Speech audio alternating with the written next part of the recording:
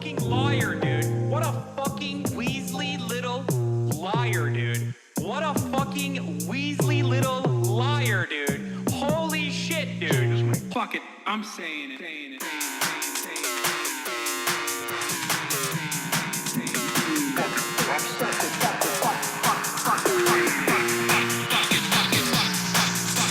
America deserved 9/11.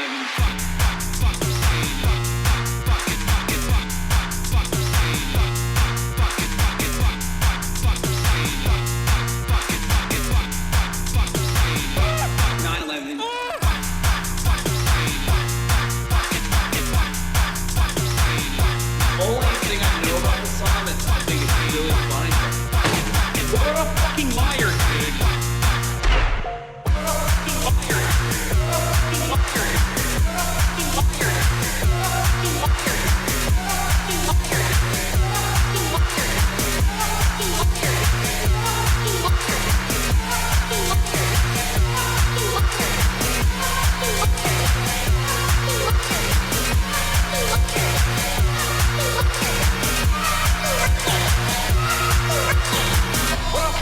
liar, dude. What a fucking Weasley little liar, dude. What a fucking Weasley little liar, dude. Holy shit, dude. Holy fucking shit, dude. Literally lying. What a fucking liar, dude. What a fucking Weasley liar, dude. What a fucking... Holy fucking... What the fuck?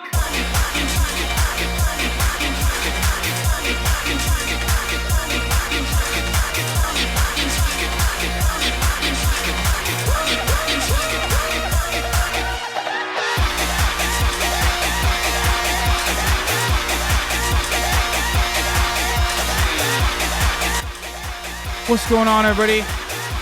I hope everyone's having a fantastic evening, a fantastic afternoon, a fantastic pre-noon, no matter where you are in the world. I'm Hasan Piker, and this is the HasanAbi broadcast coming to you live from sunny California, Los Angeles, folks. We are live and alive, and I hope all the boys, I hope all the girls, and I hope all the MBs are having a fucking fantastic one. That's right. We're live and alive, baby. We're live and motherfucking alive, and I hope all the boys and girls and MBs are having a fantastic one, because today is Thursday. It's fucking Thursday, folks. It's Thursday, August 18, 2022, 1:34 p.m., and of course, I am a little bit later. I usually try to start the broadcast at around 1 p.m., but unfortunately, that's sometimes not the case. And, my condolences. My apologies. I am so sorry for being late, but the reason for why I am late is because a man by the name of Ethan motherfucking Klein. That's right. Okay. I blame the Papa Bowl. Yeah, I had to take fat shits just by being in the vicinity.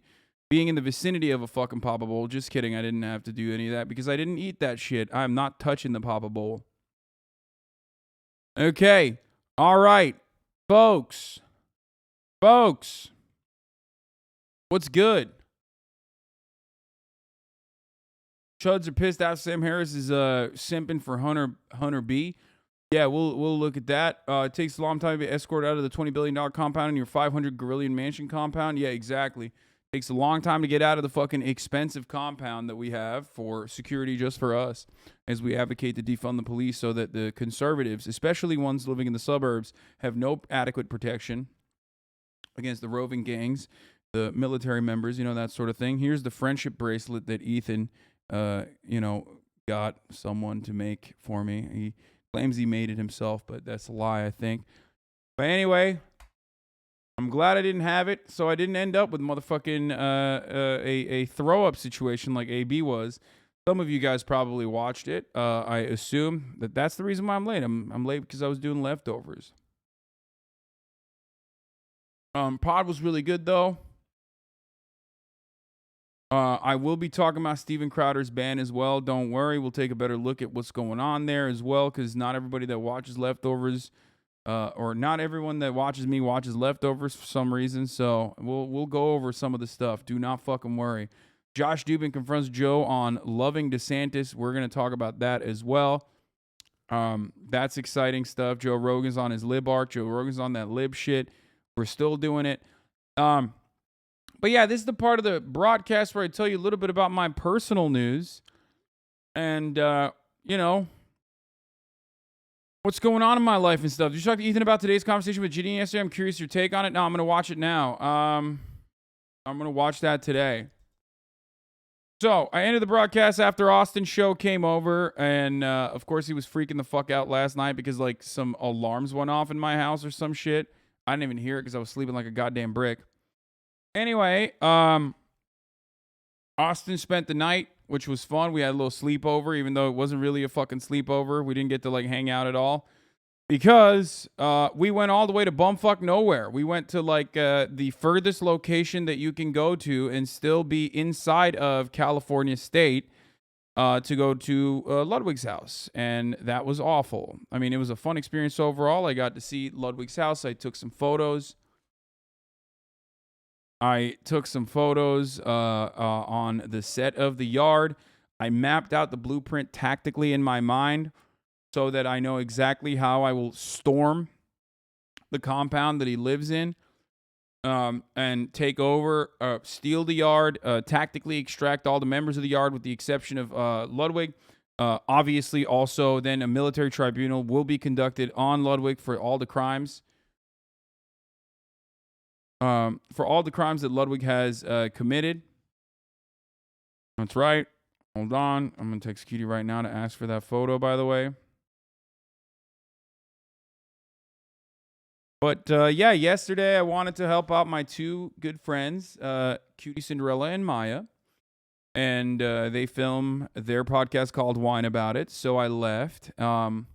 Honestly, I'm going to blast off even before we do that. You got pro-life feet on your wrist. Wait, is that what that is? That's funny. Can you talk about the 16-year-old girl in Florida denied an abortion? Yes, I can talk about it. The Wine About It episode is going to be up in a little bit. Like being a fake friend, Ludwig, that's 8 years in military jail. No. That's not 8 years in military jail, my friend. That's a execution, summarily executed. Anyway, Maya's a fake friend. I haven't forgotten about the blech noise she made. Yeah, she made that a lot. Actually, Supreme Court decision, Climate Town, new Climate Town video on the Supreme Court decision. This is one for your blast off tweet. Yes, it is going to be my blast off tweet. Anne? Ne haber? Anne, çöpleri içeri siz aldınız mı?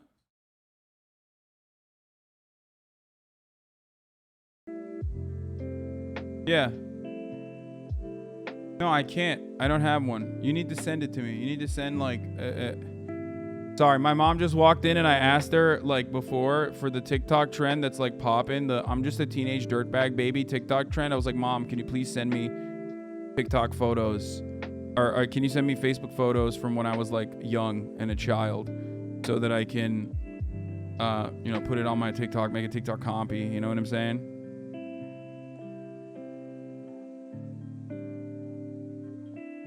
Yeah, it's fine. All right. Why are you grinding TikTok so hard lately? What do you mean, dude? TikTok is great for... Were you wild as fuck as a baby? Maybe. You mean so Austin can make a TikTok? Yes, that's what I mean. So Austin can make a TikTok. He's the one who literally told me to do this, by the way. Brother, Austin runs the show over there, okay? Just like my two editors run the show. Just like my two editors run the show on my YouTube, Austin runs the motherfucking show on my TikTok. That's how this shit works. Austin and Get Boomer do whatever the fuck they want to do. However the fuck they want to do it. They do everything. The only time your head was big was when you were a baby. Yeah. Yeah, my underpaid editors, yes.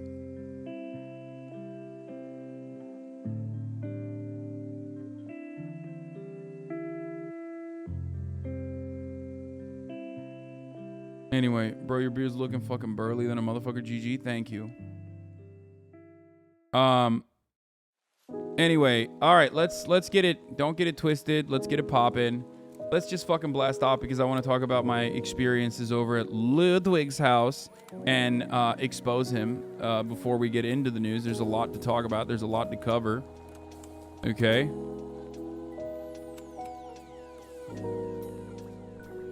All right. But yes, so let me blast off real quick.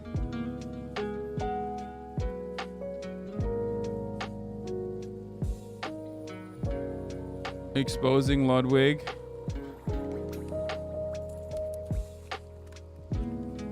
Big drama.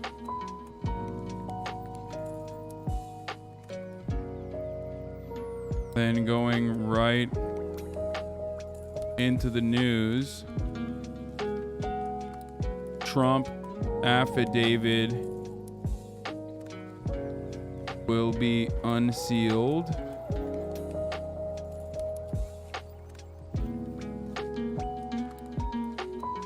Sam Harris is trending. Joe Rogan, Lib Arc versus DeSantis.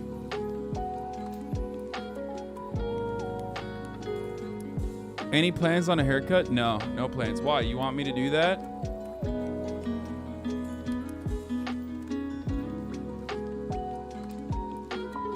Big drama.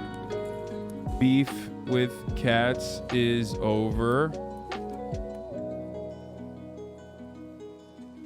And more. Get in now. When I do end up cutting my hair, I'll probably get Jeff to cut it. He's the ultimate barbershop man. He's the ultimate, I'll give that to Jeff.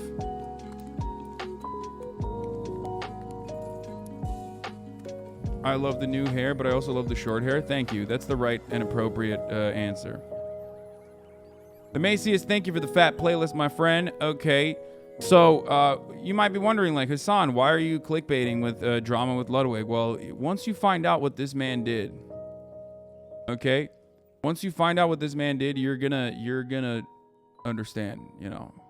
I might have ended the beef with cats, but I definitely started a beef with Ludwig, okay? Absolutely unacceptable, and I totally did not come up with that literally at last second right now, right at this very moment. Okay, did he cheat at Mario Party again? Wait, does he cheat at Mario Party all the time?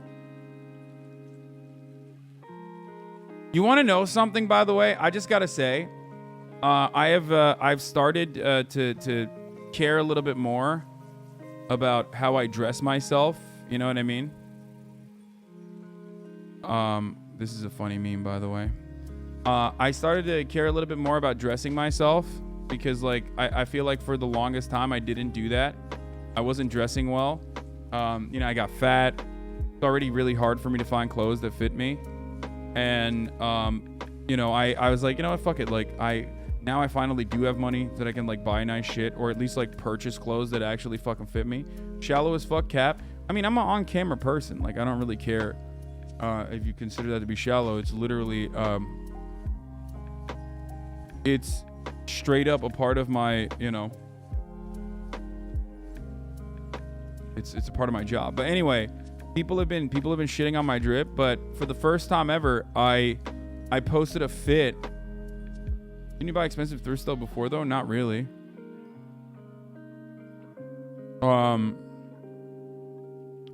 Anyway, here's what's going on. I posted a fit on the timeline on Twitter and I didn't get roasted for the first fucking time. Which is kind of crazy when you think about it. Like, I posted a fit on the fucking timeline yesterday as I squashed my beef with cats. And I only saw like one or two people be like, bro, you fucking dress like shit. Which is crazy. Normally, whenever you get a full body pic of me, most people are just like, dude, fuck you. Like, you're a fucking idiot. I hate you. Like, fucking kill yourself. How dare you dress that way? So that's pretty cool.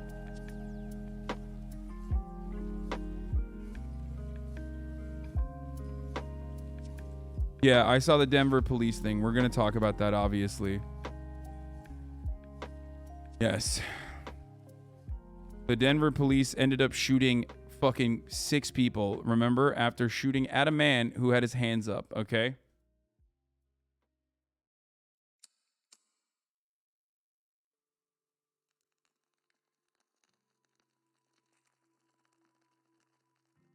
And there's more updates on Trump Mar-a-Lago.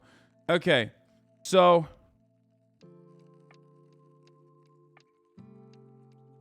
Do your mustache hairs ever fall into your mouth? No. I shave it so it doesn't. I trim it so it doesn't. But yeah, people like your fits. They're relatively basic. But yeah, I mean, I don't even look that great in this photo because I was so fucking tired, and you can kind of tell in my face, but... You know...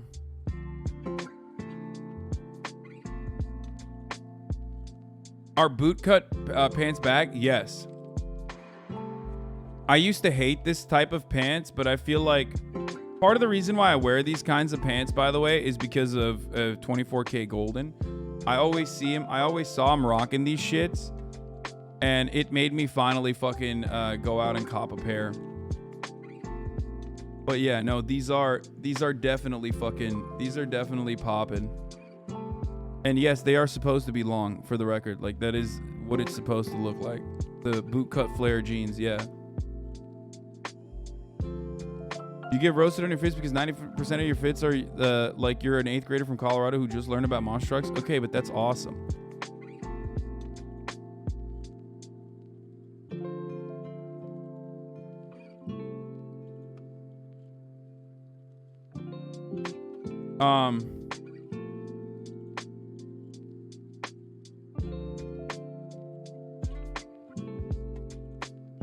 You're gonna be dressing like the 2002 NBA draft pretty soon. Okay, shut the fuck up. Or you made fun of someone wearing bootcut jeans on leftovers. Yeah, well, I'm a hypocrite. Anyway, but more importantly than my fucking fits, and thought your Navarra interview was very well spoken. Oh, thank you. We never even watched it. Tasteful draping. Check out Home. Please say Issei Miyake for more cool flowy pants. I think Will has an orange pair. Isn't he dead? Didn't he just pass away? Issei Miyake? That's the guy that just passed away, right? He has the famous bags that open up and shit.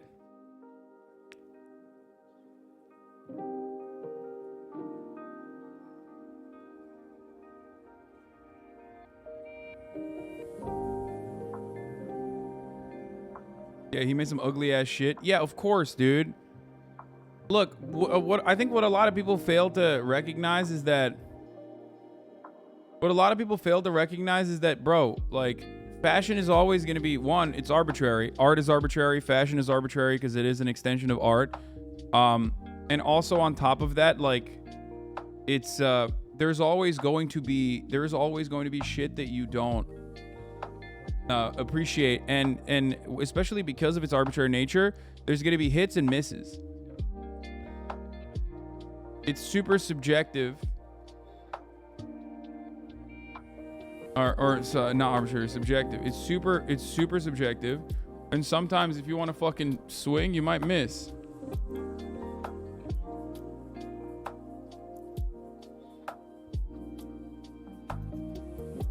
Anyway, ever go on John Mayer style Japanese inspired kimono fits? Well, I have a friend who is very good friends with John Mayer, who was the one who told me to get those pants that I told you guys, the Maharishi pants, the one that I ripped. So I will not be doing the John Mayer fits anytime soon. He literally was like, John Mayer owns those. He loves those pants. You should get them. Which is why I was like, oh, sick. That's cool. I'll try it.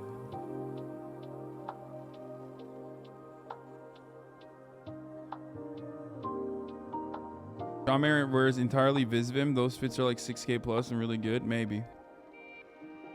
But yeah, a lot of designers have misses. You know what I mean? There's no fucking...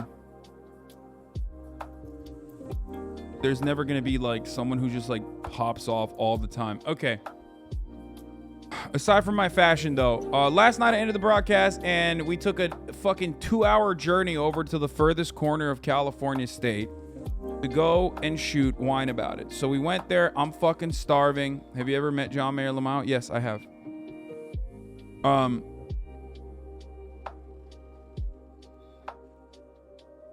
We went 2.5 hours, 3 hours. I don't even know how many fucking hours it was, but we went all the way the furthest corner of the motherfucking state, okay? To shoot Wine About It, the podcast, because I love Cutie and Maya, and I will go to the depths of hell for them, okay? I ride for them, and I will do that for them. And so I did that. What city? Yeah, let me tell you, dude. Let me fucking dox them. So we took some photos on the yard set, you know. We did Wine About It. It wasn't a live stream. They want to start pushing the YouTube, so that'll be out. And that was wonderful. Ludwig was very kind at first and actually went and got us food even without Cutie asking. So that was cool. And I was like, oh wow, like, you know, friendship restored. Okay. That's fine. And, you know, he got us teriyaki chicken. He came over finally. I'm fucking eating literally everything on site because I'm so hungry. I'm eating chocolates. I'm eating fucking pistachios. I haven't even logged my calories. Anyway, I'm like, all right, that's great. So we shoot Wine About It. And then that was a wonderful experience. You know, I drank a little bit of wine. Cutie got me crumble cookies. As a spoiler alert, that's gonna, oh shit, that was gonna be revealed at the end of the podcast. But anyway, that was cool. And then, you know, I walk over and you know, Ludwig is playing fucking Valorant. Okay. Ludwig is playing Valorant on his computer, watching the GOAT, as he calls it, train. And I was like, hey, you know, can I play a little bit? You know, I'm trying to learn how to play Valorant. And you know what he said? He said, absolutely not. That's right. Absolutely not.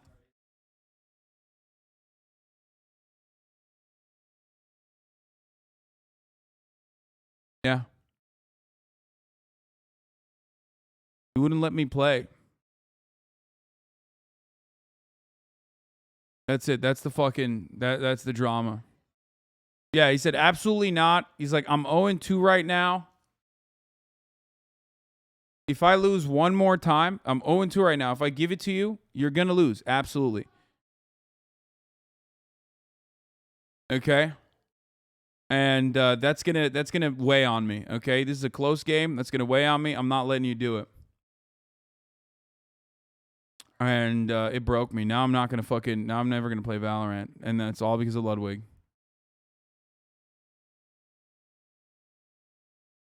Real, my mom said it's my turn energy. Yeah, no, I did. I did pull the...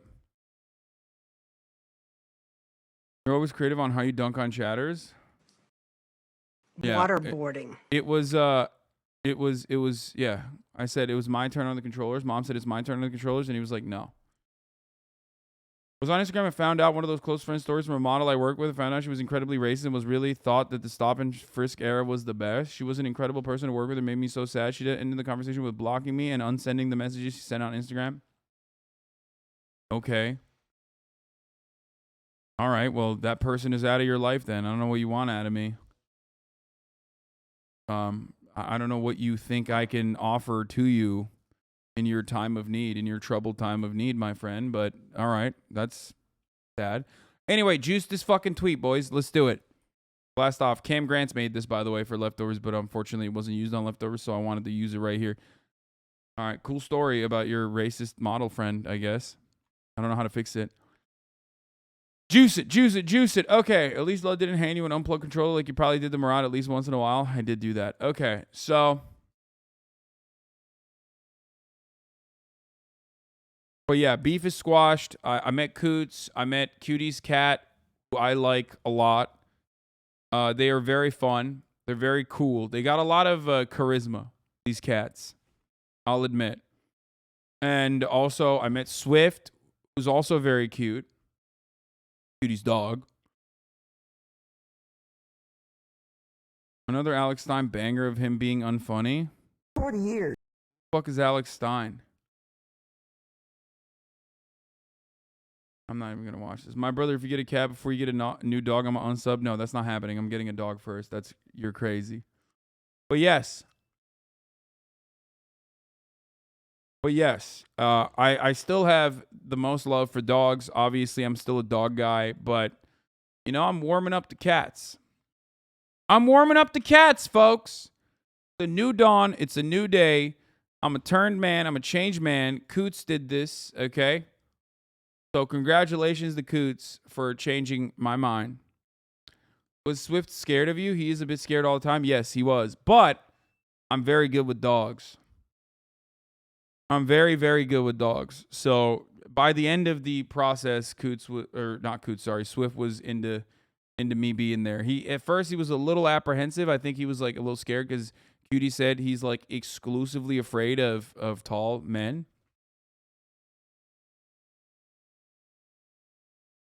And I guess like you know, I gave him dogs are simple. You got to give them fucking treats. That's it. I gave him treats. I loaded him up with treats. I got high fives, and we were fans of one another.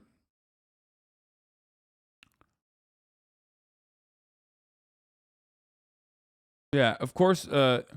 Swift is exclusively afraid of tall men, so of course not afraid of Ludwig, obviously. So yeah, no, Shortwig was not a threat to Swift. Okay, let's watch this. What is this? Waterboarding, aka torture. Well, it's not torture. But you support waterboarding. I do. Absolutely. Seems like you're just dividing more now by allowing her to try and change.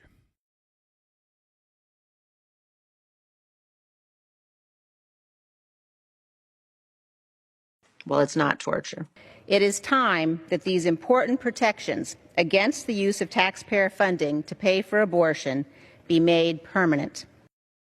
Sometimes I want to drive a car into a wall in a video game at like 120 miles an hour so I could maybe survive the car crash and then end up having the same brain as that chatter so that I can better understand that chatter inside of the video game I'm talking about.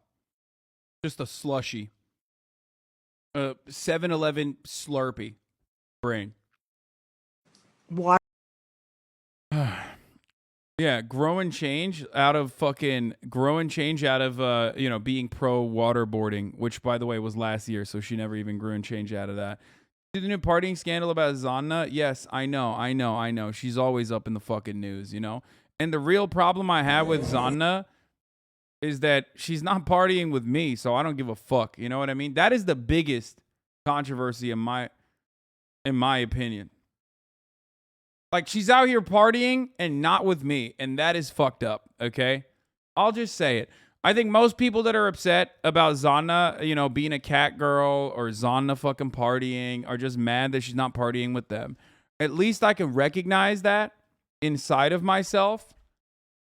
Finland's Prime Minister Marin Zanna is in the headlines after a video of her partying was leaked today. She has previously been criticized for attending too many music festivals and spending too much time partying instead of ruling. The critic says he's not fitting of a PM.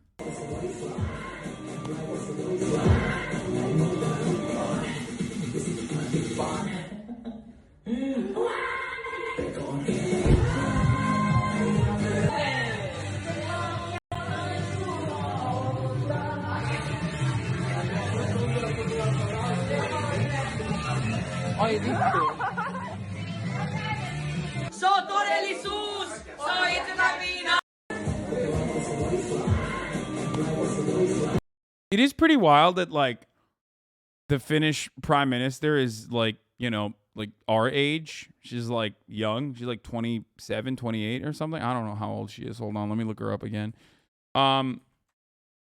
The Prime Minister of Finland is 36 years old. I was wrong, okay? But still our age. And, you know, she's partying all the time. They fucking yelled at her for being wearing cat ears and shit. She is disgusting. Wait, why? Unrelated, you encouraged me to formally join the IWW and get on contact with my local DSA. Okay.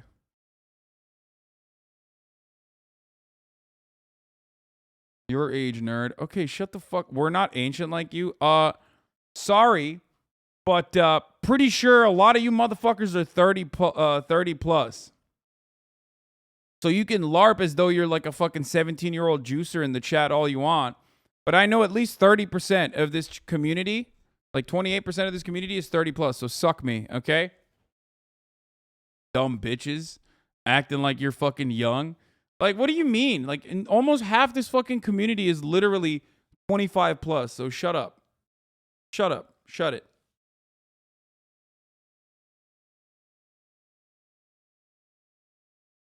Anyway, it's okay, though. It's okay. We're going to make it.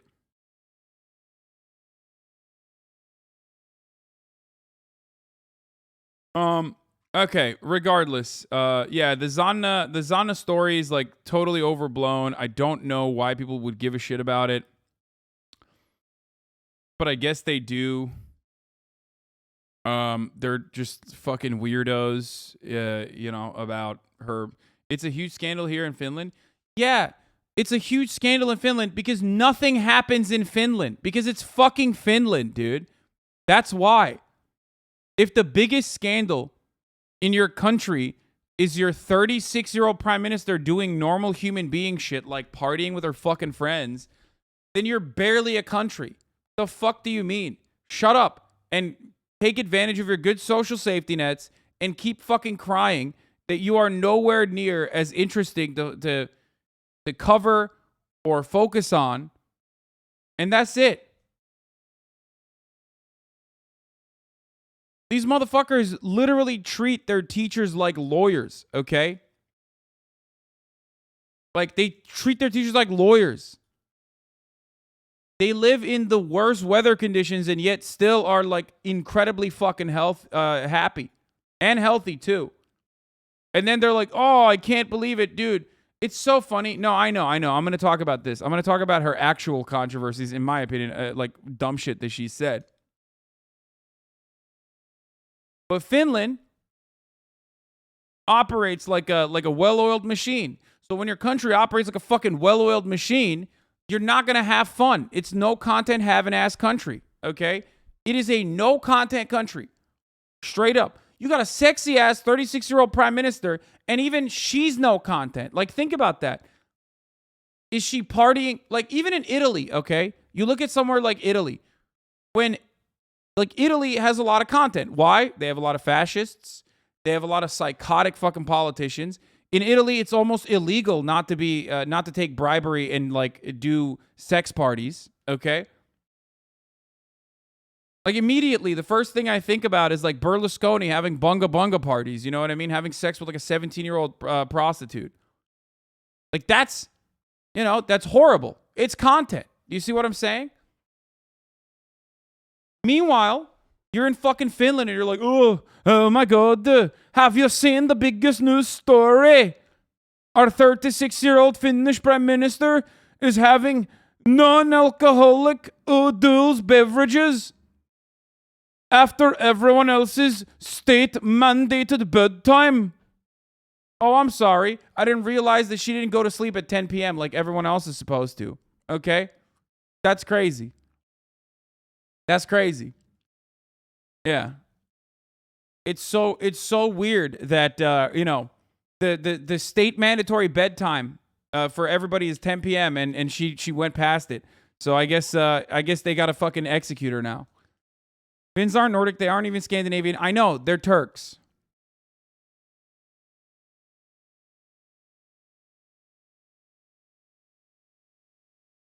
New York Times acting like the king Rob Ford didn't exist. Bro left a press conference saying he's going to go eat his wife's pussy. Yeah.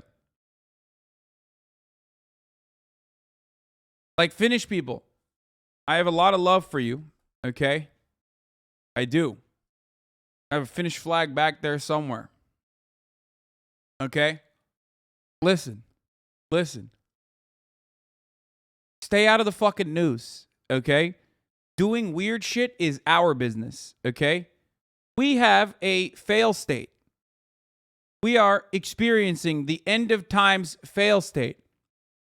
Also, you know who else is experiencing end of times fail state shit? The UK. You can't, on the one hand, have adequate social safety nets, okay, and an otherwise happy population on your corner of the fucking world and then be like, we have news too. Please remember us sometimes. Please remember us sometimes. Look, our super sexy prime minister, she's partying. Oh, dude, that's crazy. That's crazy. Like, you want to be, dude, bitches want to be Cardi so bad, okay? You want to be Cardi. You are not Cardi. You got fucking, you tried to make news happen off of this lady, this 36-year-old super young prime minister, because she wore fucking cat ears, dude.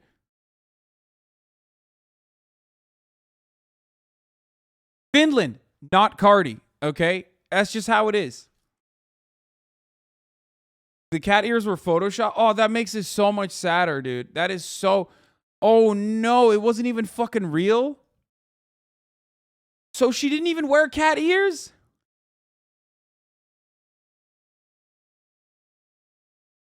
Did you not know the cat ears was fake? No, because I don't follow Finnish news, man. Why the fuck would I? Why would I follow what's going on in Finland? No content.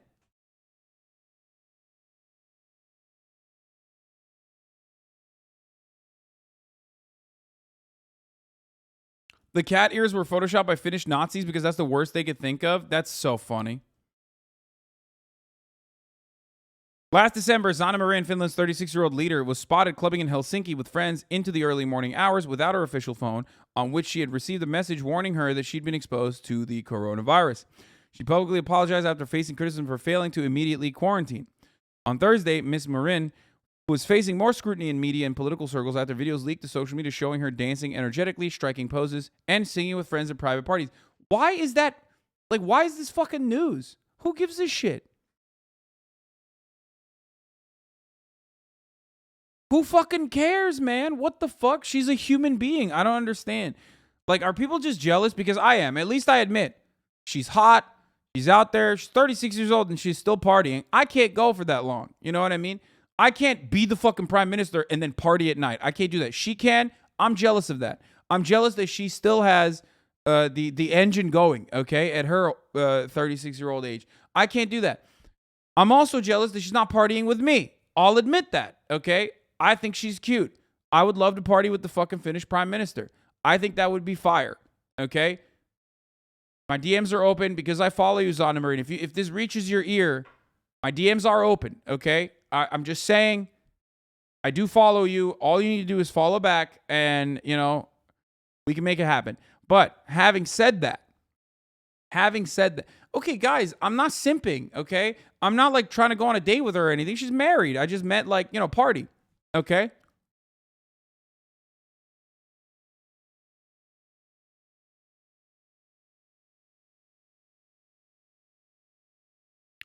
The chatting on the videos left her facing questions about the possible presence of illegal drugs, with one voice saying, "This gives you a great feeling," but there was no direct evidence that drugs were being used. But that's the funniest part. It's like, first of all, if you're 36 fucking years old and you're partying and there's drugs there, like, what's it to you? I mean, seriously, what the fuck is it to you? Why are you, like, what? You're bent? You're bent that they're like fucking, you're bent that, you know,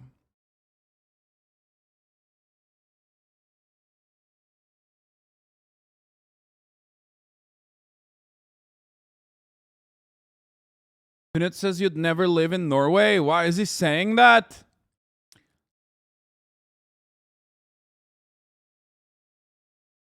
Drugs are illegal in Finland and she's a PM. Wait, first of all, I'm just saying that like other motherfuckers around her might be doing drugs, but also I don't give a shit. but also there's no evidence that anyone was doing drugs.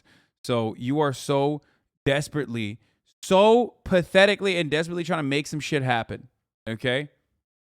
The whole coke part was pretty much a result of 4chan-like form speculating that lasted for months. Yeah. He says he pays too much in taxes. That's it? That's the reason why he thinks I wouldn't want to live in Norway? No, Norway is boring. That's probably why I wouldn't want to live there. But not because they have a fucking adequate tax system. That's so silly. I literally advocate unironically and also live it. I live the closest to a fucking Norwegian tax structure here in the United States. I choose to live in California. What the fuck's he talking about? Let's look at the tax burden of a Norwegian person, okay?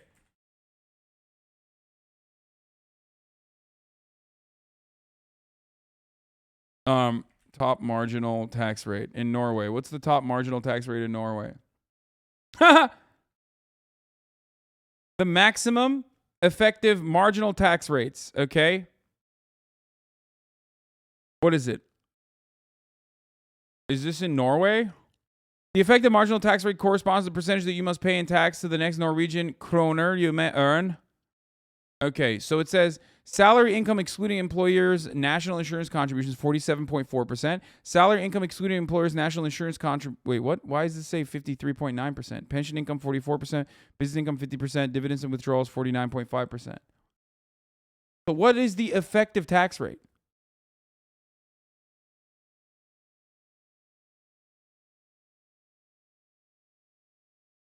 Oh, for people who are taxed as pensioners, the highest effective marginal tax rate can be up to 47.8%. Literally complaining about how lazy or guaranteed a roof over their head. Okay, hold on. Let me take a look. This is a repeat of the AOC dancing story. There is no effective tax rate. How much is the federal tax in the USA? You would be a business income self-employed, so 50.6%. So that's higher than what it is right now. Here is what I pay right now is like basically what I pay right now basically in wait, hold on a second. There's like a lot going on in my fucking DMs and shit.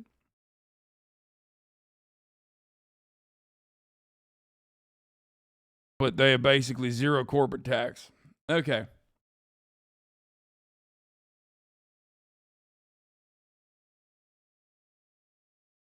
Top marginal tax rate, California. So the top marginal tax rate in California is 13.3%. Okay. 14%. Because there's a one, I think it's going to be increasing to 14%. Okay. The federal top marginal tax rate is top marginal.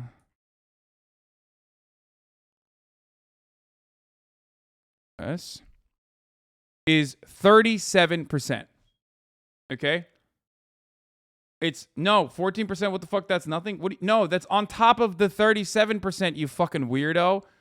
In America, you have a federal tax rate and then you have a state tax, okay?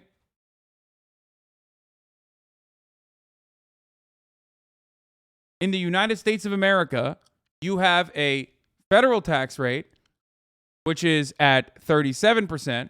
Because they lowered it, okay? And then on top of that, you have a state tax rate, which is 14%. You understand? Okay? That's 50. That would be what? 30, 40, 7, 4. That's 51%. That's 51%. That's the, like, where I live and what I pay is 51% in taxes. Okay? That is my, that is what I pay in my tax bracket. That's the top marginal. That is the top marginal tax rate. Okay. Now, for that 51%, what the fuck do I get back? Absolutely nothing, because a lot of that goes directly, and that doesn't mean like all of my income is divided in half, and then half of that goes to the government. That's just the top marginal tax rate. But regardless, all of that goes to military and fucking domestic military, which is the police force. Most of it goes there, okay? Some of it goes to social spending, but a lot of it goes to that, okay? So not only am I paying basically Norwegian fucking taxes, I'm not even able to get anything in return for it. And obviously, I'm not going to fucking get anything in return for it personally because I'm paying for everything out of pocket regardless, right? Because I'm affluent enough to be able to get away with it. However, I want that money to go back to social programs.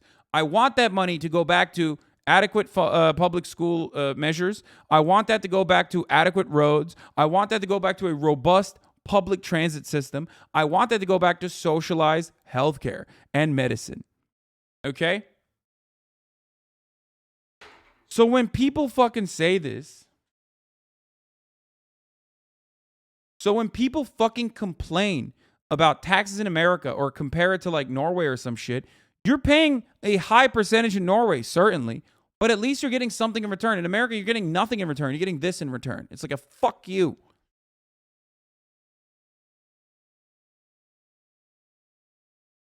Okay? Not sure if you talked about this at all, but the freedom convite. Now, there's also an effective tax rate, which is what I need to look at. That's what's like actually important.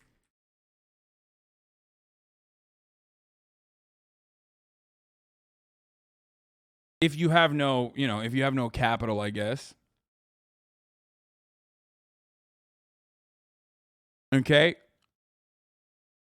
The top 1% of taxpayers pay the highest effective income tax rate of 25.6%, but that's just at the federal level. So at the federal level, that bears itself out to 25.6%, okay? We're not talking about where there's additional taxes like Norway has a VAT. A lot of European countries have a VAT, which is their main funding mechanism as well, which is a regressive tax. It's a tax on the working class. It's a tax on the working poor. But it's a very effective way to actually adequately fund your government, obviously. VAT is a value-added tax. We have VAT here in America, too, to a certain degree. It's a sales tax, but that sales tax is relatively low. Very, very, very low. Okay? Like super low. And it doesn't exist everywhere. It's not like a federal thing. And it varies. Yeah, it varies state by state. Okay? So in the US, what? Okay. Yeah, our sales tax is based off a percentage. There's based off of value of the item usually, I thought. Yeah. A lot of European countries get away with lower tax burdens on the federal level for income by using the main funding mechanism as a VAT. Okay? Either way, I'm still aware that by paying taxes, you help people on that need is good enough for me. Yes. So, for example, one of the reasons why, despite a tax rate the tax bracket that I'm in, that basically makes it so that I am, because I don't fucking shelter any of my assets and everything I make an income, and because I am unable and not interested in like purchasing capital and figuring out methods of like buying depreciating assets in a way to offset some of my tax burden or anything like that, because I don't do any of that. I'm paying like more than fucking most Norwegian people would in the highest tax brackets. Okay. But in return, I get nothing. However, there is some of those taxes still go back to funding the roads, funding the schools, and that is still fine by me, okay? Because those things desperately need funding, okay? They desperately need funding. They are in dire need of funding. So I see it as a patriotic thing, paying your taxes.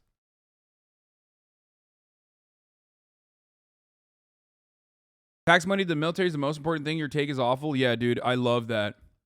Building our military is the most important thing. Making our military bigger is the most important thing. What are you on? Yeah, dude, you're right. You're so right. It's so important.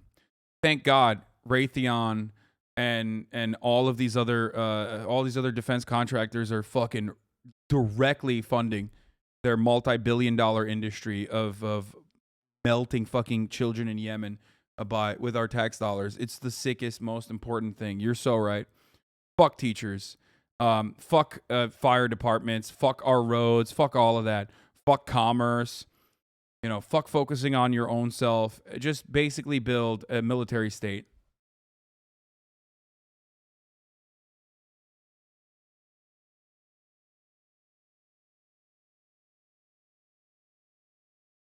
I'm saying that, like, despite the fucking, despite, you know, paying Norwegian taxes and having not a lot of that go directly into funding the most important parts that I would love, like an adequate social safety net, I still understand that the percentage that goes to the social safety net is still important, okay? The effective tax rate for average salary in Norway is about 30%, not 47.4. That's the maximum tax bracket. Yeah.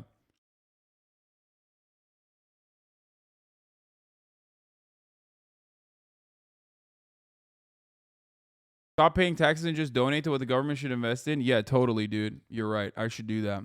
That's the smart thing to do.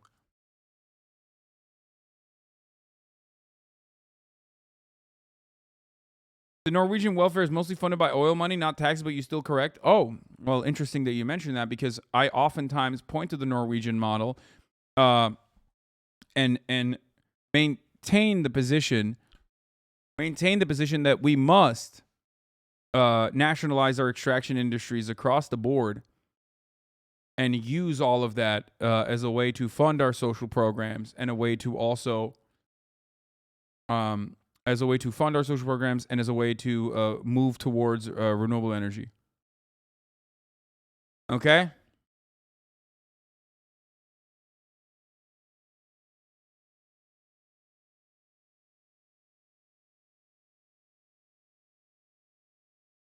Anyway, parents show up to a school shooting to get their kids and come armed.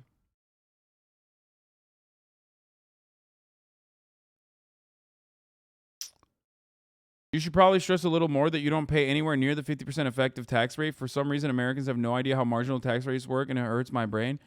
No, that's why I was trying to figure out what the effective tax rate is, like the percentage of your fucking income that you earn that year, and what percentage of that you actually pay, which is very different than the marginal tax rate. Americans literally think if the top marginal tax rate is 90%, they think like, oh, that means they're going to take 90% of your entire money that you made that year. That's not how that works. That just means up to that dollar, that's the percentage that they're going to take.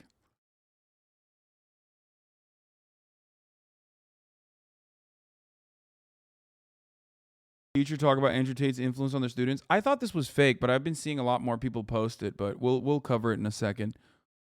The thread's been locked now. Gen X breaking the cycle is hilarious and not true. Yeah.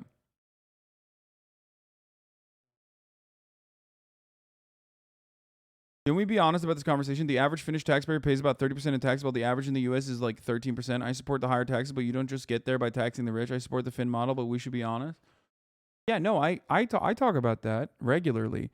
But ultimately, what ends up happening when you're paying 30% in fucking taxes instead of 13% in fucking taxes is that you get significantly more benefits and you end up getting more in return, more bang for your fucking buck, because the government has the capacity to make things cheaper, okay? Much cheaper than private corporations that can set prices, especially when it comes to industries with an inelastic demand, like healthcare, okay? But people do not have the capacity to understand healthcare premiums as an additional tax that they have to fucking pay. They just see that as something you have to consume and something that you're paying into. They don't see that as an additional tax. They can't comprehend a world in which, like, they can't comprehend a world. What the fuck? I don't pay 30%. Who's paying 30% in America? No, he's talking about the effective tax rate for the average worker. But I don't even think that it's 13%. I think it's still higher. I think that chatter was just like really lowballing it. But it is certainly lower than the middle class. Middle class taxes in a country like Finland is going to be higher than the middle class taxes, the tax burden in a country like the United States of America.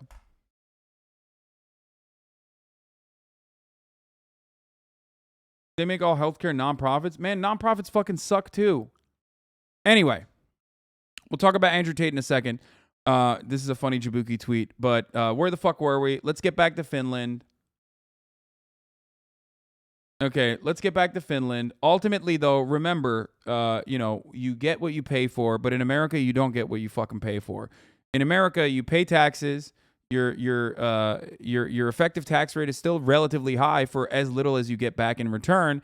You get no return on investment for your taxes, pretty much. And that's part of the reason why a lot of people have resentment towards the IRS. That's part of the reason why a lot of people have resentment towards the government. That's why a lot of people want to starve the government. That's why reactionary ideology sets in a country like this that is consistently benefiting the Republican Party, because the Republican Party is slanted towards destroying the federal government and lowering your fucking taxes. But they're not actually lowering your fucking taxes. They're lowering the taxes of the wealthy. They're lowering the taxes of the corporations. And a lot of you dummies literally keep paying a significantly higher percentage of your yearly earnings back in the form of taxes, while the wealthy get away with it. That's why they don't even need to use fucking tax shelters in this country, because the tax shelters are built into our structure.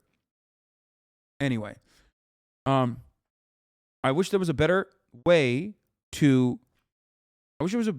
calculate the true cost of the American experience, by adding all this other extra shit that you have to pay for. Okay? Like kindergarten or a daycare, you know what I mean? Shit that like parents have to pay for that you would otherwise get from the government, you know what I mean? The government's not offering an adequate way of providing a solution. Education, that's a fucking tax. Healthcare, obviously, is the biggest fucking tax. Gas prices, and like paying for your vehicle that you would normally be able to undercut dramatically by taking advantage of publicly funded, adequate public transit. That is a tax. You're paying a fucking tax without realizing that you're paying a fucking tax.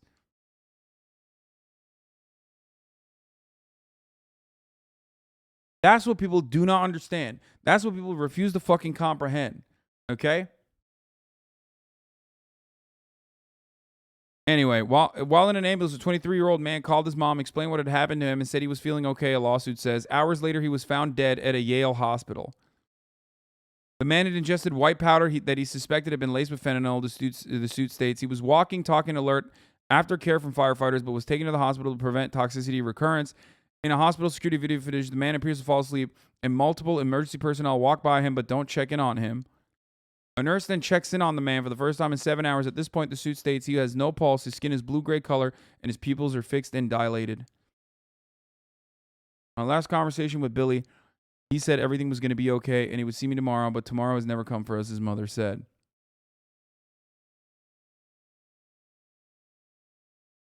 Sad.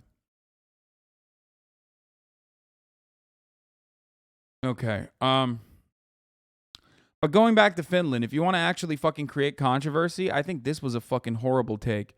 Finnish Prime Minister Marin Sanna says, it's not right that at the same time as Russia is waging an aggressive, brutal war of aggression in Europe, Russians can live a normal life, travel in Europe, be tourists. It's not right. And she's advocating to like fucking take away visas from like regular Russian citizens, which I think is fucking ridiculous. You know what my takes are on this. I think that's a horrible idea. It's a ridiculous idea. I don't agree with it, and I think it's really fucking dumb.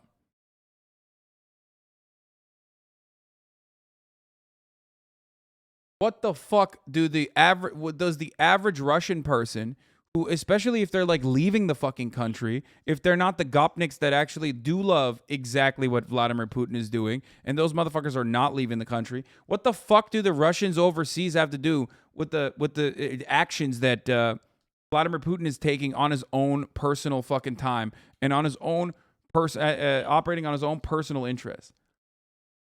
You said tourists, not residents. Regardless.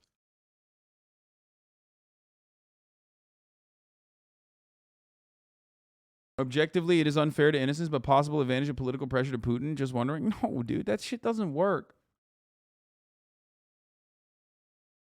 Russians who leave don't support Putin is a huge assumption. Yeah, except what you're failing to consider is that first of all, it doesn't even fucking matter, because when you do that, you are inevitably saying like, oh, Russians who don't support Putin cannot leave the country. Russians who don't support Putin cannot leave the country because maybe some Russians who support Putin can. Okay?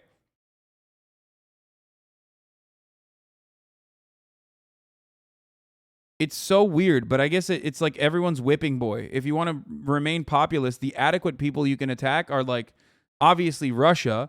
And it's not enough that you're shitting on Russia because, you know, everyone's shit on Russia for understandable reasons, the Russian government, that is. But then you have to shit on the Russian citizens too, which have fucking literally no say over what happens in Russia regardless. It is the best way to try to, you know, it's the best way to try and fucking instill some kind of populist rhetoric.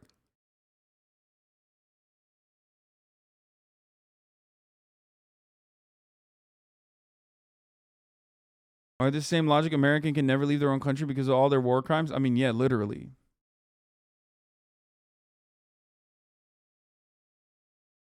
Yeah, let's just put all the Russians in internment camps. Why aren't we doing that? We did that before here in America with the Japanese. Why don't we do that with the fucking Russians? We don't know. We don't know any better. Who knows? What if a Russian person might be loyal to Vladimir Putin? Ooh, you don't know that. Yeah, let's just do that. Concentration camps for all Russians, right? Great. Great. That's crazy, dude. Yeah, let's bring back like a blood quantum too, like just to figure out exactly what percentage Russian you are. You know what I mean? Yeah, let's isolate Russia further.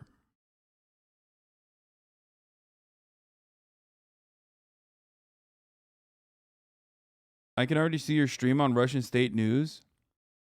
Because a lot of Russian tourists start shit in Europe. Wait, what? Don't try to fucking justify this racist bullshit, dude. It's because a lot of Russian tourists start shit in Europe and think it's okay to make jokes about the horrors in Ukraine. Man, shut the fuck up. You are literally doing the exact same thing that racist people do about locking up undocumented immigrants. Like, oh, well, undocumented immigrants don't know how to act right. Like, we should just lock all of them. Yeah, because taking away a tourist visa is a crime against humanity. No, it is a starting point for unironic crimes against humanity. The same energy of justifying dude, what's going on? Do you guys just like fail to comprehend that this is no different than the Muslim ban? You're basically saying we're just going to do a Russian ban. Is it okay when you're doing a Russian ban? Is it because they deserve it? Like, what's going on? Random fucking Russian people deserve it? Do you not know a single Russian person? Do you not know one Russian person that you've talked to that is like, this fucking sucks? Now, I had Nadia on. A lot of leftists say she worked with the State Department, which she did, by the way.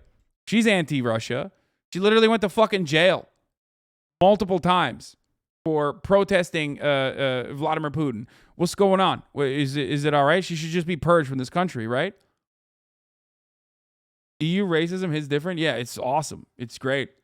But then again, this is a largely predominantly American audience. Of course they want to fucking of course that's the first thing that they're going to do. They're going to hit the fucking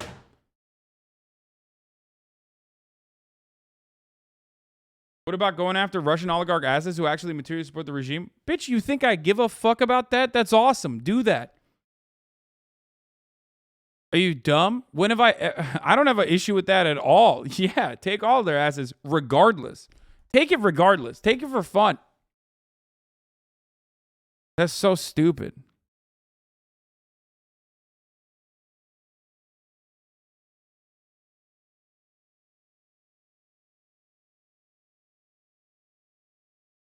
Libs love to say how much they hate Trump and how racist the Muslim ban was, and then want to do that to Russians. Yeah, literally. You forget that Libs are the same people that supported the Iraq War. Anyway, that's a bad. I think that's a bad take.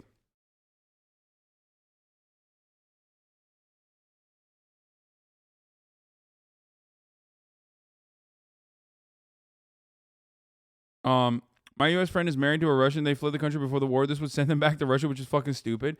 Nah, dude. Nah, sorry. Tell your friend's husband or wife that they need to suck it up and go the fuck back to Russia. Isn't it xenophobia, not racism? They're white. Okay, xenophobia, whatever. It's bigotry, okay?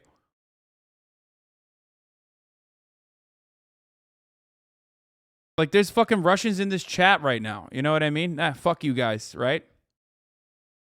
Fuck them. Don't do any mixing with them either. Don't be in the same rooms with them. You never know. They might actually sneak in some Vladimir Putin propaganda. So dumb. This is the difference, though. Like, I'm fucking Turkish, so I completely understand the resentment that a foreign government can have over you for the actions that your fucking government that you oppose is taking regularly. Americans also can comprehend that if they think about it a little bit further, unless they benefit from living in the imperial core and deep down inside truly don't resent their government for fucking lasering brown children overseas. You know? And it's not like you ever have to consider that. It's not like you ever have to carry that with you anywhere you go. The most you can do is claim you're Canadian when you go to Europe with your American passport, you fucking Amerifat pieces of shit. That's it. Oh, I'm not American. I'm Canadian. Please don't get mad at me, right? You're good.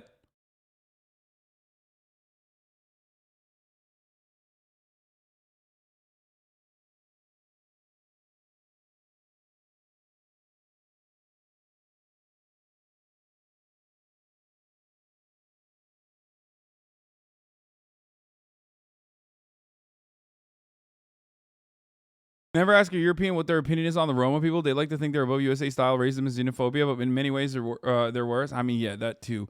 But anyway.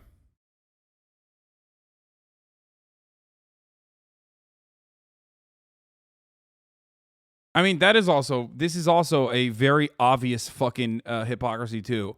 Oh, this is Russian propaganda probably, though. I mean, oh my God. I love how Russian athletes are supposed to answer questions about their country's war in Ukraine, but American athletes are never asked about their country's many invasions. Yes, because those are justifiable. Why are they justifiable? Because America did it. When America does that, it's okay. When Russia does it, it's not.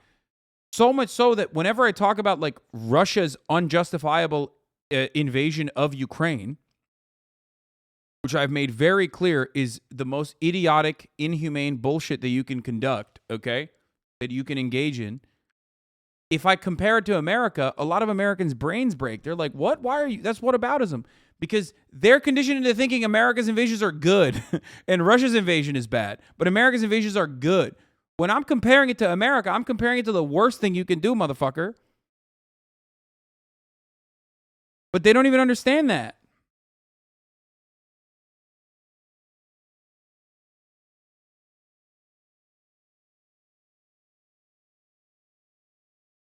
Anyway.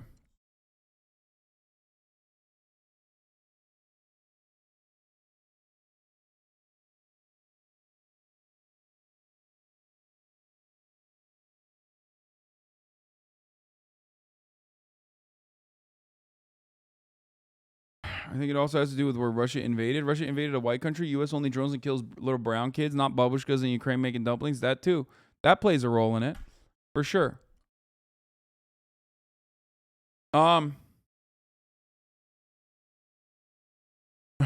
If that's true, then why isn't Russia bringing democracy? Yeah, it's really fucked up.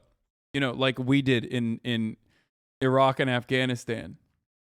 I love that America brought in democracy to every country that it's invaded, famously.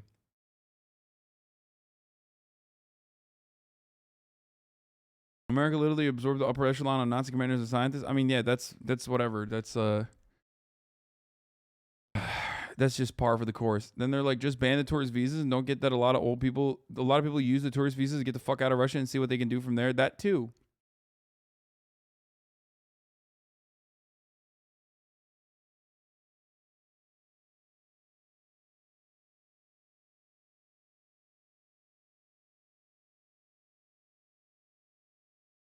You find lots of Russians don't even like Russia?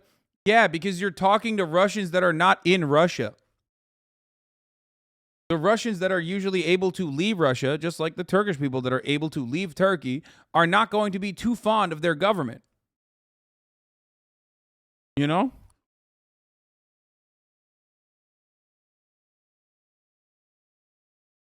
And yes, Schadenfreude, another person who is not American, is correct on this. Also, it doesn't even matter if the Russians who move here are Putin supporters. They literally have no power within their country, let alone in America or Europe. Exactly. That's besides the point, though, because right now you're not going to win a lot of favors in a fucking crowd like this when you even mention that like the pro-Putin people are also completely removed from any semblance of power because they hear pro-Putin and they fucking lose their minds. Anyway. Okay, the only Russian who I know unironically listens to Jordan Peterson. I think that's a good enough reason to jail all Russians. That's real. Most Cubans hate the Cuban government energy. Well, it's a little bit more complicated than that, isn't it? It's a little bit more complicated than that. I hate the Turkish government. I still prefer the Turkish government to a American puppet government. I still would prefer, when stuck between a rock and a hard place, I would prefer Erdogan to maintain his regime rather than have Fethullah Gülen in a position of power. And even all of the anti-Erdogan Turks in the chat that are in Turkey right now, or even all the anti-Erdogan Turks in general worldwide, would probably say the same thing. You understand? It is a little bit more nuanced than black and white. But it is, of course, impossible to comprehend if you never have to think about these things. Because you don't have to think about these things because you're in America. America has never been under attack in a similar capacity. America has never had to think about what it would be like for a larger superpower to meddle in its affairs in a way that can actually change the dynamic within your country. America is not at constant threat of like a color revolution backed by another country's, clandestine operations. America is not a threat that like other countries are going to collectively decide to shut America out from the global marketplace. So there you go. You will never be able to understand this. You will never be able to comprehend it. So all I'm asking you is to take a breather and try to comprehend what it's like, what it could be like when you're like, okay, maybe things are a little bit different in other countries than the United States of America. Or in Western nations in general. Of course, I have a predominantly English-speaking audience, so it is really difficult because either you're from Australia, England, or the United States of America, or in some instances like Germany and shit, and Canada. So you're not going to see this. You are super far removed from that kind of threat. You're super far removed from America doing America shit to you. It's never going to happen. It's completely outside of the bounds of reason for you. Yeah, New Zealand as well. Sorry. All right.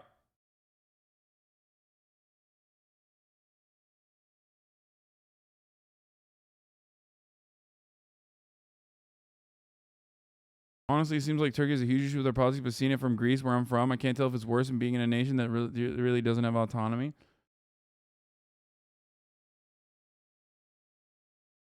Yeah. Okay. So that's why I said what I said about Zanna claiming that it's good to fucking take passports away from like Russian tourists or whatever and like shut Russians out from the rest of the world. Caroline, we are looking for links to videos of men masturbating in women's toilets. Can someone help us via DM? Trans-identified men. That's awesome. I love when Turf Brain takes you to unimaginable places. Places that just make you come across like the creepy psycho you are. I don't know if she thought, normally I'd be charitable and say maybe she thought she was Google searching. You know what I mean? She's a boomer. But I do know, because she's a TERF, she wasn't actually fucking Google searching. She literally thinks the question that she asked is not weird.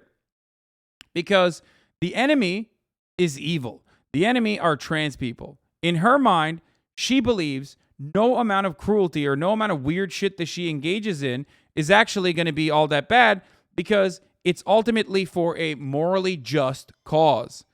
Okay? That's why she's behaving this way without even thinking about it. That's why she can get it. She had no shame. Baba? Fuck. My dad's phone is ringing. Okay, here. What is this? Here, let's play my latest videos or something, like way back in the fucking day. And that's how I met you. I didn't know your ex, but I think she like watched my Young Turks videos or something, like way back in the fucking day. And that's how I met you. Yeah. But that was like Well, super she has a type. What? Oh, well, no, not like that. Did you fuck my ex-girlfriend? I didn't know your ex, but I think she she like watched my Young Turks videos or something. That's funny. Answer the question? No. Well, if you want to see the answer to that question, you got to subscribe to the Patreon because it's behind a paywall.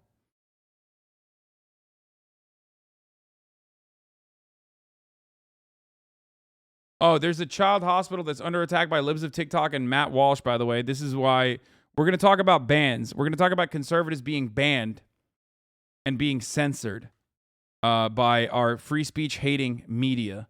And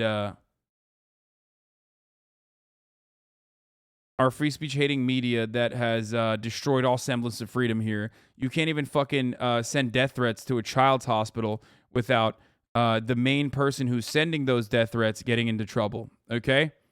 You can't do it. Folks, it's over, you know? It's over. We got the hog watch here, mullet thing.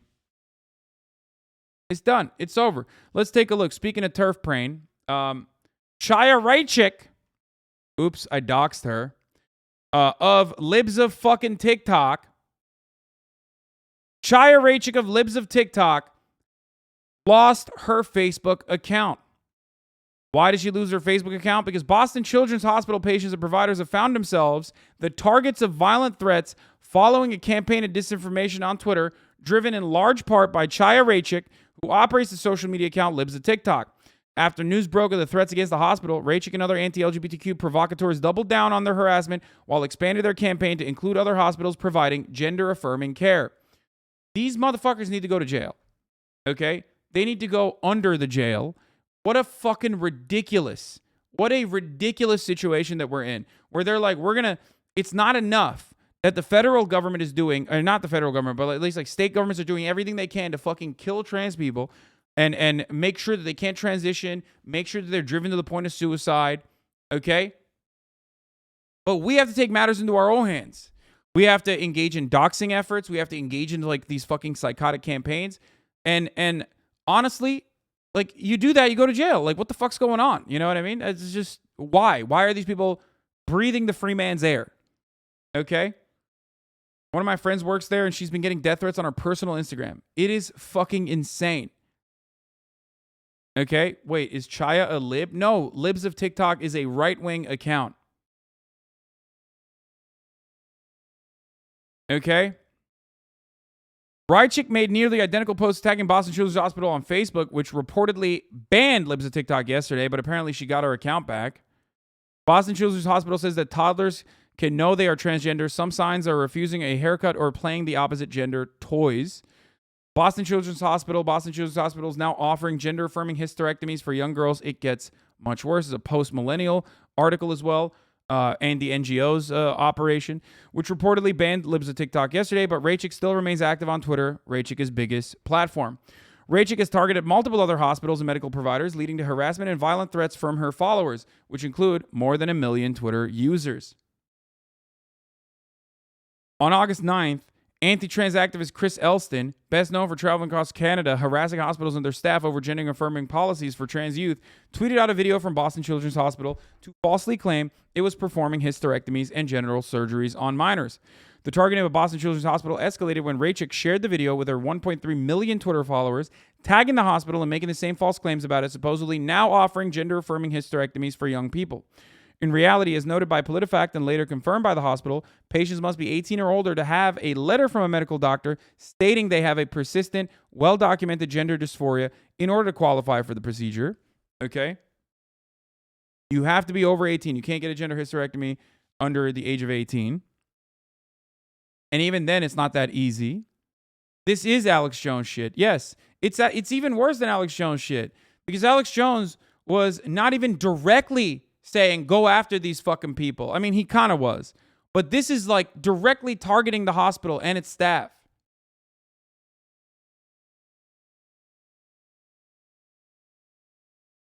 Their source for these claims is their mental illness? Yeah, literally. Here's the Boston Children's Hospital's official statement.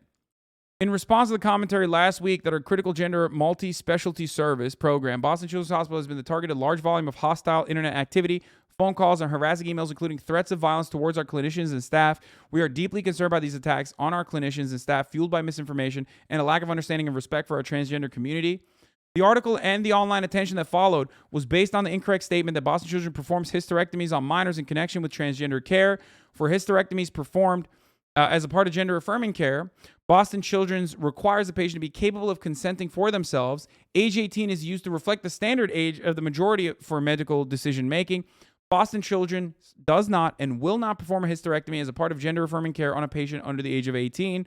We condemn these attacks in the strongest possible terms, and we reject the false narrative upon which they are based. We are working with law enforcement to protect our clinicians, staff, patients, families, and the broader Boston Children's community and hold the offenders accountable. We will continue to take all appropriate measures to protect our people. Boston Children's is proud to be the home to the first pediatric and adolescent transgender health program in the United States.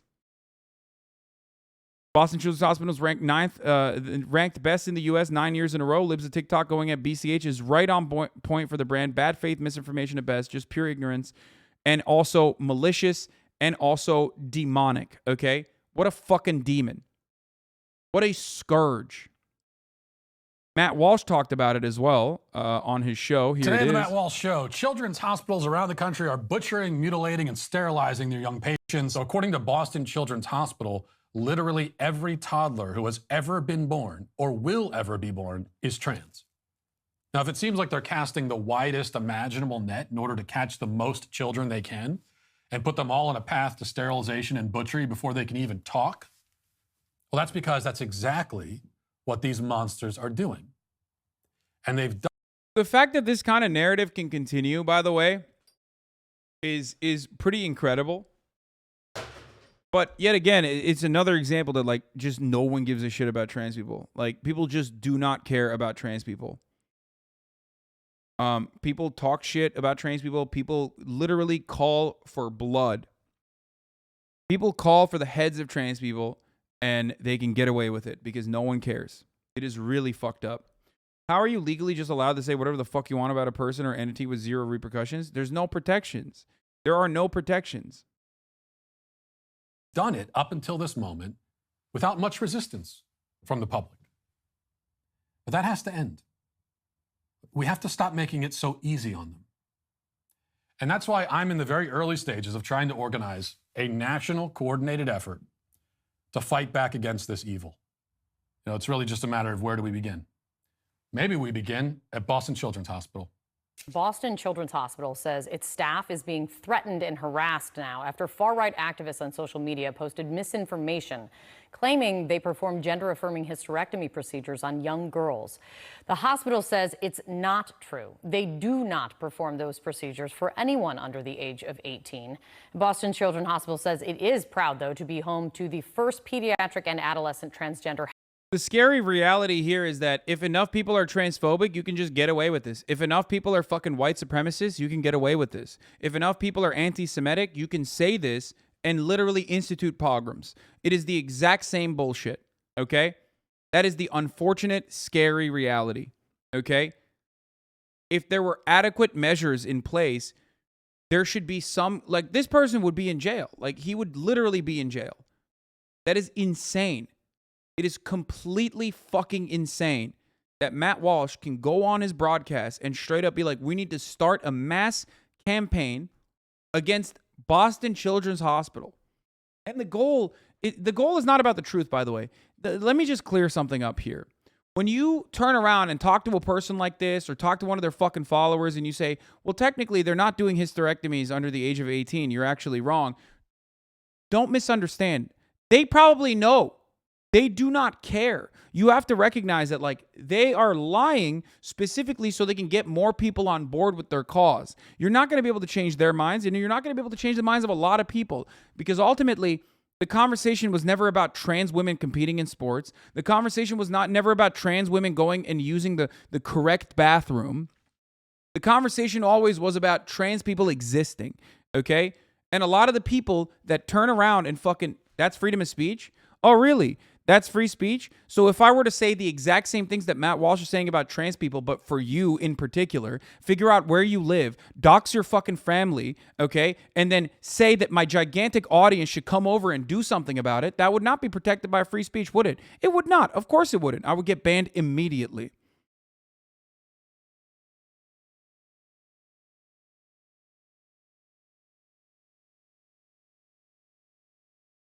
So shut the fuck up.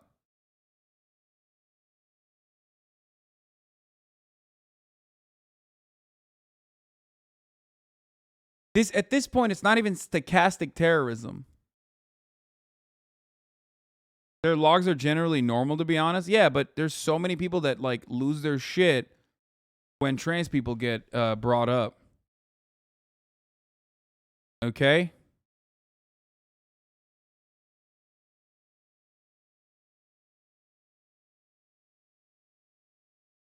That's it. That's why.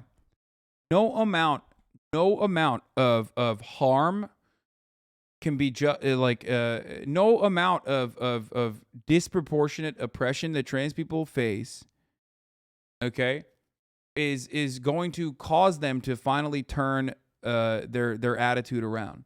They're just not going to, because they're just afraid.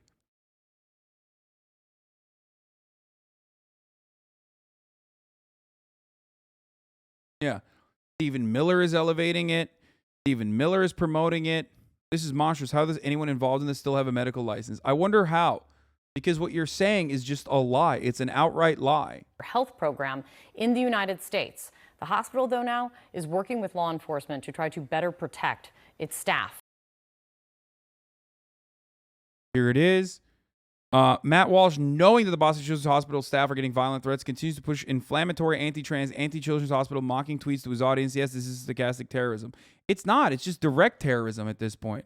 At a certain point, you gotta realize that like this isn't stochastic. He is doing a call to action. When you're doing a call to action, I don't know how much of a I don't know what more you can say. I mean, he's not directly saying like bomb this hospital and kill the doctors, but he's pretty much saying that. He's saying it without saying it.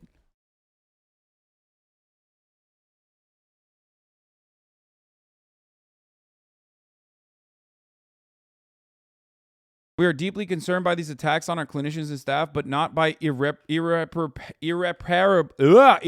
mutilating the bodies of minors, apparently. That's awesome, dude. Fuck this guy. I really hope, I really, really, really hope that they get their ass fucked by the long dick of litigation, okay? I want these motherfuckers to just open up the coffers, okay? I want it so bad. I want it more than anything else. I want what's going on with Alex Jones to look like a joke, okay?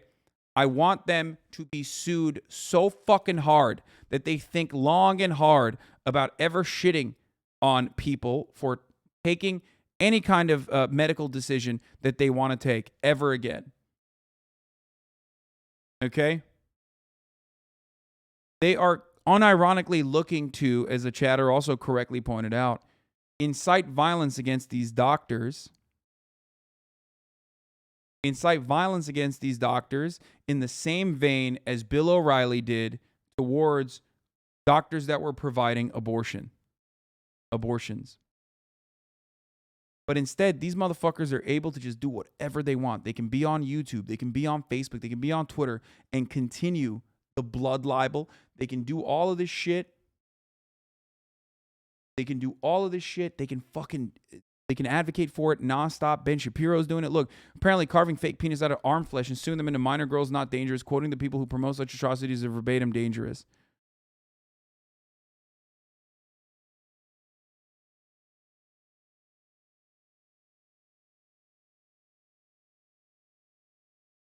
Remember, abortion is a one-to-one comparison to this. Why? Because it's a medical decision. It is a normal medical procedure. Okay? Top or bottom surgery, same shit. Normal medical procedure. Any medical procedure that you don't like personally, you could bastardize and make to make it seemingly incredibly violent. Because surgeries are just like, if you describe surgeries in real terms, it's going to come across like it's a really fucking violent thing, like open heart surgery. Do you understand? You could describe open heart surgery in the exact same way. You could describe tonsil surgery in the exact same fucking way. Do you understand? And they do this with abortion, and they're doing it with surgeries that trans men and women get. Now, the difference, of course, is that they're also lying and saying children are getting these surgeries when they can't.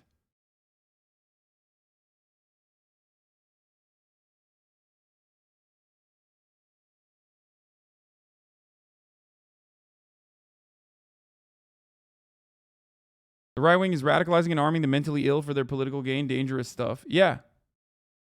You could describe this about your wisdom teeth getting removed this exact same way. But of course, wisdom teeth removal is not happening exclusively to a minority of people that are getting fucking dunked on nonstop and can openly be discussed as an aberration, as a wound to be, as a fucking wound to be cauterized, or as a problem to be excised from society in the same way that trans people are. And that's it. That's why they can do that. That's why they can talk about that in these terms. Same with fucking women. Same with abortion and women.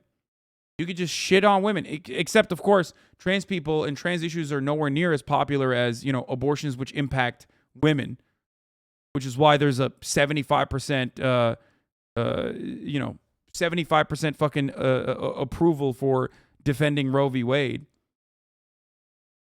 And yet Republicans were able to take that away too.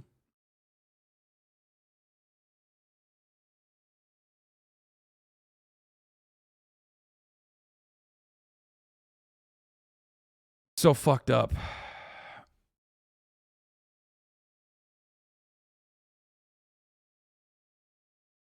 think you might be missing the point. No offense. I think Ben Shapiro might be thinking of society effects rather than the surgery itself. What? Are you a fucking 6-month subscriber trying to describe Ben Shapiro's like unironic transphobia by trying to normalize it and defend it? What the fuck? What's societal effects? What, if an 18-year-old, after consulting a fucking doctor over the course of a year and demonstrates they have gender dysphoria, is able to get a fucking surgery, all of a sudden you're going to fucking lob your dick off? Is that what you think? Is that how it's going to work? You fucking monster. What are you, out of your mind? No, I don't know much about it. I was just thinking about it. If you don't know much about it, why do you fucking immediately side with the most reactionary person that you know is a fucking demon? Think about that. Societal effects. A trans person is existing has no societal effect on you, you fucking idiot. Armenian genocide? What? Bro, that's my favorite, dude. I swear to God. Conservatives that come in here and literally don't even think. They just go Armenian genocide. Like, he didn't even say, I deny it, or what my opinions are on it. He just wrote Armenian genocide. Because, like, in that moment, he was so horny to come up with something. He was like, ah! I've never denied the Armenian genocide. Never. Which is pretty funny. Because so many people just, like, so many people on the right, like, routinely just lie about that. I don't know why. Well, I guess I do know why. Because, you know, you have nothing. So you have to, like, make something up.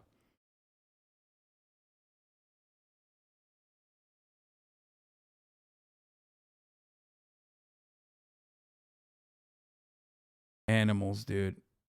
Straight fucking monsters, okay?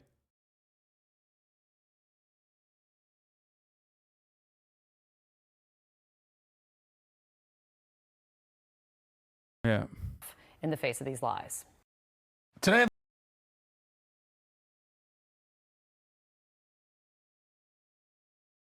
Just respond with the Native American genocide? No, because I'm not fucking denying it. Like, I'm not even gonna, like, shift the attention away to anything else.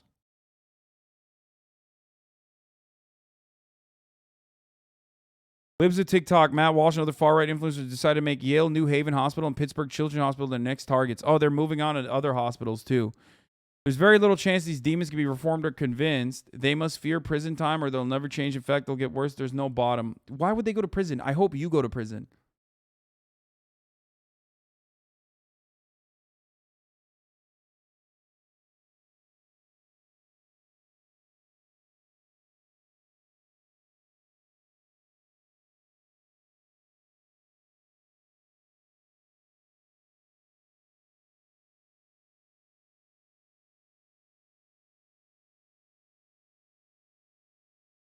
Fuck me, dude.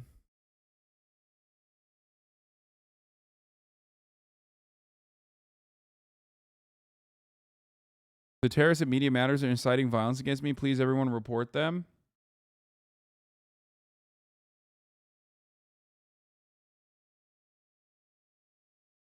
shouldn't say anything.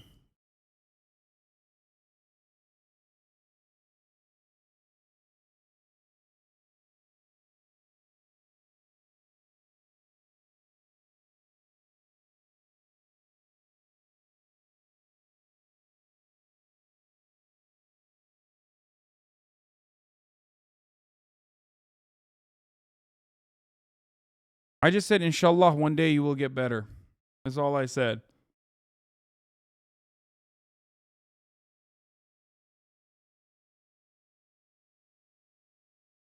I didn't say anything bad.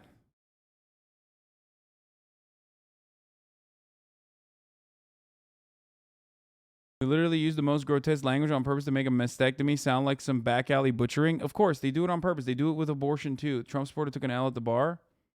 All right, fuck the patriarchy. Fuck it. Fuck it all. Go Trump. Ew, you're sick. All right, fuck the patriarchy. That's funny. What the fuck? Why did she think someone saying fuck the patriarchy was actually gonna like be in support of Donald Trump? I mean, in his eyes, you said something bad seeing he's a fascist? Yeah, I just want him to get better. Nothing bad about that, right? Couldn't have said anything wrong or bad. Okay, there's more we're going to talk about. I want to see what the fuck this Sam Harris video is about. But before then, let's get to some news. Judge orders portion of the Mar-a-Lago search affidavit unsealed after the DOJ redaction. Ask you too about this breaking news we're just getting out of this court in Florida where the Mar-a-Lago search affidavit was being decided on. It's a little nuanced, but help us understand the decisions that we're getting now. Yeah, so essentially the judge wants to see proposed redactions from DOJ that could come out and see this underlying warrant. I think DOJ's redactions would be so heavy that DOJ at least has said that they would render it essentially useless, that they wouldn't be able, there wouldn't be any more information or context that you could get because they would want to redact so much of this because they don't want to give Donald Trump essentially a roadmap to this investigation and say it is in the very early stages. What the judge has decided, Aaron, is that they don't think that DOJ should be making those decisions about whether or not that's actually useful, whether or not this information should be released. So he wants to see what those proposed redactions would be, and we might end up with a heavily redacted version of this that would give us some information, but probably not a ton of information about where this investigation is headed in the future, Aaron. So just to make sure I'm clear, Ryan, we're not going to see a document of any sort today. The government has a chance to go back and so this has not been unsealed. It's not being sealed necessarily either. And it's going to take some time before a real final ruling is made on that, right? Precisely. Yeah, this won't be an instant turnaround, but we should be hearing about this in the coming days to see where those proposed redactions. Wait, what the fuck is this? Libbers? That's so funny. You guys are so dumb. Land and whether or not there's any information that could be turned over, even if it's not extraordinary, earth-shattering information, so that that I guess a lot of the news organizations want to come out of this, Aaron. Yeah. All right. Ryan Riley for us in D.C. Ryan, thank you. I want to bring in our NBC News legal analyst, Danny Ceballos now. Danny, I want to say this is unexpected, right? I think the wisdom that had been sort of talked about through the last couple of weeks here was that this was going to be a document that remained sealed. What are your thoughts about what we're hearing from the court today? Special times call for special measures. I still say that in 99 out of 100 of these cases, it's a no-brainer. There is no unsealing of the affidavit of probable cause.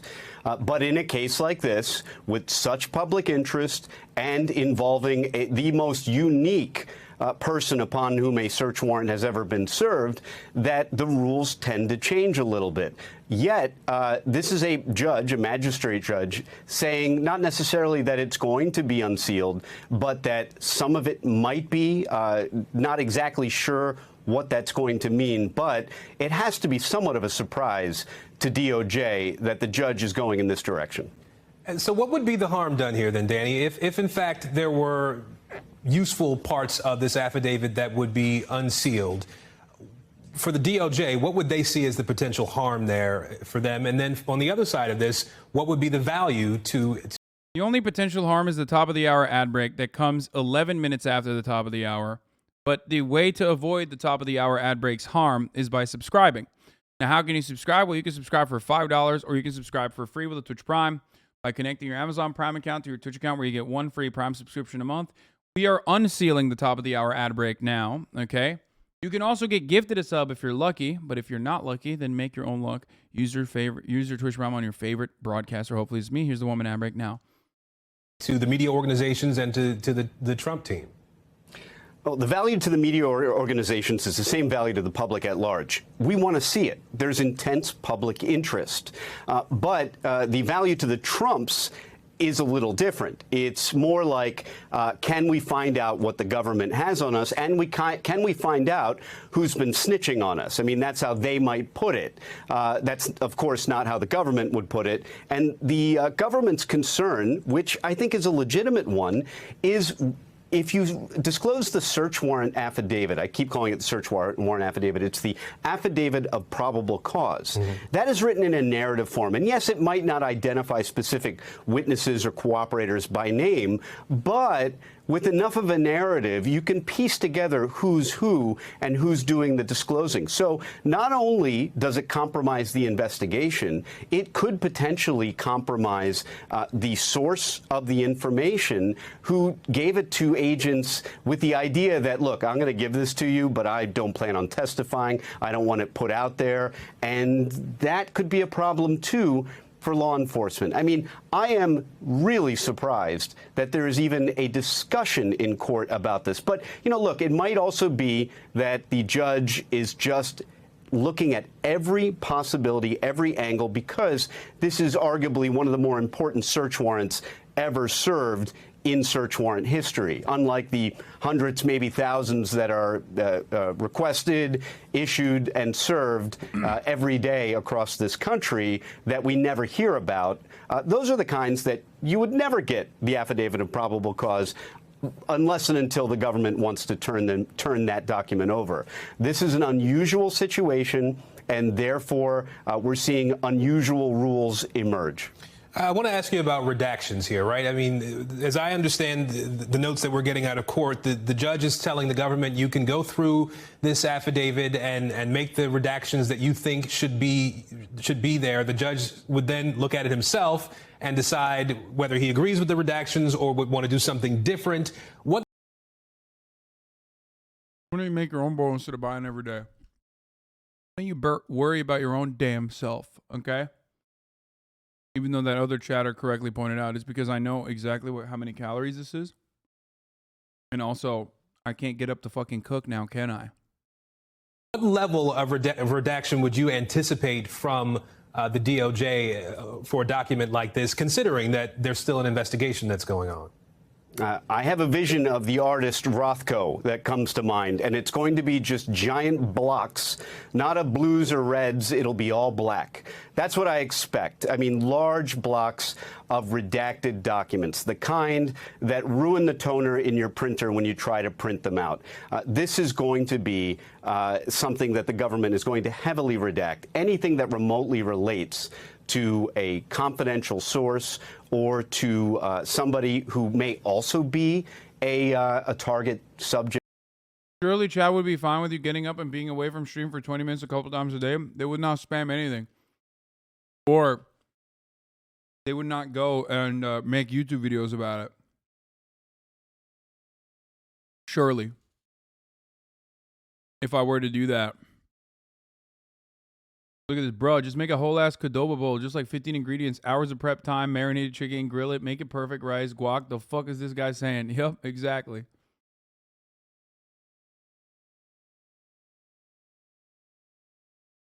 Something like that is going to be redacted. That's my expectation. And I have to believe the government lawyers are going back to their offices saying, I can't believe that this is even something we have to do now. I would expect that they're very surprised that this is even in play. But look, the government's very good at redacting. They do it fairly often. We've seen that during the Mueller investigation, during some of the other investigations over the last few years. They have no problem redacting entire pages and covering them in black. And so that is what I would expect they would do here liberally.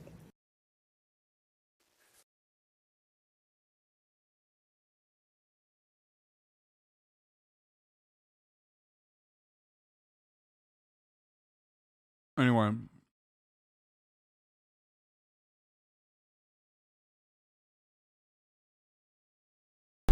But the fucking, what is the term? What's a gang term for this? Like a mafia term? The jig is up. I don't know. The federal government is not only coming after Donald Trump, but also the gabagoo is on the counter. Okay? They're also coming after Donald Trump's organization for tax fraud over the course of many years. Up to $2 million of fraud, as a matter of fact. Donald Trump's CFO pled guilty today. Let's take a look at what happened. Big development now in another high-profile case we're following involving the former president. This one involves the Manhattan District Attorney's Office and Alan Weisselberg, the former longtime chief financial officer of the former president's namesake company. He is expected to plead guilty tomorrow to a 15-year tax fraud scheme. That's according to a source familiar with the matter. Now, the terms of the deal, they are still being finalized. Weisselberg may end up testifying against the company. That's despite the fact that he's not entered into a cooperation agreement with prosecutors. I'm joined now by CNN's Kara Scannell, who's been following it. What exactly is he pleading guilty to, and what does that mean that he's not entering into a cooperating agreement? Right. So Alan Weisselberg was indicted last year along with the Trump Organization. And it was in a 15-count indictment going back 15 years that he was involved in this off-the-books compensation scheme, basically not paying taxes on some corporate benefits he got, like a company apartment, car leases, and so the Trump Organization would pay his car lease, would pay school tuition for his grandkids or things like that? Exactly. And then he wasn't paying income tax on that. So he's going to admit to all of this tomorrow, according to sources. He will plead guilty to the entire indictment, and he's agreed to testify at trial. The Trump Organization, the corporate entity, no individual, is going to trial in October on these charges. Now, they have had testimony from other people. They've had an accountant who has worked with the Trump Organization, who has testified before the grand jury, but this will be a live witness. It will be Alan Weisselberg, the longtime CFO. He's been with the company for 40 years, going to testify against the company if it gets to trial. Is it just testifying in this particular scheme against the company, or the company and other things they may have been involved with? Well, that's the thing here. This is just for his testimony in the tax fraud trial. You know, remember, he got charged with this because prosecutors were trying to put pressure on him to cooperate in their much broader investigation into the Trump Organization's finance and whether they misled lenders and insurers. But Weisselberg was not willing to cooperate with that investigation. So they was indicted a year ago, July. He's on the cusp of the trial in October. He just lost some motions to dismiss the indictment. He's now come to terms and said he's going to cooperate with this investigation. And for him, he gets some certainty here because according to this deal, he would serve 5 months in prison with time off for good behavior. We're looking at 100 days. But these days would be served in Rikers Island, the notorious New York City jail. But he gets the benefit of not having to go to trial, to potentially get convicted, to face anywhere from 1 to 3 years in prison to as much as 15 years in a New York State prison. Mm-hmm. So that's kind of the calculus for him. He gets some certainty. He knows he will serve a limited prison term, and he will offer this cooperation. And what's next for the criminal investigation in New York? Is that still ongoing? Well, it's still ongoing, but as you probably remember, the previous District Attorney Cy Vance had authorized his prosecutors to move forward with an indictment or to seek an indictment before the grand jury against the former president. The new District Attorney Alvin Bragg came in, reviewed the evidence, and said he didn't think there was enough there. Mm-hmm. One of the issues is they didn't have a cooperator. They didn't have someone like Weisselberg who was willing to tell the story behind the numbers. That investigation has slowed down. Sources tell me it's still ongoing, but there remains a lot of questions of what could they get that would satisfy the new DA that they have enough to bring an indictment when they didn't after already more than 3 years of investigating? Kara Scannell, I appreciate it. Thanks. Joining me now to talk about it, former Deputy Assistant Attorney General and CNN legal analyst Elliot Williams.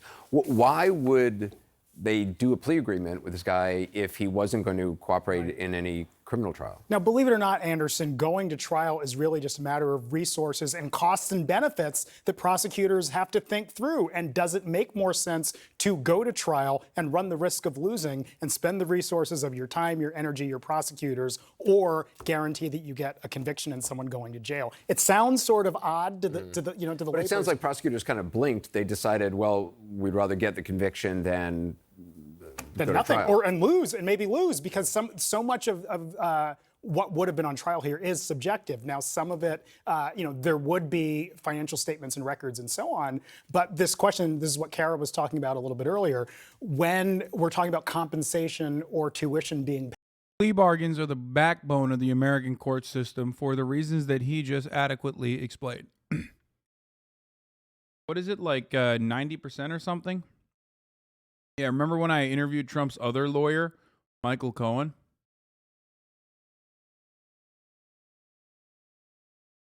$97%, 99.7%?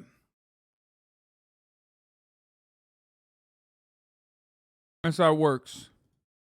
Paid, there's a question of, well, maybe this might have actually been part of his compensation package, and a jury could have been tricked by that, or at least been confused enough by it to not get a conviction. Rudy Giuliani testified before a grand jury in Georgia. The fact that he is a target, has been informed he's a target of this investigation. How does that influence his testimony? So here's the thing. So many people think they can just... Wait, you guys don't remember? I did. I interviewed Michael Cohen. Yeah, or rather, funnier than that, Michael Cohen interviewed me on his podcast from his house arrest. He has a house arrest podcast, and he interviewed me on his house arrest podcast. Talk their way out of testimony, and maybe, and we know, we've seen Rudy Giuliani publicly, maybe he thought he might have been able to save him.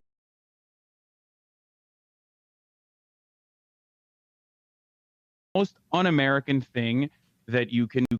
Same with these anti-protest bills. It completely goes against the First Amendment. It is the most un-American thing that you can push for, and it's going to be very damaging. A lot of Republicans were doing this before Donald Trump and pulled these anti-protest bills where you can drive into protesters with your car, and that would make it legal to do things like that. After the terrorist attack in Charlottesville, after the Unite the Right rally. Same with these anti-protest bills. It completely goes against the First Amendment.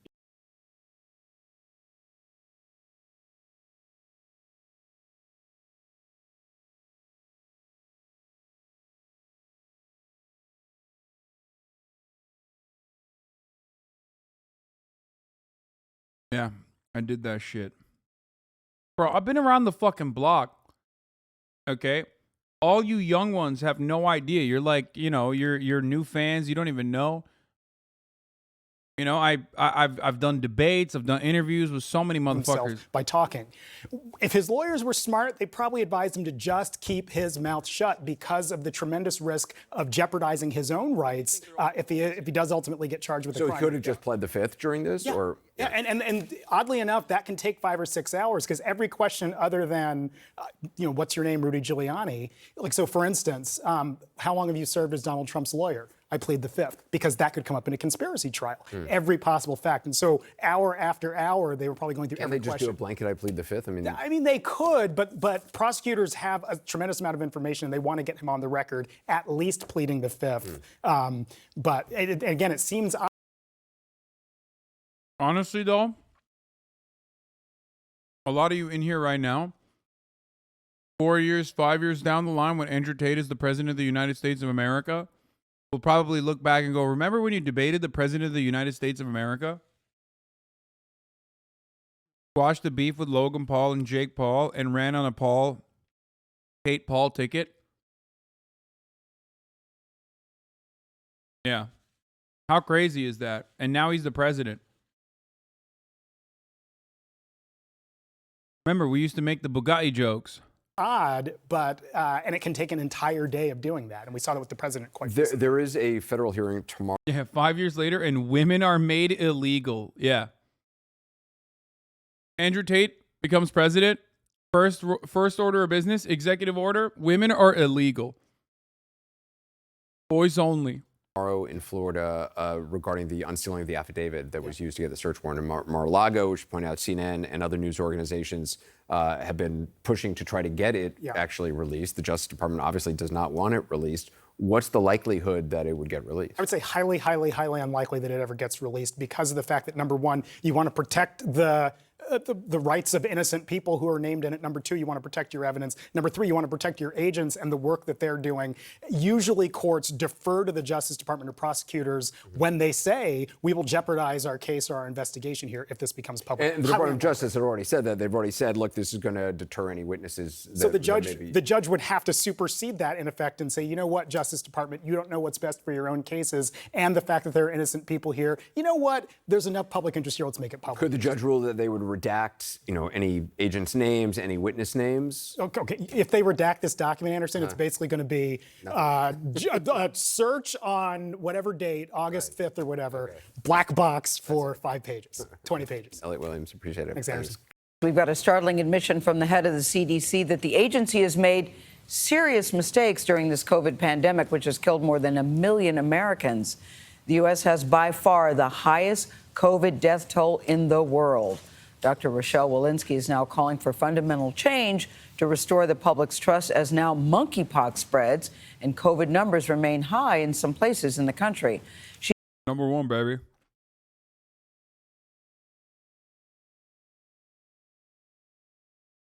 $13,000 cases, baby. Number one for monkeypox. She spoke to our Dr. John LaPook in an exclusive TV interview last night. Was the agency up to the task of handling this pandemic? I think our public health infrastructure in the country was not up to the task of handling this pandemic. Dr. Rochelle Walensky is vowing to revamp the CDC after its response to COVID-19. We made some pretty public mistakes, and we need to own them. This admission came It's going to be real funny when her admission is that we didn't open up the country sooner. Like, they're like, yeah, we should have just never done anything. After the CDC received the findings of an external review she ordered of the agency. The CDC says the review found the agency's COVID guidance was confusing and overwhelming. Why did you go ahead and commission this external review? I think it's really important to understand the great work of this agency. This, for the record, this came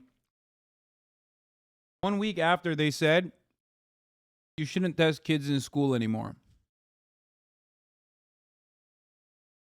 So understand where the agency is moving towards with respect to COVID guidelines. This external investigation's findings came 1 week after the CDC basically said, yeah, if you're a kid and you have COVID, like, fuck it, YOLO. But also to admit to areas where we needed to improve. We owe that to the American people. The CDC says its new objectives are to share scientific findings and data faster, translate the science into practical, easy-to-understand policy, and develop what Dr. Walensky called special forces to fight future pandemics. We do now have an agency that has intense scientific expertise at almost every area of public health, which is a real gift. They're making the CDC militant.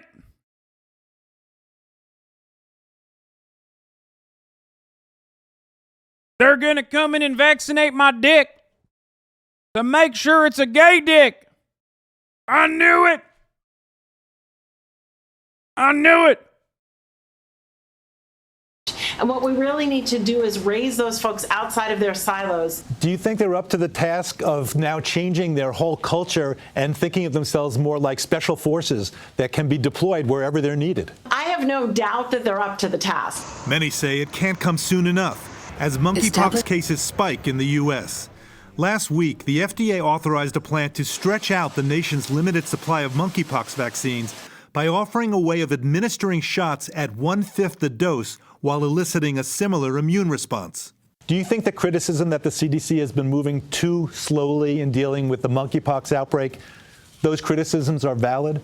We at CDC still have not seen all the immunization data that we need to be able to see in order to mobilize vaccinations across this country. Part of those challenges are similar to some of the challenges that we had with COVID-19, that we don't have full line of sight on all the data that we need in order to make real-time decisions. Dr. Walensky says it remains a global fight to get monkeypox under control. We always have the possibility of receding if we don't have it contained around the world. Back to the old statement, no one is safe until everyone is safe. For CBS Mornings, I'm Dr. John LaPook. Landmark lawsuit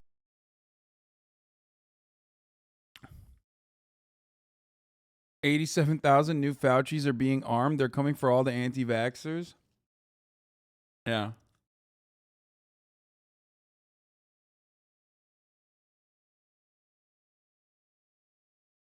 I still kind of don't understand what they mean by this. Like, what direction are they going with?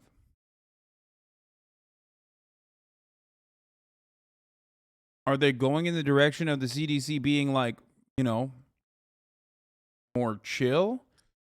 Or are they going in the direction of the CDC being more aggressive?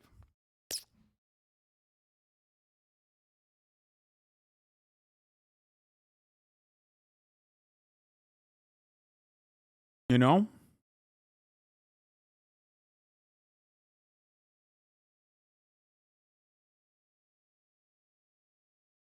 It's just PR bullshit. Yeah, we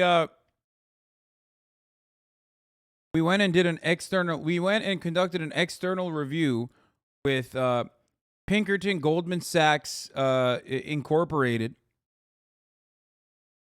to find out that the Visa MasterCard Pinkerton Goldman Sachs Incorporated review that was sponsored by the Chamber of Commerce decided that the CDC needs militant agents in an effort to ensure the chronic joblessness in this country. So the CDC is now going to come knocking down your door if you don't go to work because you have a little ouchie boo boo. They'll break your door down and force you to go to work at gunpoint because people need to get their fucking Slurpees, okay? And those Slurpees aren't going to make themselves, bitch. Oh, I'm sorry. Did you test positive for COVID? If you don't go to fucking work tomorrow, I'm coming to your house with the National Guard, okay?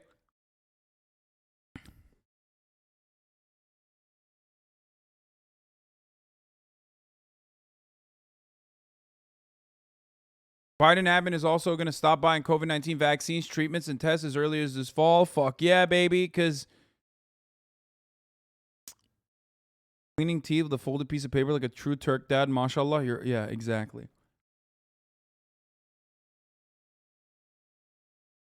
They're trying to turn us into autistic, gay, blue-haired liberals by forcing vaccines in our asses. Oh, yeah.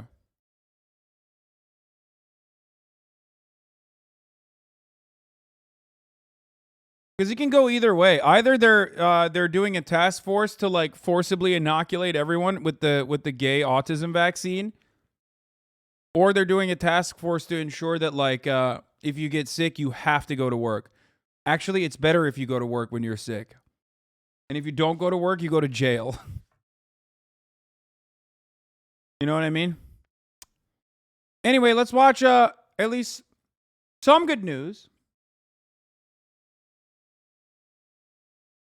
Before we get to Alex Jones and his top choice as Ron DeSantis, there's some good news. Judge rules pharmacies must pay $650 million to Ohio counties for opioid against 3 major pharmacy chains. A federal judge awarding $650 million in damages to 2 Ohio counties, saying their policies on distributing opioids cause severe harm. Victor Akindo is outside one of those pharmacies with more.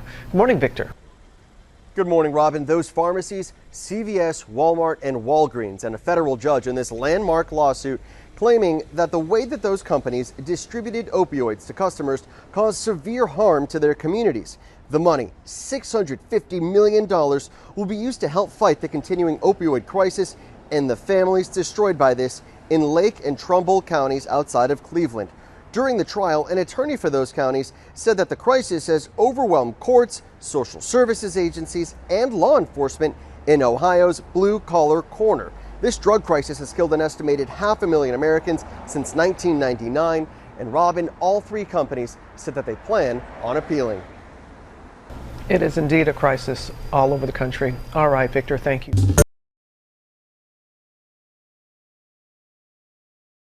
Aren't you the most watched streamer in Ohio? Shh, we don't talk about that. Shh.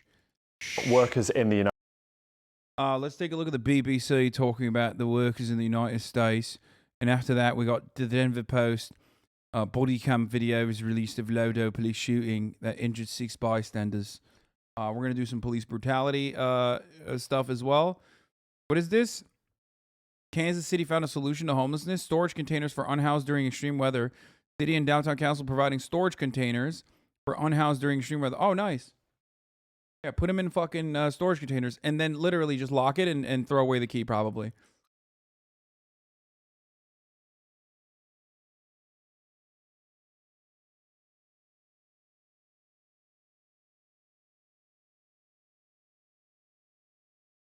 Elon, what is this? He went to Kevin McCarthy's party last night in Wyoming to celebrate Liz Cheney's loss. While speaking at the MAGA party, Musk asked everyone to deny he was there. Musk made sure that no press was allowed anywhere near the property. Then people started posting selfies. Bucket list selfie. Thank you, Elon Musk.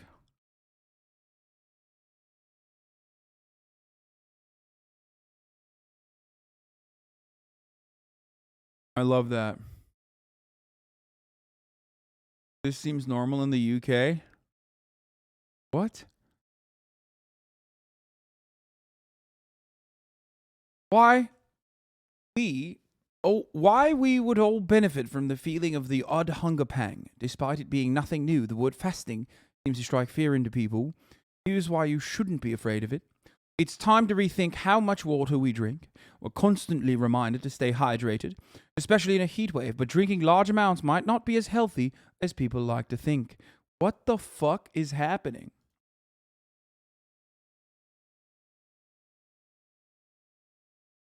Don't throw it away. Moldy foods you can eat won't do you any harm. And what could be more romantic than a blackout? What is happening in the UK? Are you guys running out of food and water and electricity? Like, is that what's going on? And the media is slowly but surely trying to fucking let you ease into that reality or something?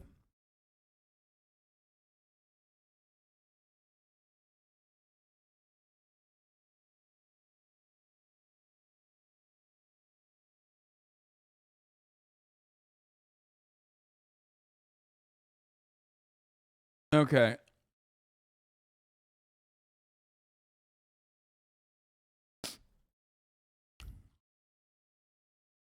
All right. Before we get to why workers in the U.S. are unionizing, okay, before we get to all of that, there's a couple things I want to watch. First and foremost, friend of the show, Sam Harris. I mean, Hunter Biden, at that point, Hunter Biden literally could have had the corpses of children in his basement. I would not have cared, right? It's like, there's no. What is wrong with this guy? Oh my God, he is so libbed up. Nothing. First of all, it's Hunter Biden, right? It's not Joe Biden, but even if Joe, what actual friend of the show, fuck no, dude, I hate him. What are you talking about? Awful, and he's still awful. He switched sides. Like, he was always like the liberal who was like anti-Trump, but like really reactionary. And then during the Trump era, he's like started to recognize like, okay, these white supremacists are like really crazy. He read the room and like flipped back over, but he's still fucking annoying. He's just the worst. Whatever scope of Joe Biden's corruption is, like if we could just go down that rabbit hole endlessly and understand that he's getting kickbacks from Hunter Biden's deals in Ukraine or wherever else, right? Or China, it is infinitesimal compared to the corruption we know Trump is involved in. It's like a firefly to the sun, right? I mean, like there's just it doesn't even stack up against Trump University, right? Trump University as a story is worse than anything that could be in Hunter Biden's laptop, in my view, right? Now that doesn't answer the people who say it's still completely unfair. Oh my God, he's so fucking libbed up, dude. It's crazy. He is so libbed up. First of all, Hunter Biden did traffic in his last name, for sure. And by that, I mean like traffic influence, not sex trafficking like the way that 4chan tries to claim he did. He did do that. Trump's children have done that, and his son-in-law did way worse. Obviously, you could just mention that and then move on with it and then say Hunter Biden is still very cool, though, so we support him unconditionally. And he's allowed to do whatever he wants because, you know, he's a mad dog with a fat hog. Now, that's one thing. That's what I say. That's the appropriate thing to say, in my opinion. Hunter's hot. You know, he's got a big dick, and he likes to fuck the most 35-year-old looking women on the planet. Okay, the most 35-year-old looking, sex workers on the planet. So, and he wants them to unionize, and he does crack, the proletarian's cocaine. So the proletariat cocaine. So all of that is true. He's an alpha dog.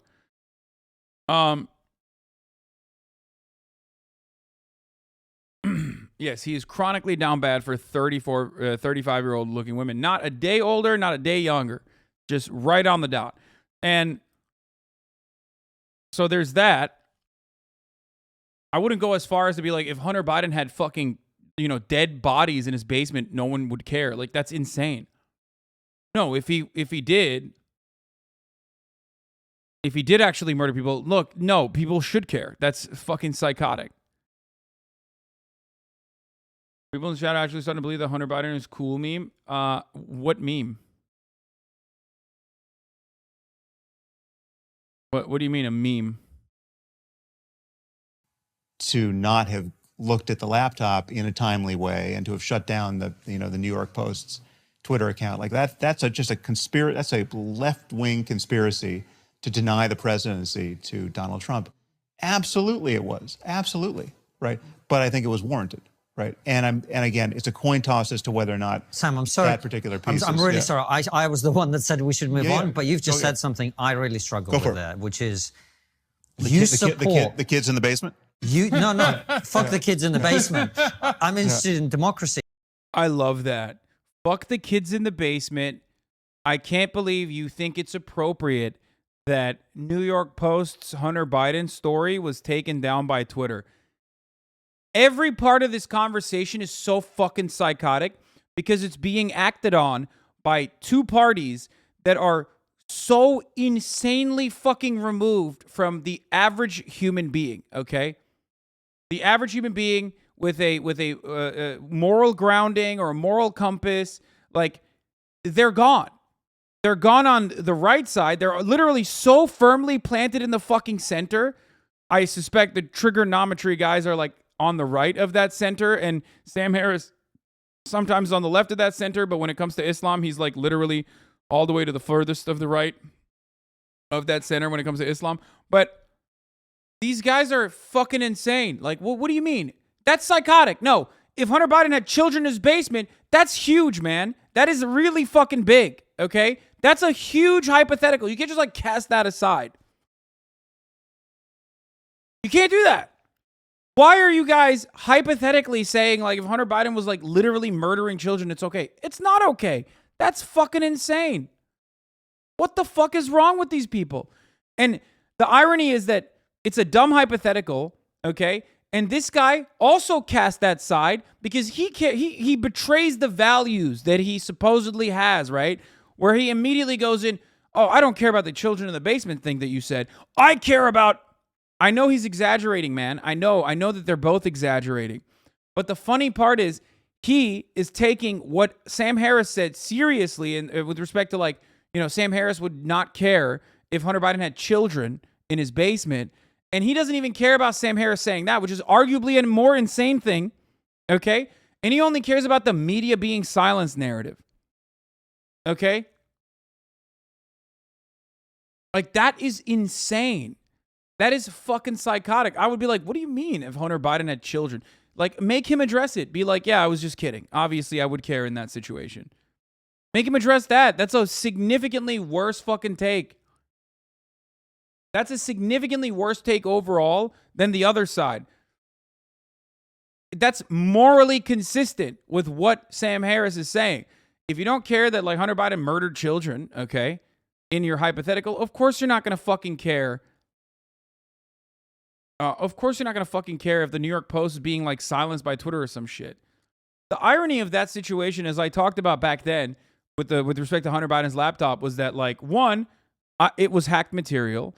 Two, I didn't care that it was hacked material. I think it should be still disseminated. And three, when mainstream media doesn't actually cover that broadly, then you leave the weirdo fucking conspiracy theorists to be the only outlet that covers it. And four, no, Twitter should not fucking, decide that, oh, well, this is hacked material, so we can't release it, and then stop it from being distributed. That's insane. Okay? That's the right thing to say because ultimately it didn't matter. Yeah, it was hacked material. Okay? It was hacked material that showed that Hunter Biden has a fat penis. That's it. Okay? He owns the record for having been filmed, okay, on crack. He's literally, no one has been filmed on crack as much as Hunter Biden. That's number one, like Guinness Book of World Record shit. And two, he is a fat hog.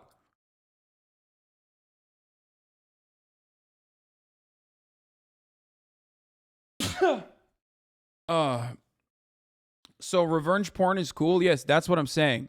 I'm saying that is not an incredibly uncharitable and awfully psychotic way to fucking understand what I'm saying. No, what I mean is mainstream media is not going to cover Hunter Biden's fucking revenge porn, you stupid fuck. But they're going to literally address it and be like, well, there's a lot of revenge porn in here. There's a lot of like random fucking nudity in here.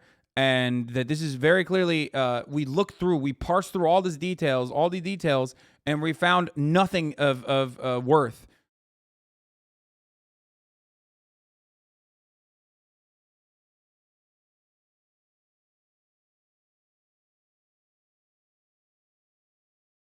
Why are Twitch chatters, especially 9-month subscribers, like some of the most brain-broken fucks in this chat, in this community?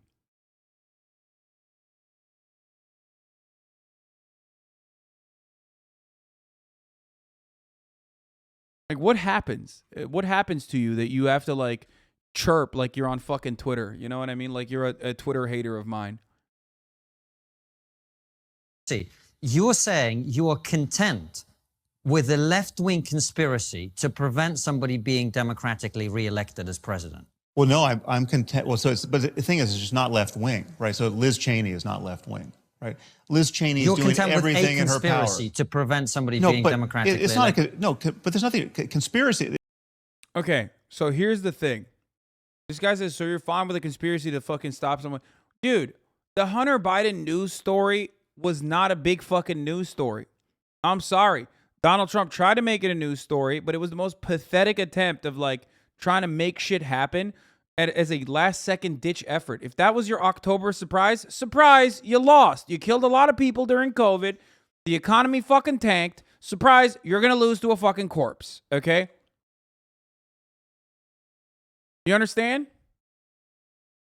Like, that's not a fucking conspiracy. That's why I hate that, like, Twitter did what it did, right?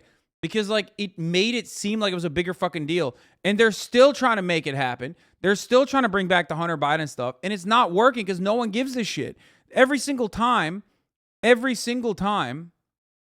bring back Hunter Biden and they, like, try to add new fucking layers, it's always just, like, they made fucking fan cams, dude. Fortunately, I made a fan cam of Hunter Biden looking cool and doing crack.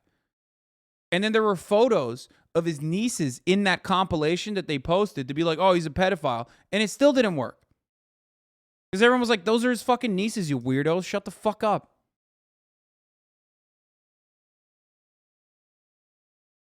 It's not working. And they keep trying to. They keep trying to make it seem like it's working. They keep trying to fucking bring it back, but it's not. Which is why they should have just like covered it from the jump. It's not. It was a conspiracy out in the open. But it doesn't matter if it was. It doesn't matter what part's conspiracy, what part's out in the open. I mean, I think just because nobody gives a shit doesn't mean the Burisma stuff and the China stuff isn't a big deal if it's true. Oh no, the Burisma stuff and China stuff is 100% true. I literally used to fucking duke it out with Libs back when the Burisma stuff first came out. Where I was like, no, of course he fucking didn't deserve to work for Burisma. Are you insane? 1,000,000%. No, dude. Of course. That's just fucking rich and powerful kid shit. Everyone does it. It's inappropriate when the Trumps do it. It's inappropriate when the Bidens do it. I am not even remotely on the side of like defending that. I think it's completely unacceptable. Completely. Okay? Yeah, but you're basically saying like just found out nepotism exists. I think I'm going to be sick. Exactly.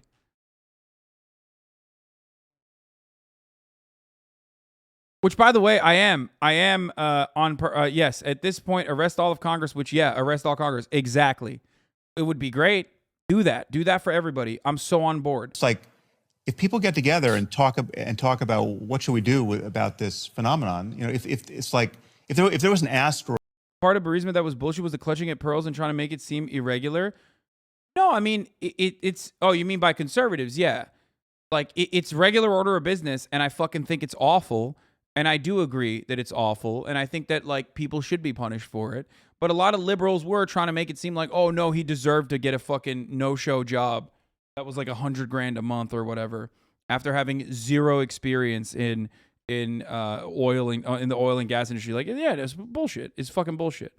Hurdle. It's not no, but there's nothing conspiracy. It's not. It was a conspiracy out in the open. But it doesn't matter if it was. It doesn't matter what part's conspiracy, what part's out in the open. I mean, I think it's like, if people get together and talk about what should we do about this phenomenon. You know, if it's like, if there was an asteroid hurtling toward Earth, and we got in a room together with all of our friends and had a conversation about what we could do to deflect its course, right? Is that a conspiracy? I need to watch more of this. This is so bad because I hate both of the parties involved in this immediately.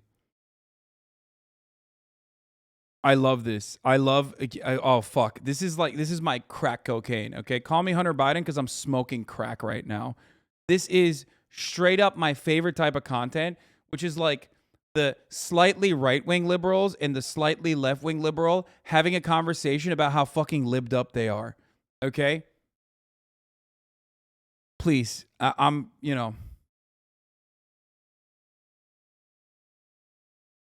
Just finished leftovers commercial like always. Thanks. Do we have the full one?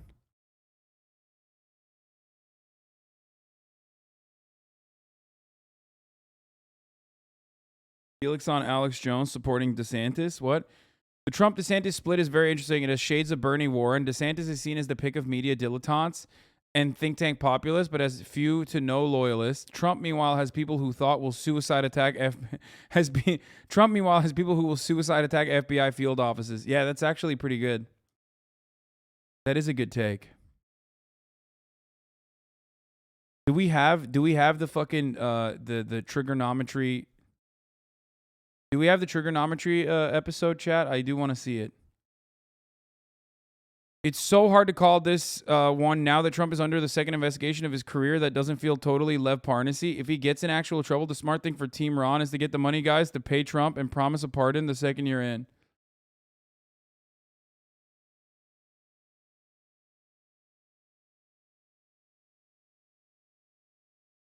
Your capacity to be offended is not something that anyone need or should respect in you.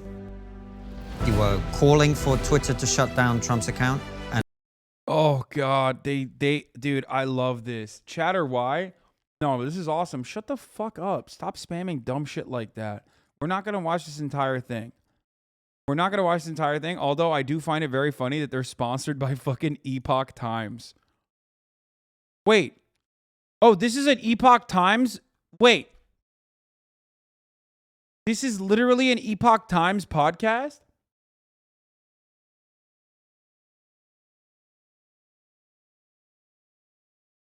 God, America is so cooked, bro. We're not even getting owned by, like, cool cults now. You know what I mean? Oh, my God, dude. We got Falun Gong up in this bitch. Oh, my Lord. I didn't even realize these fucking these like center right wingers were actually getting paid directly by a psychotic anti-CCP cult. Oh my god. Oh god, dude. America is the sea of contradictions, and we have caused so much harm on this fucking planet that it is wild. If you're not in America, if you're in the third world watching right now, you're like, holy fuck, these guys are gonna like this is about to pop off.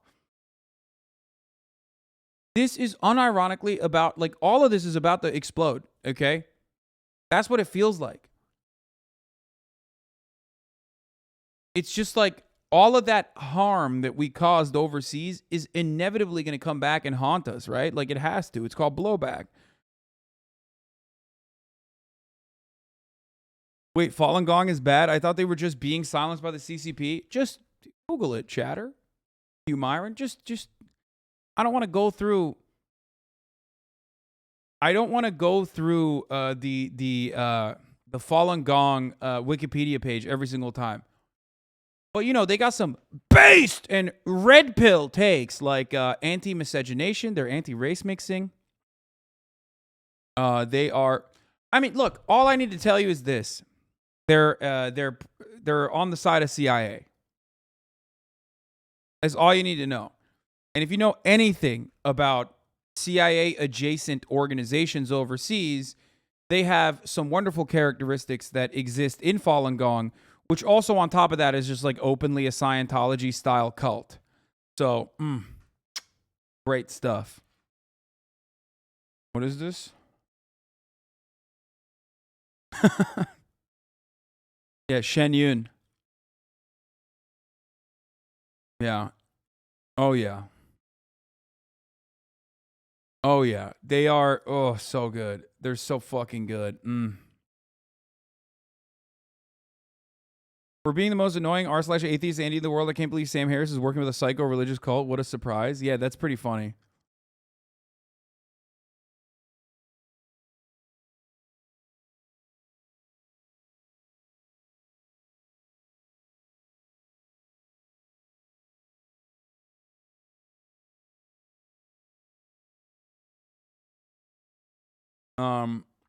But yeah, Falun Gong is a cult. Awesome. The first recommended thing I see when I see Google Falun Gong is organ harvesting. Yeah, they say that the Chinese government is harvesting their organs or something.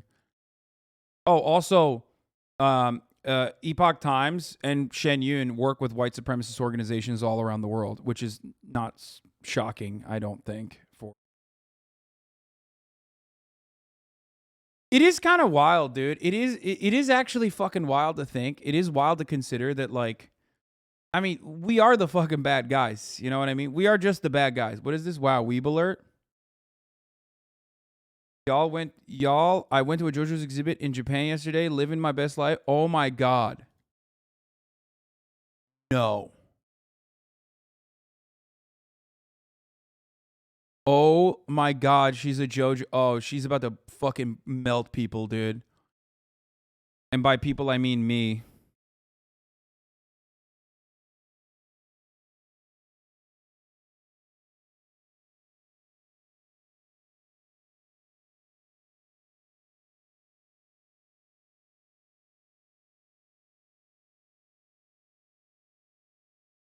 Oh, that's awesome. That is hot girl shit. That is hot girl shit.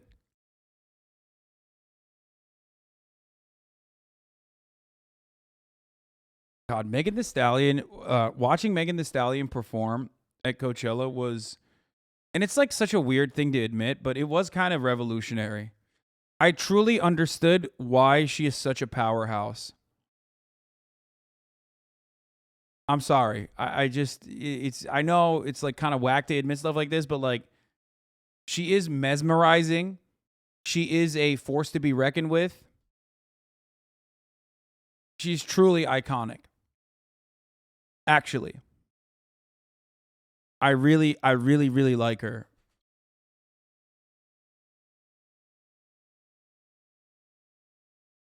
Larry Elder used to work at Epoch Times. That was going to be your governor, dog. He should have soon won. Honestly, y'all do deserve him. Shut up, dude. 30 years old, by the way? What do you mean? Why can't I fucking say that?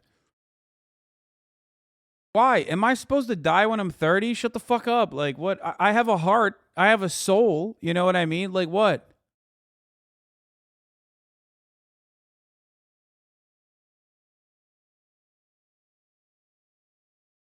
I just like, here, I'll just say this much, okay? You know how like white people say like, oh, she slayed or whatever? Like, I understood the term. I understood all the fucking, queer AAVE that people use because it describes what she did perfectly. She ate it up and no crumbs were left, okay? Hasan in the crowd at Coachella when Megan says, ah. Yes. No, that was me.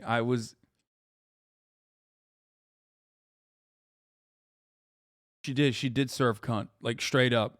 She did.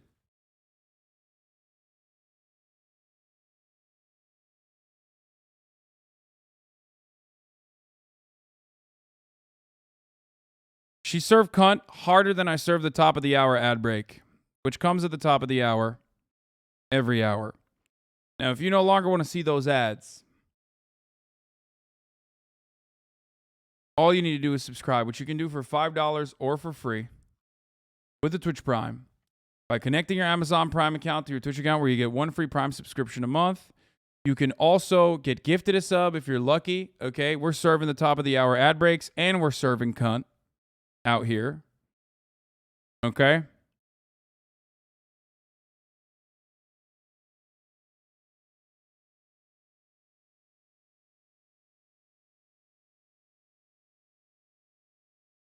Hyperactive BS, thank you for the 5 get the subs, allowing 5 people to no longer see the ads. Here's the 1 minute ad break now. English Muffin, thank you for the 5 get the subs as well. Okay, let's hear the rest And of it. we're happy that it happened. Yeah. That's a very different position to pretty much everybody else. Why did you take that position? Trump University as a story is worse than anything that could be in Hunter Biden's laptop, in my view. That's Thank you, just a Aruiz. conspiracy. That's a left-wing. This music is awesome. All right, come on. Nigel Lawson, Brett Weinstein, get Okay, monthly all the supporter worst calls. people. All the absolute worst scumbags. They've interviewed literally the most annoying, shitty podcasters. Like, listen, I'm a podcaster now. Okay? Full-fledged. It's called Fear Ant. Check it out. I paywalled it. That's when I knew I was a real podcaster. And let me tell you something. Us podcasters, okay, we got a hard job. And my podcast friends are the good ones. But these podcasters are additionally greasy looking. I don't know how. I don't know why. I don't know, like, how you were able to just, like, you know, look the way you do. But these guys are the worst ones. Okay, these guys are the bad ones. We're the good ones. We're the good podcasters. These are the bad podcasters. Okay? He looks like the Black Keys drummer. I don't know what that is. I don't know what that guy looks like, but he looks like shit. And they both do. Okay? Now, here's the reality. Yes, as someone in the chat correctly pointed out, if podcasters didn't exist, society would crumble. Okay? Podcasters are holding up society. They are the fabric that holds us all together. So it's a really important job. And these guys are not doing the important job. They're fucking annoying. They suck. Okay? So let's hear from the worst fucking podcasters talk to some other awful podcasters. Who you were yesterday. And let me tell you, it's going to be cancel culture, free speech, intellectual ponderings on why women deserve less, which I'm on board with, okay?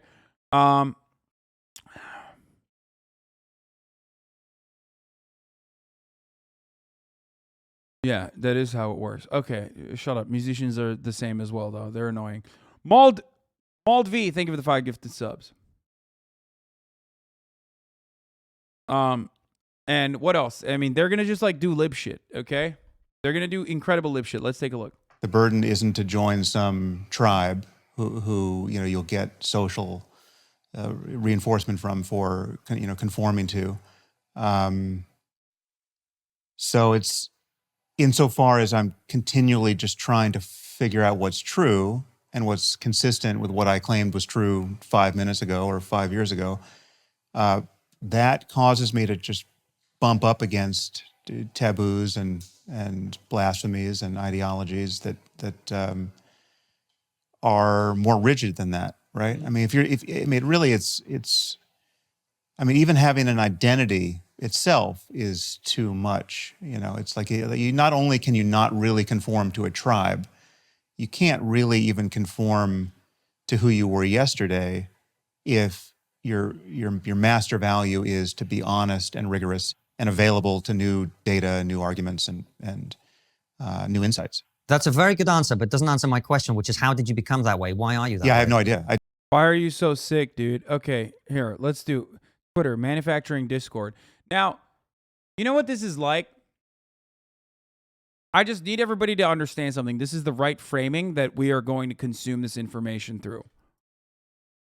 Glenn Greenwald, Matt Taibbi, and people like this that are inside of like the Joe Rogan ecosystem are constantly fucking worried about the dumbest shit possible that literally, truly does not impact anyone outside of the immediate, like, 4 to 5 people that it touches.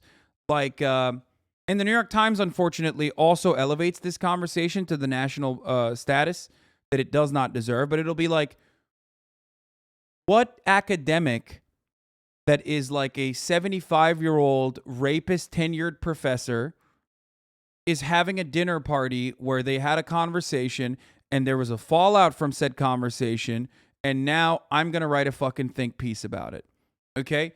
These guys are article heads through and through. Okay? I despise them.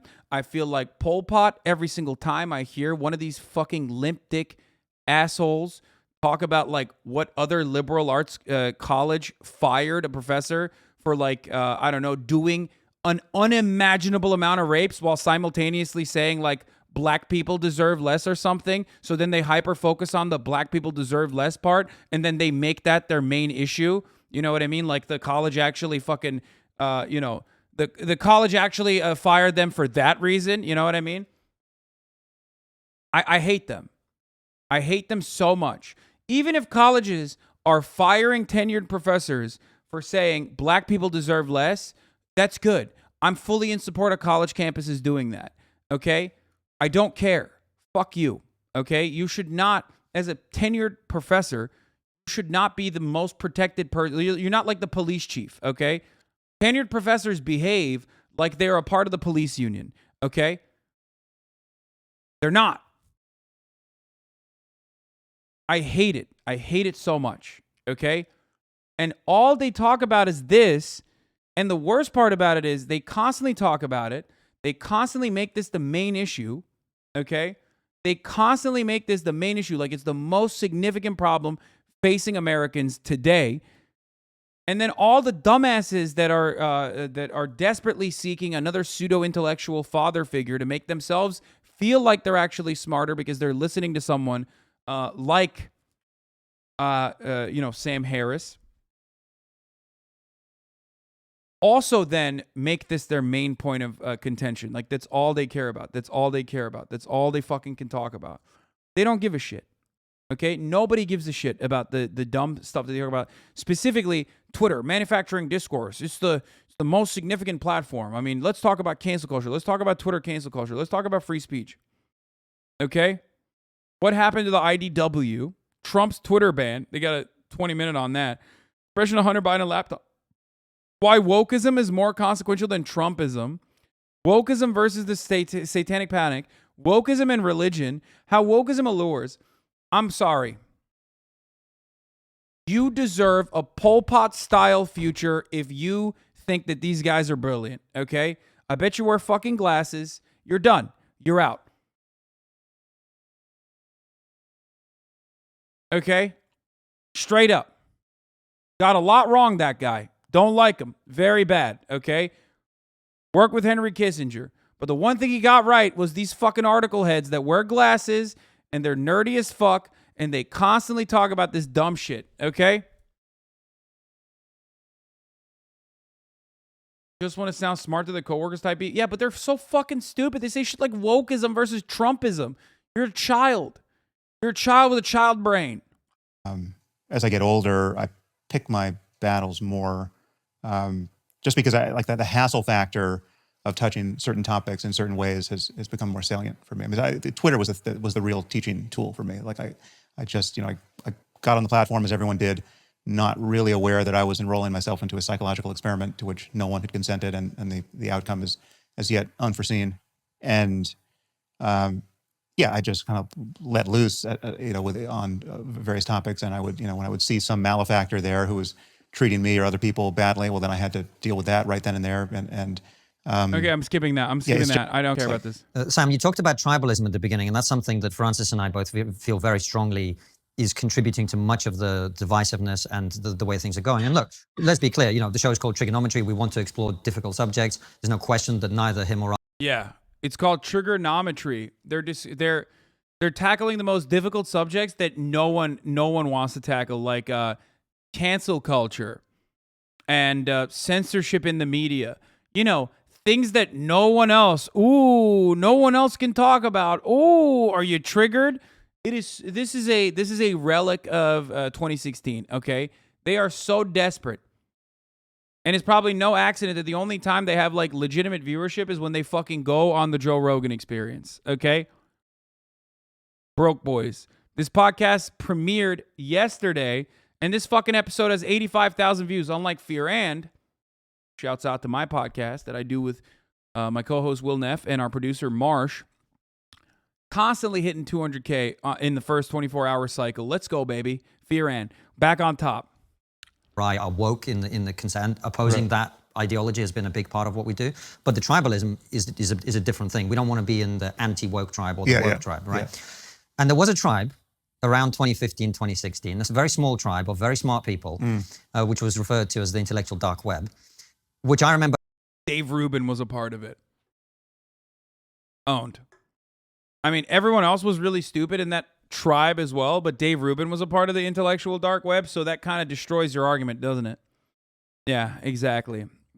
That's one that you can always point to. It's like whenever fucking I talk about Maya ranking me as like F tier with my comedy, I don't ever mention that because a lot of people will say, no, she's right about that. I just immediately point to, well, she ranked Will Neff C tier. And everyone immediately is like, oh, okay, that makes sense. Like there's something wrong with her. Do you see what I'm saying? It's like that. You don't have to fucking parse through Brett Weinstein's idiotic fucking rhetoric or anything like that to just say the IDW is stupid. Just point to Dave Rubin's existence within the IDW and everyone will understand, oh, okay, objectively, these guys are bad. But at that time, we weren't doing this. We were just two comedians. I remember watching you guys have those conversations and being inspired by people. I don't think you guys had the answers, but you had the right questions. You did have the right questions. And then over time, we watched that loose tribe of very bright people, as loose tribes of very bright people always do, crumble, disintegrate, fall out. Yeah. What happened? Well, but the first thing that happened is that it was actually, for some of us more than others, a tongue-in-cheek label for a tribe that really wasn't. I mean, none of us are tribal people. You know, it really is a herding cats sort of situation. And when I launched, so, you know, it was Eric Weinstein coinage, which I launched on a podcast we did. And I think in that context, Sam Harris on Bill Maher talk about Muslim extremism on point, though. No, it's not. It is not on point. That is just a simple self-report on your behalf. If you agree with Sam Harris on Islamic extremism, that completely fucking singles out Islam as a monolithic structure, which is fucking psychotic, devoid of any sort of materialist perspective, materialist analysis whatsoever, any sort of fucking contributing factor such as imperialism, okay, and its role in creating the most reactionary forces as a counterbalance to said imperialism, you're a fucking idiot. You are purposely listening to someone make you dumber, okay? That's the saddest part about this, is that these guys that love Sam Harris and others like him, okay, are desperately seeking information that corresponds to their personal biases and their fucking fears, right? And in that endless effort, in order to do that, in order to fucking reinforce those biases, you end up making yourself stupider. You make yourself dumber, okay? More stupid, whatever. That's it. I telegraphed that I thought it was tongue-in-cheek. I mean, I think he probably thought it was more in earnest than I did, or he was at least more attached to the label. And then very quickly, there were people who sort of joined this collection. Real bravery is getting together with your four whitest friends and being racist on podcasts. Yup. Or who were said to be in it, some of whom I had never heard of at that point, who, you know, upon just a little bit of analysis, revealed themselves to be people who I really don't agree with, not just on the actual substance of specific opinions, just their methodology by which they would generate opinions, or their lack of methodology. So, you know, I'm not inclined to name names, but there are people who, like, it's just wrong to think, you know, they were ever moving in the same lane I was in at that point when we were all called IDW people, right? But I think the biggest force of fragmentation was Trump and what certain people did or didn't do with that phenomenon, you know. And this is what I was going to ask you. I'd say there were two things that fractured it from that looking. I mean, COVID later, but Trump was the So let's start with Trump, because I want to talk about COVID as well. But if we start with Trump, you took a different view to almost everybody, I would say, in what was described as IDW, in the sense that you were I think you were calling for Twitter to shut down Trump's account, and were happy that it happened. Yeah. That's a very different position to pretty much everybody else. Why did you take that position? Well, for two reasons. One, so the generic reason is, and this is something He's a fucking lib. That's it. He's a lib. The generic reason is he's a lib. The complicated reason is he's a lib. It's the same reason, because he's libbed the fuck up. Sam Harris shows the reactionary side of liberalism so perfectly. Like, you could almost conduct a study on it. You know what I mean? You could just, like, personally watch his movement and his attitude shift over time, and the things he says to watch in real time how liberals can sometimes end up aligning with fascists or fascist ideology. I've never gotten a clear answer on from any of the people who took the different side of this. And many of these people are ostensibly libertarians, or at least, quasi-libertarians. They want something like a minimum of state coercion and control. They don't want just a proliferation of laws to make our lives more difficult. And that's an orientation. Though I consider myself liberal and have always voted as a Democrat. I mean, until we dealt with this woke apocalypse, I would have certainly called myself I love that. I love that a fucking 58-year-old man is over here being like, I considered myself a Democrat until this woke apocalypse. Okay? And then motherfuckers literally watch him and go, dude, you're so brilliant. You're so fucking brilliant, dude. Thank you so much. He basically admitted, he is like, I have no convictions. I don't care about anything. I just got really fucking triggered by like a bunch of blue-haired SJW college freshmen yelling at my other racist podcast host friends. And I decided my entire worldview is different now. Fundamentally. It's fundamentally shaken. It's altered. I will never be the same. Democrat without much self-consciousness. I've always had this libertarian kind of underpinning to my politics, which is, if the private sector can handle it, it's probably best done there, right? I mean, just given the level of inefficiency and poorly aligned incentives you get in a government bureaucracy, and peaceful, honest people should have the right to be left alone. So it's like, unless somebody is harming people or guilty of fraud, i.e. theft, stealing from people, we don't need the government involved. And so that's my general framework. And many people ostensibly in this group ostensibly agreed with that. So when I look at Twitter, Twitter is a company that can decide to, as someone who has started, information-based companies at this point, I'm just thinking about what's the scenario under which I would want the government to force me to have Alex Jones on my podcast or to have Donald Trump on my podcast? Shouldn't I be able to have anyone I want on my podcast? Is it conceivable that my podcast could grow so big, or that that any other platform, I've considered creating a social media platform, right? If that could grow so big that suddenly the government would have an interest in forcing me to have people on it who, for whatever reason, I object to having on. This is a way in which I'm more extreme than most people on the left. Like I do think at this point in history, you should be able to have a social media platform and exclude any specific group you want, and just say that's the way we do it, right? And if you don't like it, boycott us, right? So like I wouldn't have said this in 1964 when we have to pass a Civil Rights Act, but at this point, I think you should have the right to be an asshole who destroys your reputation and suffers the penalties in the marketplace of ideas, right? So I think if you want to just have a social media network for beautiful people, right, or people who are guys who are over 6'2" and blonde hair and blue eyes, right, I can't get on. You should feel free to raise money for that enterprise, launch it, and I'll laugh when it fails, right? So like that's now under some construal that kind of thing is or should be illegal, if you're just a normal person on the left, but. I think at this moment in history it shouldn't be. But in any case, when I look.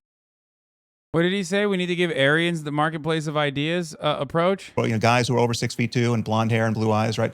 I can't get on. You should feel free to raise money for that enterprise, launch it, and I'll laugh when it fails, right? So like that's now under some construal that kind of thing is or should be illegal, if you're just a normal person on the left, but. I think at this moment in history it shouldn't be. But in any case, when I look at. Okay, here are two things. Because we have the benefit of like actually seeing what his approach is to like Donald Trump. What I find unique is that this guy's basically saying white supremacy is fine. Like, white supremacy has its place.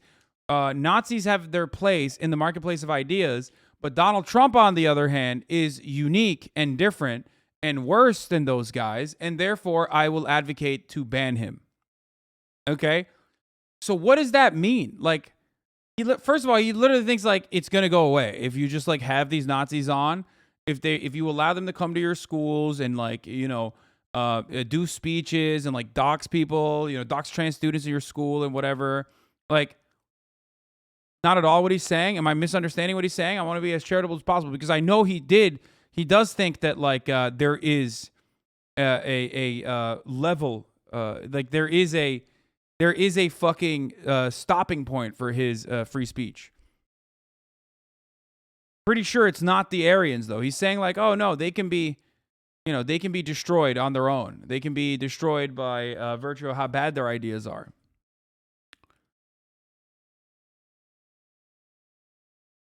No, he's saying a whites-only social media is okay and that would fail. He thinks Twitter has the right to ban whoever they want. Okay. He's talking about, he's saying that like white supremacists can make their own platform, most but people Twitter on the can left. ban whoever I it do wants. think at this point in history, you should be able to have a social media platform and exclude any specific group you want and just say, that's the way we do it, right? And if you don't like it, boycott us, right? So like, Yeah, no, that doesn't work that way. No. I am not so libbed up that I am like libertarian as it pertains to like anti civil rights. I wouldn't have said this in 1964 when we have to pass a Civil Rights Act.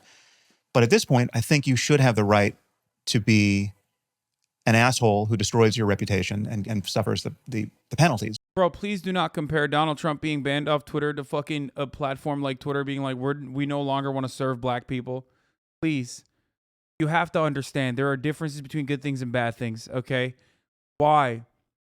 Why are people unable to comprehend that? Like, why can't you just say, it's okay.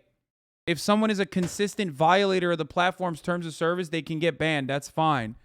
But the platform shouldn't be able to dictate that, like, black people can't be on the platform.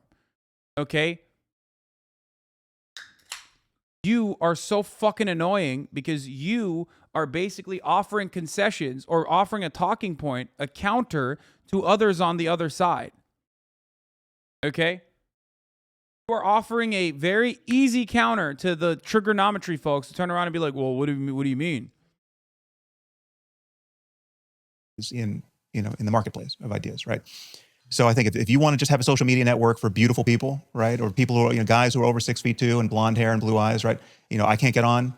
You should feel free to raise money for that enterprise, launch it, and I'll laugh when it fails, right? So like that's now under some construal that kind of thing, is or should be illegal. If you're just a normal person on the left, but.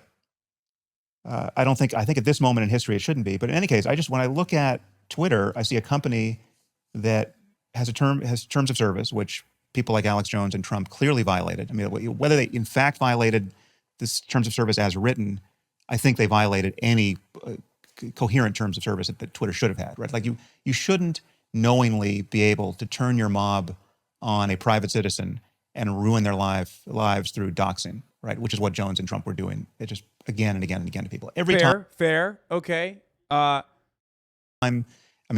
Jones was doing it with the Sandy Hook parents, right? You literally have.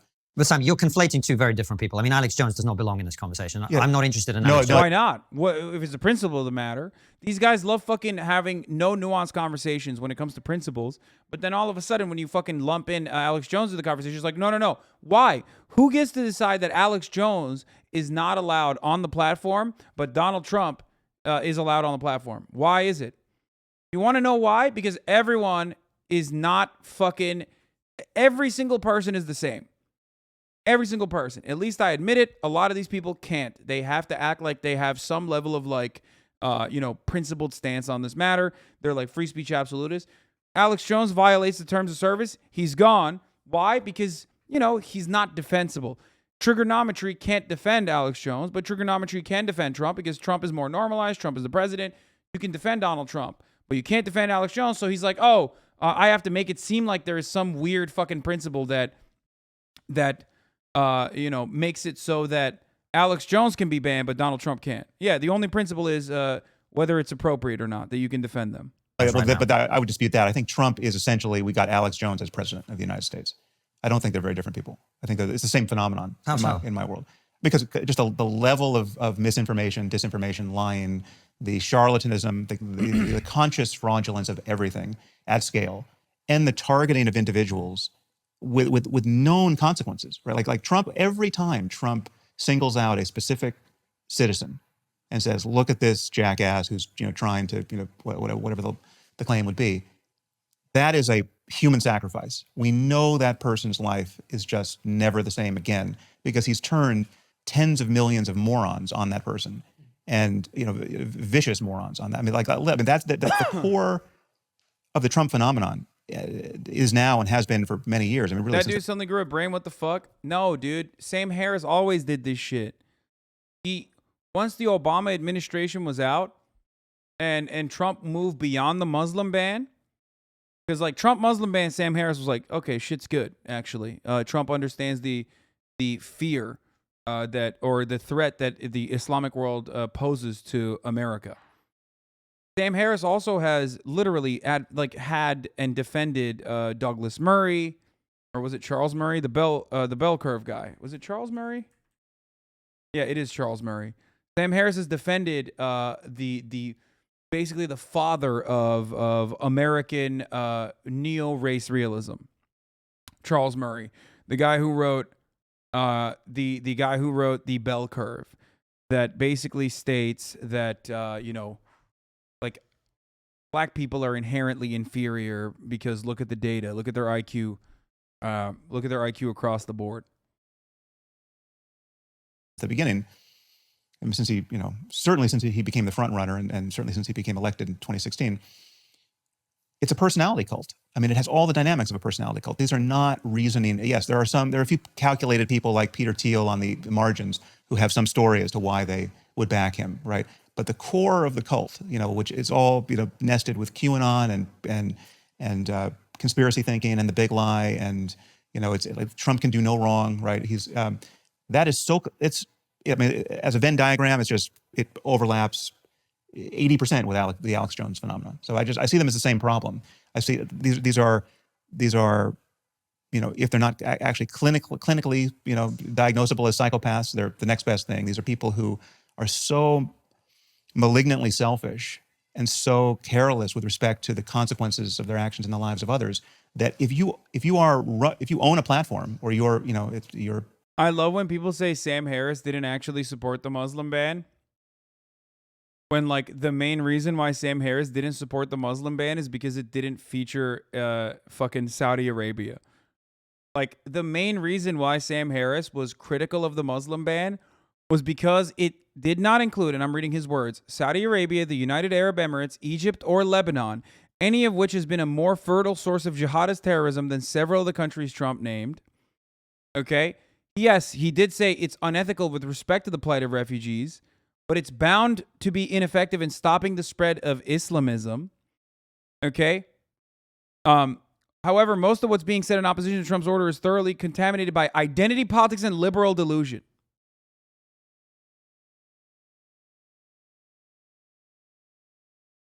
For those of you who say Sam Harris is like argument, Sam Harris's argument was against Muslim ban is silly as fuck. Okay?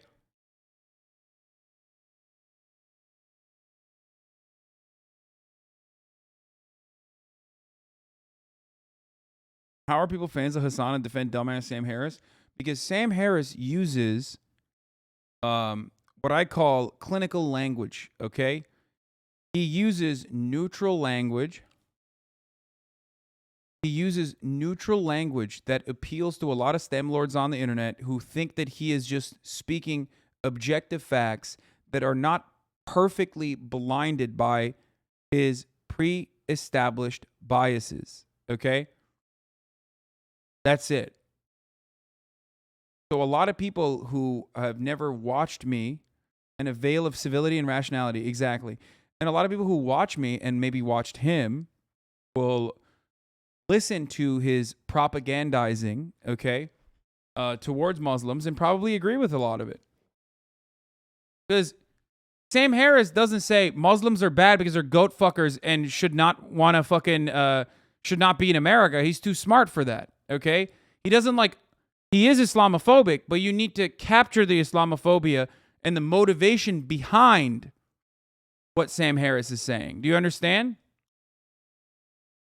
Like, he will use, he will turn Islam into a monolith, okay? A monolithic structure. And then point to Wahhabist extremism, fundamentalists within Islam, and make the false claim that all Islam is like this and it is completely devoid of the material conditions. Do you understand?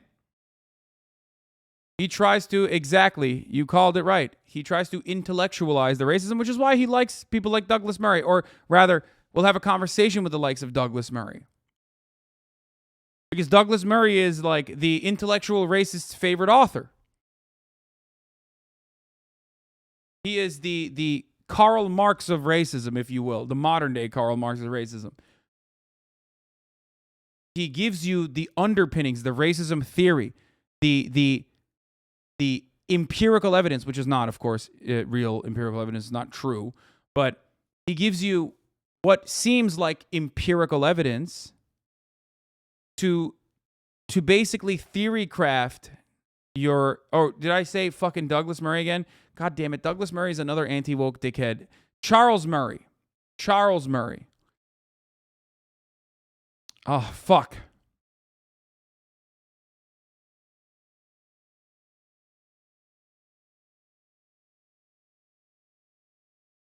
Do you understand?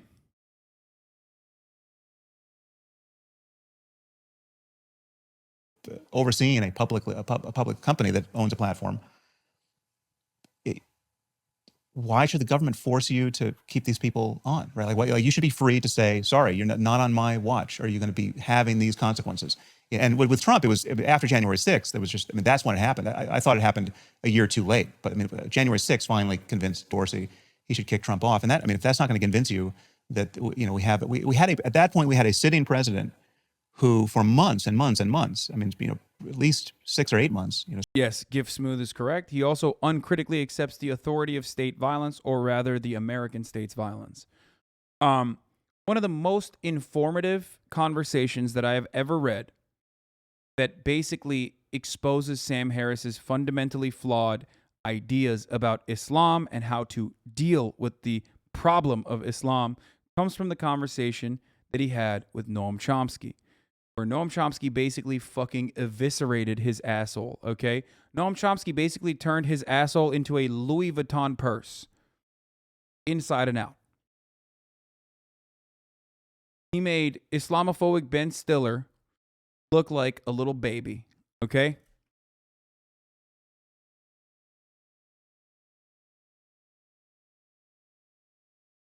Certainly months prior to the November election, would not commit to a peaceful transfer of power. And then he did, you know, certainly something, whether it was everything in his power or just a lot, he managed to see that we did not have a peaceful transfer of power, right? And then, you know, so what's the mob going to do on January 7th and 8th and 9th, you know, if you just leave Trump on the platform?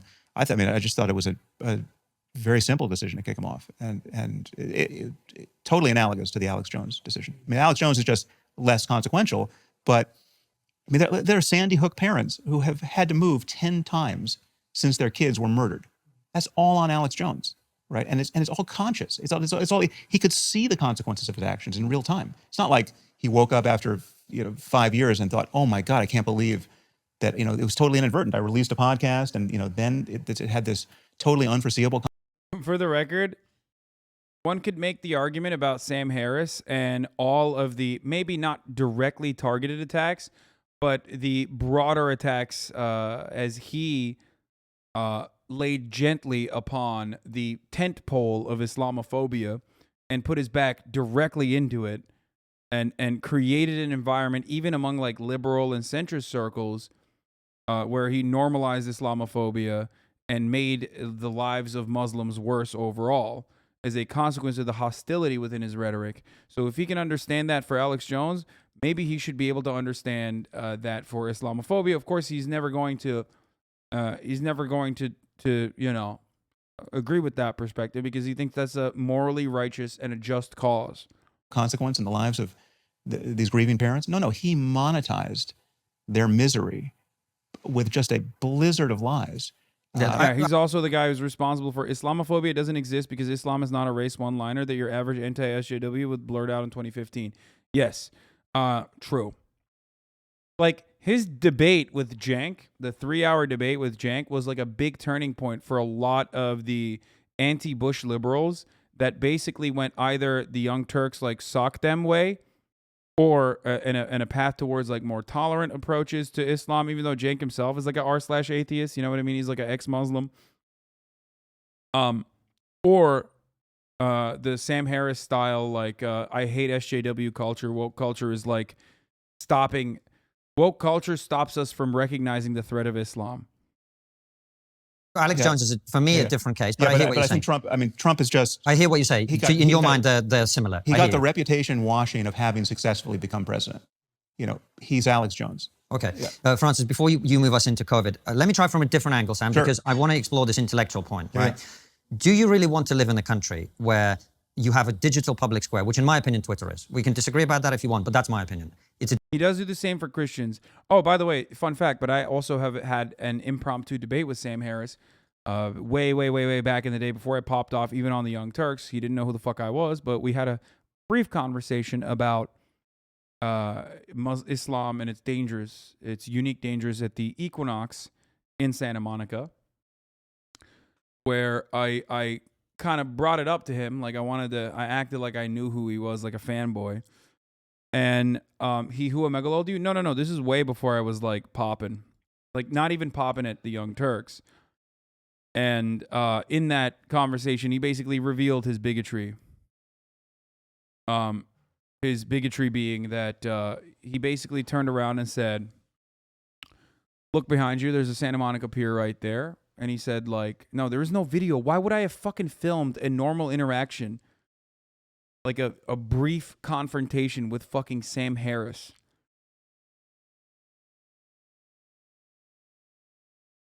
He basically said, there's a pier right there.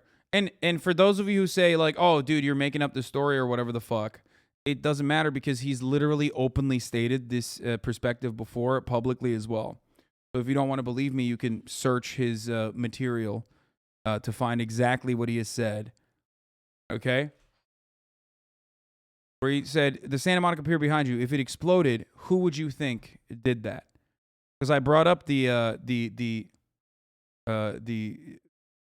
threat that, like, religious fundamentalism is as equal, basically. Okay?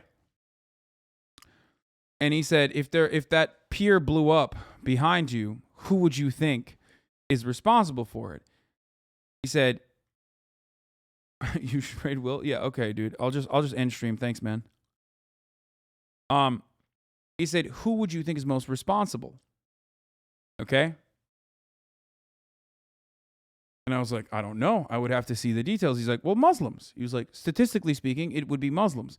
Which, by the way, statistically, that's not true either. Okay?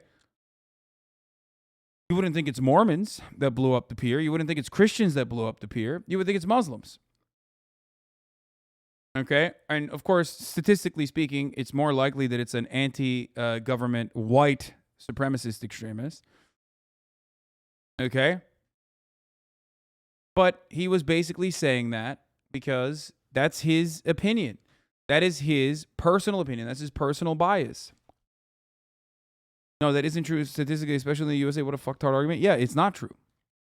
But it fits his bigotry, and he thought that I was, a fan of his. So he thought that I would agree with him on that. He thought that that would be a good own. Okay? So in that regard, there is basically nothing between, there is no difference between Sam Harris and Andrew Tate.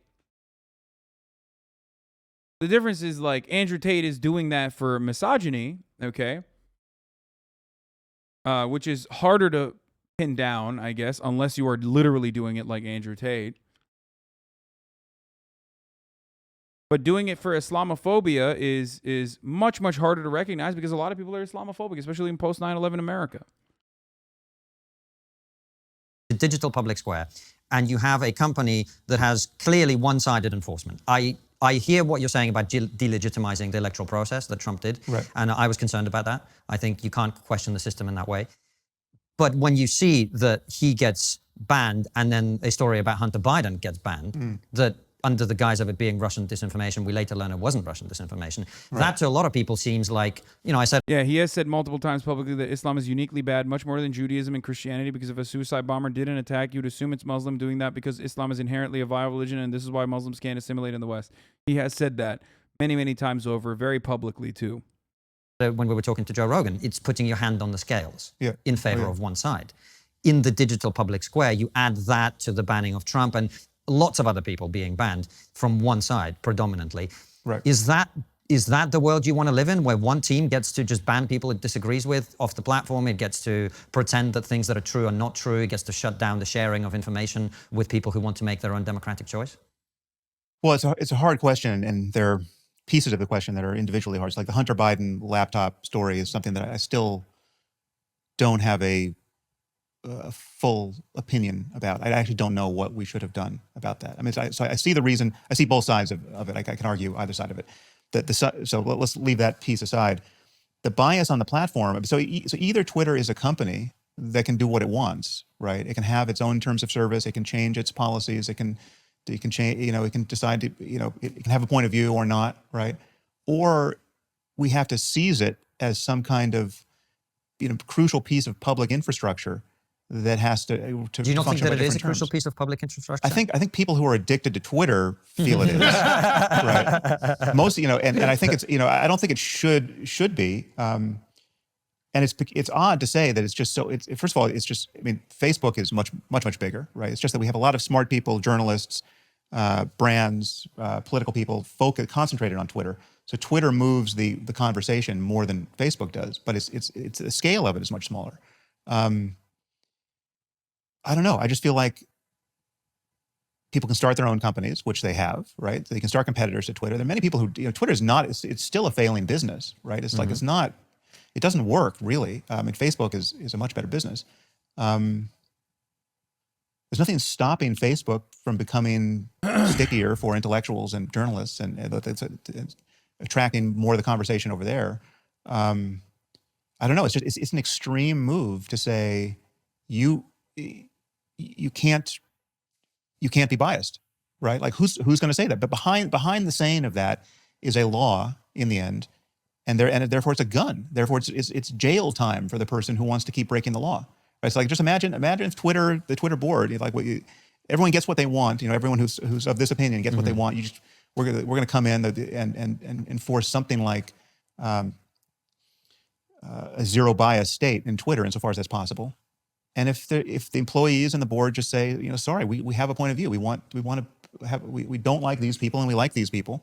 So now you just break up the company? You just say, you know, I mean, I thought it should have happened with Twitter is I thought Jack Dorsey should have deleted it. I mean, I literally thought he would have got the Nobel Peace Prize had he just at a certain point deleted it, right?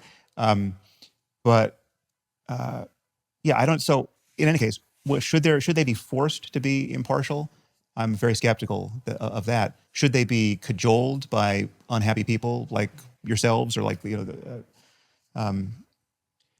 Trump fans to behave better? I'm just putting a counter argument. Yeah, Sam. I mean, I think so. Yeah, yes, I think if they were going to be, the first thing to admit is it may be impossible to do this impeccably, right? It's like until we have perfect artificial intelligence, it's just going to be impossible to be truly consistent with your terms of service because you're always going to be able to find the example of the thing that was not appropriately moderated. Yes, but if we all know that if that...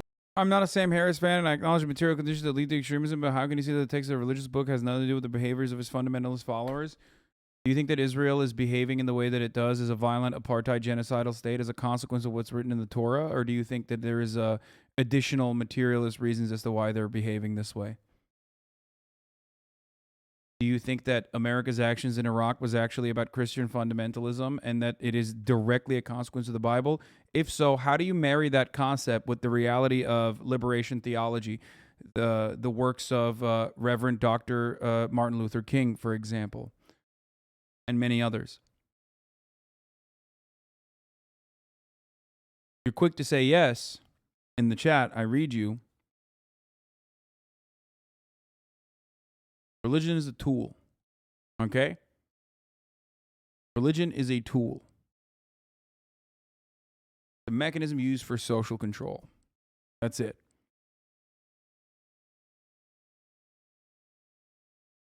John Brown was a Christian abolitionist, a radical Christian abolitionist.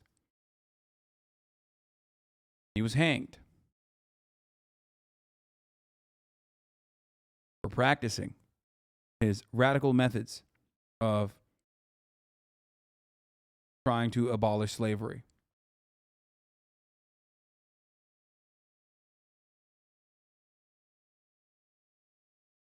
Yes, my beef isn't with religion, it's with conservatives.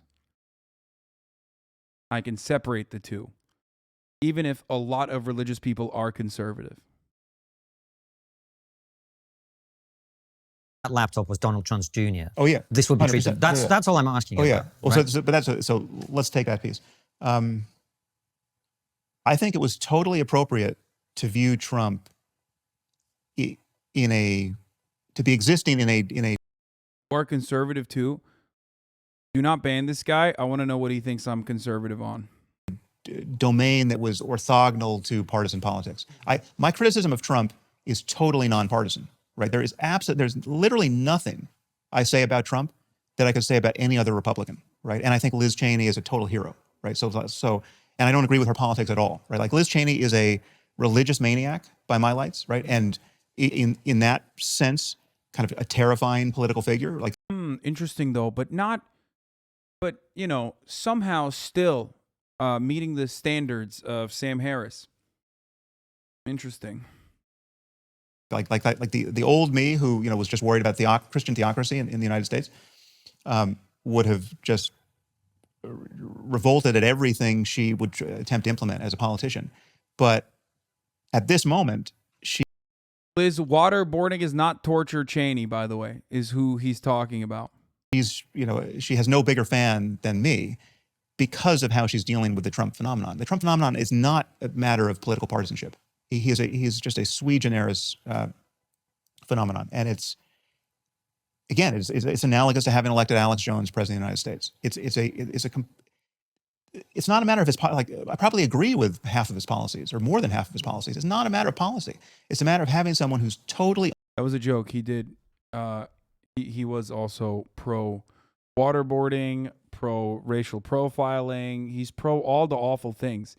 You're listening to him say the correct things as he positions himself against Donald Trump without recognizing that he is literally on the record as pro-torture, on the record as pro-racial profiling of Muslims, on the record of all of those things.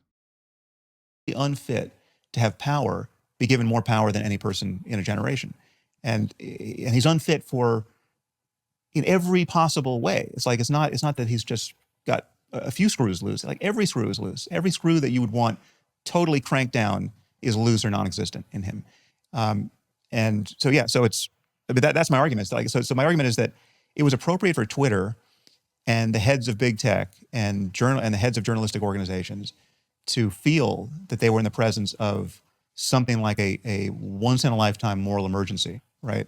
Whereas this is not the same thing as not liking George Bush, you know, or not liking John McCain, or not liking Mitt Romney for their politics. This was, here's a guy who is capable of anything, right? He's not ideological, but he's a black hole of selfishness, right? He's just, so there's no telling what he's going to do. And we cannot afford to have 4 more years with this guy, right? And so...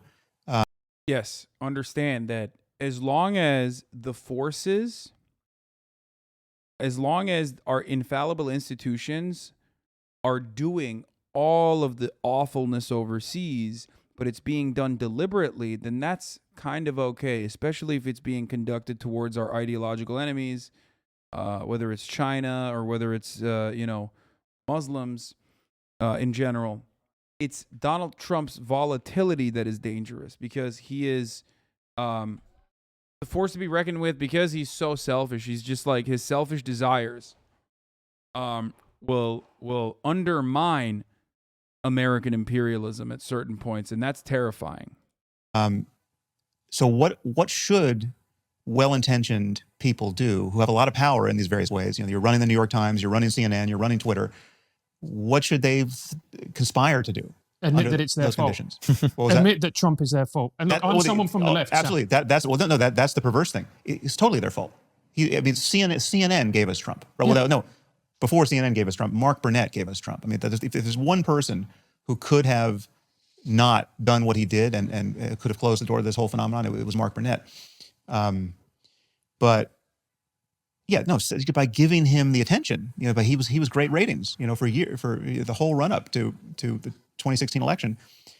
Oh yeah, no one has clean hands here. But at the 11th hour, when who knows how this election is going to go, who knows what the capacity for, disinformation at the last minute to tip the balance is, then what do you do with the Hunter Biden laptop story when we already know, we know how this played out in 2016 with the Hillary Clinton email, press conference where Comey, in an abundance of scrupulosity, felt like he had to come before the cameras, I think 10 days out Rumi Kubo, thank you for the follow. Get this from the election, and say, we're going to open up this investigation again because we've got Anthony Weiner's laptop.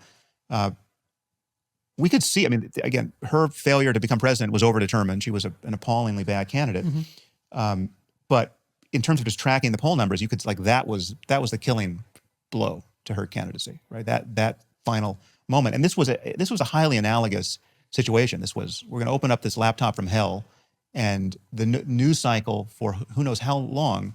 He's literally just openly showcasing that he has no moral consistency, which is understandable, while still trying to act like he has some sort of integrity in the arguments that he's conducting, because he has to maintain that. Otherwise, his STEM Lord audience will lose interest in him, which he doesn't. Okay. And saying that no amount of, awfulness, because he would consider, suppressing the information on Hunter Biden's laptop to be awful in other circumstances.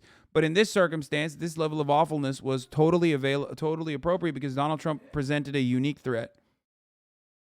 Okay? That's it. He's just biased, and he's biased, and he's trying to normalize his biases. Biased, and he's trying to rationalize these biases in this conversation. Is going to be just conceivably just a nuclear bomb of an October surprise, and we're going to get 4 more years of Trump if we actually give this a fair hearing. Which is ironic, because it's so stupid. No, that the Hunter Biden laptop contents was not a nuclear bomb.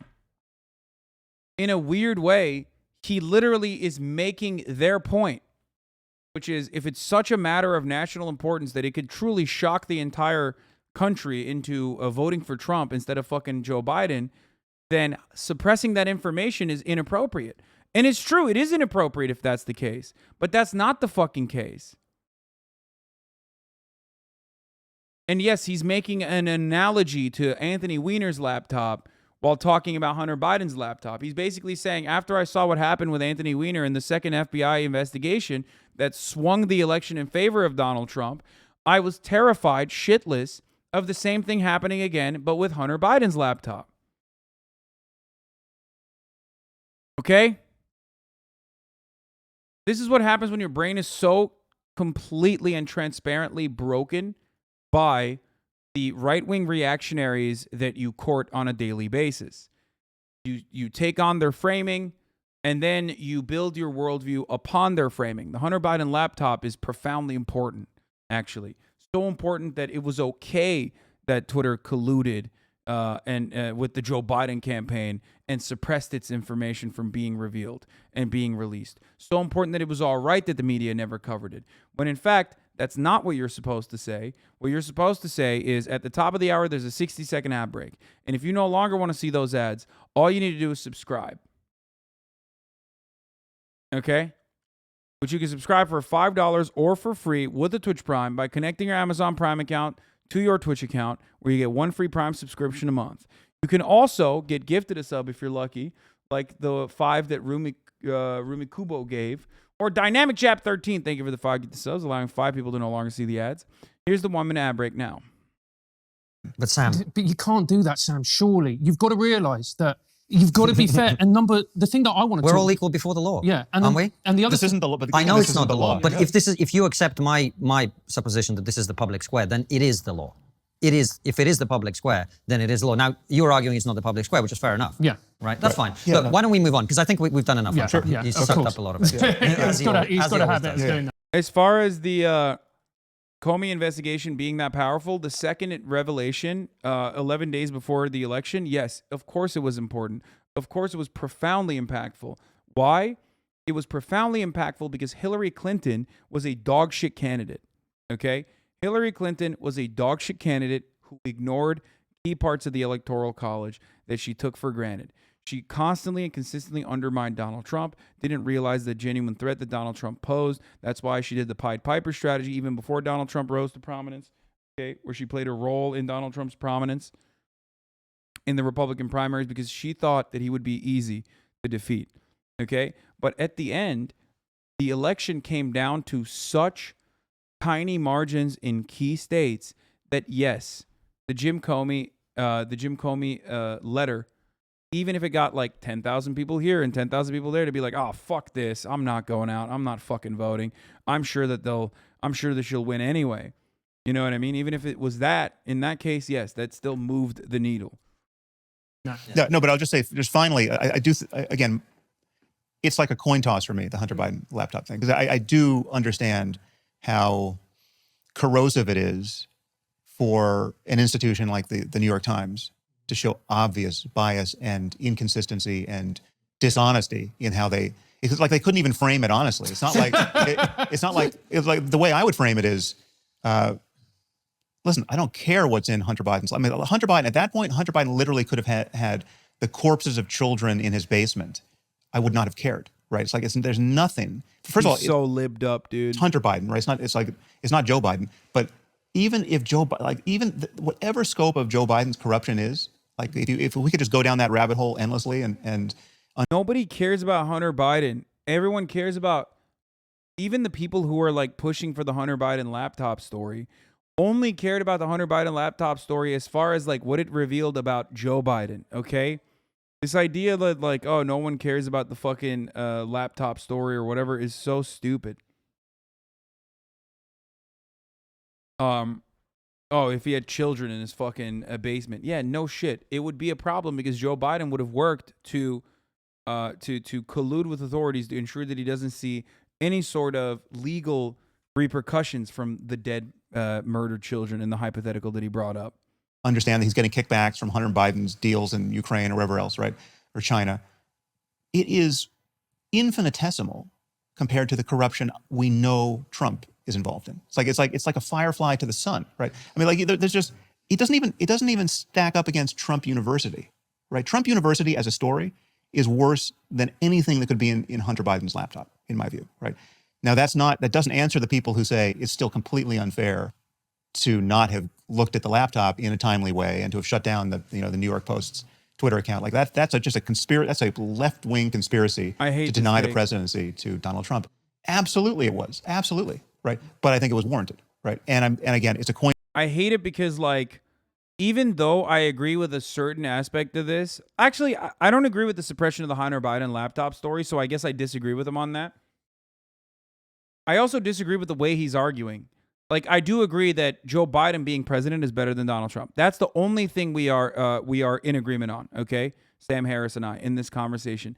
Every other fucking lead up to that conclusion, or every other lead up that justifies all the actions that justify Joe Biden becoming president over Donald Trump is so fucking stupid. It blows my mind. It's like he is so caught up in the right-wing ecosystem that he is can't comprehend a world outside of like the false premises that the reactionary right media regularly creates. Like Hunter Biden's laptop story is so fucking important. It's not. It's not important. There was nothing in the contents that was like truly fucking mind-boggling. And the media suppressing that information is silly. Especially if you think that the story was so impactful that it would have literally stopped Joe Biden from winning, then the media suppressing that information is really fucked up. You're unironically handing conservatives their talking point. Coin toss as to whether or not Sam, I'm sorry. that particular piece. I'm really sorry. I was the one that said we should move on, but you've just Okay. said something I really struggle with there, which is The you kid- support the kids in the basement? No, fuck the kids in the basement. I'm interested in democracy. You're saying you are content with a left-wing conspiracy to prevent somebody being democratically re-elected as president. Well, no, I'm content. Well, but the thing is, it's just not left-wing, right? So Liz Cheney is not left-wing, right? Liz Cheney You're is doing content with everything a in her power. conspiracy to prevent somebody No, being but democratically it's not. elected. No, but there's nothing. Conspiracy. It's not. It was a conspiracy out in the open. But it doesn't matter if it was. It doesn't matter what part's conspiracy, what part's out in the open. I mean, I think it's like if people get together and talk about what should we do about this phenomenon. You know, if it's like if there was an asteroid hurtling toward Earth, and we got in a room together with all of our friends and had a conversation about what we could do to deflect its course, right? Is that a conspiracy? You know, like some of that conversation would be in public, some of it would be in private. We have a massive problem. We have an existential threat, right? Politically speaking, I consider Trump an existential threat to our democracy, right? Now, he's not going to destroy the world, very Well, likely. if he destroyed democracy in the process of protecting democracy. No, but that doesn't destroy. No, What I'm not suggesting. At no point was I suggesting we should stuff ballots or actually break the machinery of democracy. Why not? But political opinion is already. Why not? Why not? No, why not? Literally, a good interview in this situation would say, why not? If Donald Trump is such a clear and present threat, like akin to a fucking asteroid impacting Earth, by your words, why not stuff ballots? That's the problem. That's the problem with his way of thinking. It's a horrible argument to make, and that's the reason why right wing is eating his ass in the fucking QRTs right now, because he is so cartoonishly liberal and so cartoonishly libbed up that he literally has become the cartoonish depiction of what Republicans claim liberals are like. What, you're not going to fucking stuff ballots to combat an asteroid from impacting the Earth? If that's what it takes, you know, that's what happens when you fucking lean into the Hunter Biden thing is like that big of a deal. It's not. Being just completely inundated with misinformation, biased takes, half truths, and outright lies, right? Like, or just the amplification of bad or misleading information based on the algorithm, right? So it's already just an abattoir of opinion. Right. And now the question is, what can you do with your own biases and your own to get the outcome you think is actually better, not just for yourself personally, but for the world. Right. So I'm completely unconflicted in the claim that a first Trump term was bad and a second Trump term would be bad. And it literally doesn't matter what else was on the menu. Like literally, pick a random American better than Trump in the Oval Office. Like the likelihood that you're going to get someone who's worse than Trump, given what I consider that is bad about Trump, is, I mean, it's on the order of 1 in a million, right? Like you're not going to get worse than Trump if you pick at random. And Hillary Clinton, for all of her flaws, was not worse than Trump. Joe Biden, we could have known Joe Biden was going to just be comatose in office. Not worse than Trump, right? Kamala Harris, not worse. Like it's all, and again, it's not just a marginal call. It's just these are people who are normal politicians who are so much more constrained by predictable machinery, right? Bro, I love this. Dude, he is such a fucking institutionalist liberal. I love that. He just straight up saying Donald Trump's worst offense was undermining the integrity of our institutions with his volatility. That's awesome. That's so funny to me, dude. It's like, yeah, if you truly believe in the American institutions, then yeah, you're gonna have this take, I guess, that the worst possible thing Trump did was ruin the reputation of American institutions. It's like, It's not the American imperialism. It's not American capitalism. It's not the death and destruction that befalls upon Americans that aren't affluent enough to overcome the horrifying consequences of anthropogenic climate change. It's literally that Donald Trump was offensive. He was offensive. He said meanie bobini words. He routinely dropped civility and communicated to a public that was desperately wanting to hear those things that the Republican Party was doing anyway, but without actually saying it in a way that the hogs understand. That's so funny. There's such less of an opportunity there to destroy institutions that we have to rely on, right? With any of those people in charge, including a random person in charge, a random person who's going to be terrified at the responsibility of the office and default to expert opinion, across the board.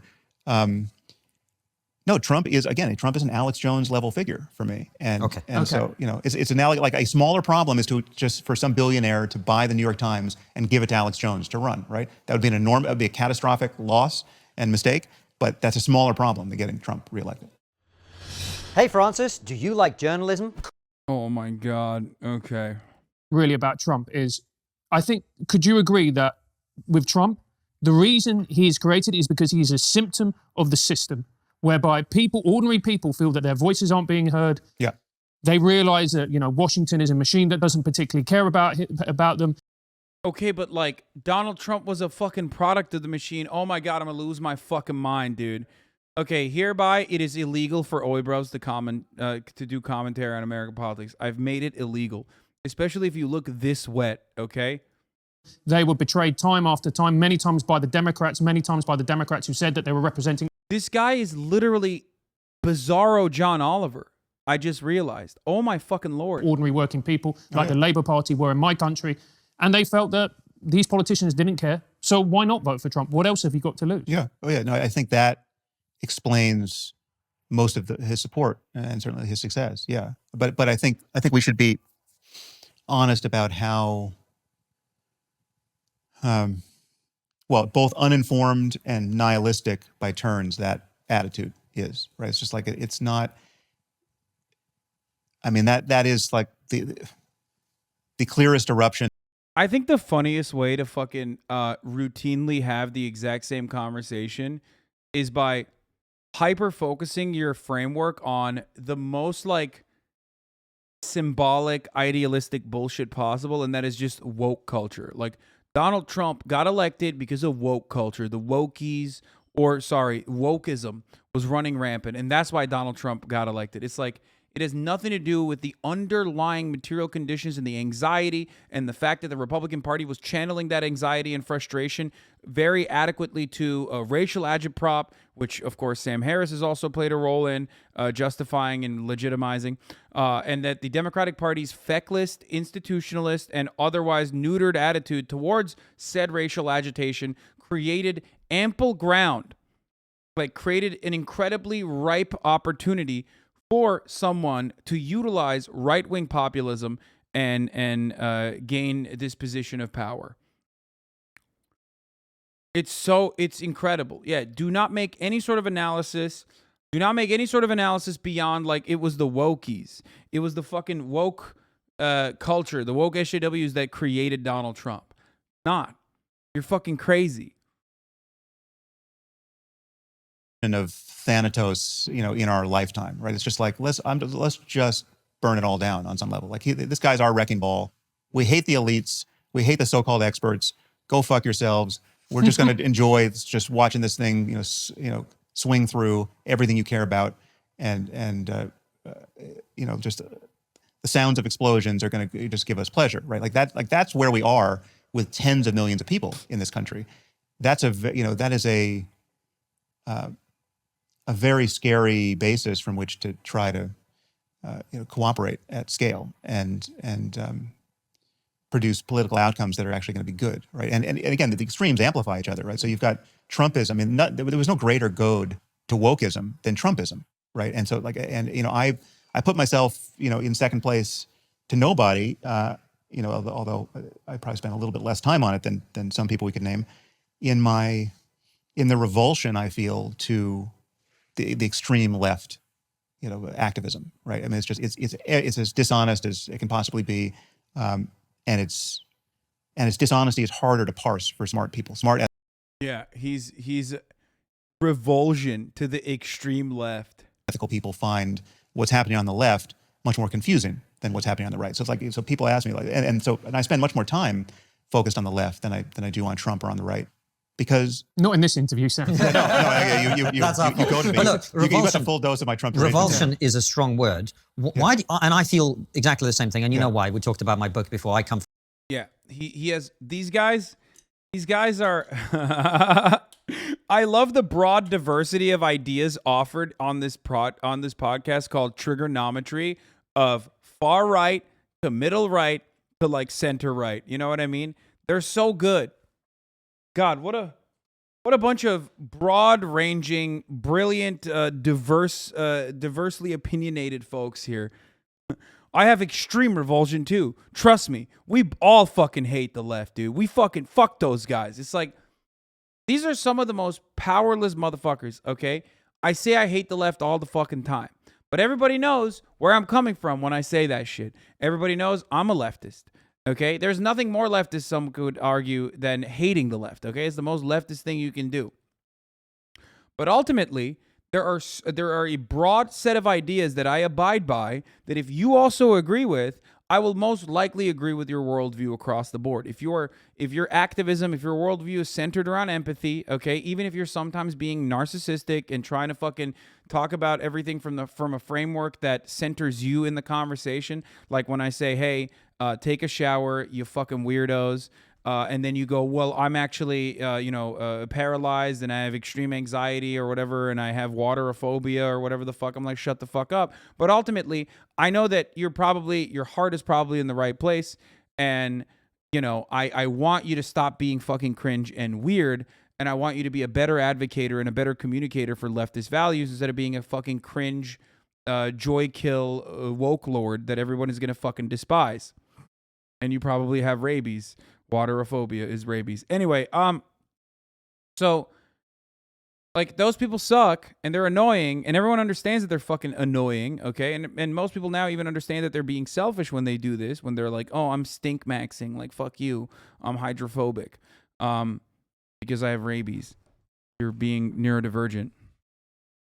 But if you are so fucking brain broken that you hear the first person that says that to you, the first time someone says, Sam Harris, I can't believe you, I'm stink maxing, I have rabies, you're being neurodivergent right now to my rabies, and then you literally, your brain breaks, and now you're like, I'm finding myself agreeing more and more with Nazis, then you weren't really a fucking leftist. And that's the problem with a lot of these people, is that they have no moral conviction. They have no moral compass. That's the problem with being a fucking centrist, okay?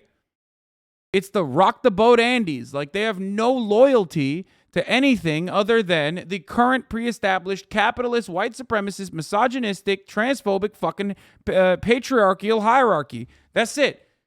Don't rock that boat, because that boat's fine. I'm on the boat right now. And I don't like Trump because he's rocking the boat in the other way. He's going too far to the right, and he's rocking the boat a little bit. Just keep it steady, motherfucker. That's what centrists believe in. And that is despicable. It's despicable because you're not my fucking ally. All right? From a society that's seen some of these ideas being implemented. Yeah. Why do you feel revulsion? A very, very... Okay, see, you're doing it. You're doing it. You're doing it. You're doing it. You're doing it. You're doing it. You're doing it. You're doing that thing. You're doing that thing. You are being annoying. You are being annoying. I am making a hyperbolic point, and you are also subscribing to that point, and then you're literally saying, no, I am actually that person. Me. Talk about me. You're undermining my lived experience. You do not matter in this conversation. Recognize that you don't have to fucking chime in every time I say something hyperbolic, because I'm not talking directly to you. Right now I am, but I'm specifically talking... Oh, that's the worst part. This motherfucker takes showers. Oh, he's talking about depressed people.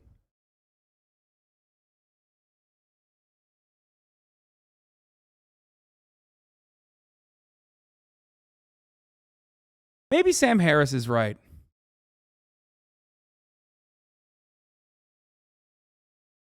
You know what? I've realized Brett Weinstein, Sam Harris, Joe Rogan, these guys have a lot of good ideas. I think we should melt the poor. I think climate change is fake, actually. Shut the fuck up, okay? Here, this is one of the best things I can do for you, okay? Shut the fuck up. Shut the fuck up. Sit down. Your opinion does not matter, okay? Even if it's your own personal experience, right now, it doesn't matter. It doesn't matter. Shut up. We're talking about something differently.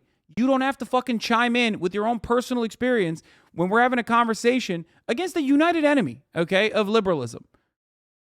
You're selfish. But seeing that that person is selfish and recognizing that that person is selfish, even though they're using the right terminology, even though they are basically weaponizing the empathy that you feel in your heart, should not change your reality.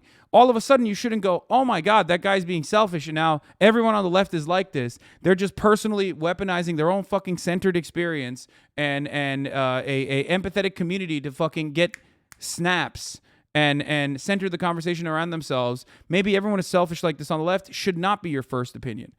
What your first opinion in this case should be, yeah, that person might be neurodivergent. That person might be neurotic. That person might be narcissistic. But ultimately, they probably have an empathetic worldview on top of that. And a lot of people have this kind of idiotic fucking perspective and they want to hear themselves speak. But that should not change your overarching worldview. Okay? The idea that, like, the woke left were mean to me or were fucking annoying to me or were cringe to me, and that's why I changed everything about my worldview, just only implies... Okay?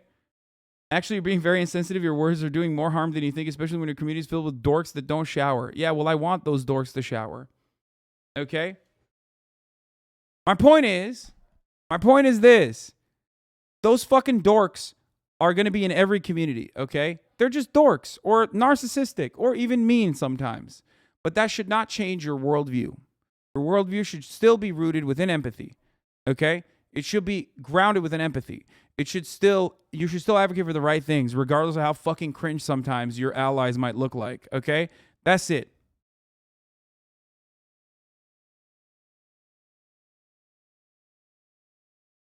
Let's continue. Very strong emotion about this ideology. Well, because it's, I mean, one, it is destroying institutions that I actually care about, right? It's like, you know, white supremacy and far-right lunacy is not affecting institutions that matter, you know, by my lights, right? Yeah, that's an admission, baby. That's right. I wonder why white supremacy is not all that important to the institutions he cares about. Let me think about that a little bit. That's an admission, motherfucker. That is straight up an admission. Anyone that doesn't see that as an admission is just fucking wrong, okay? I love that.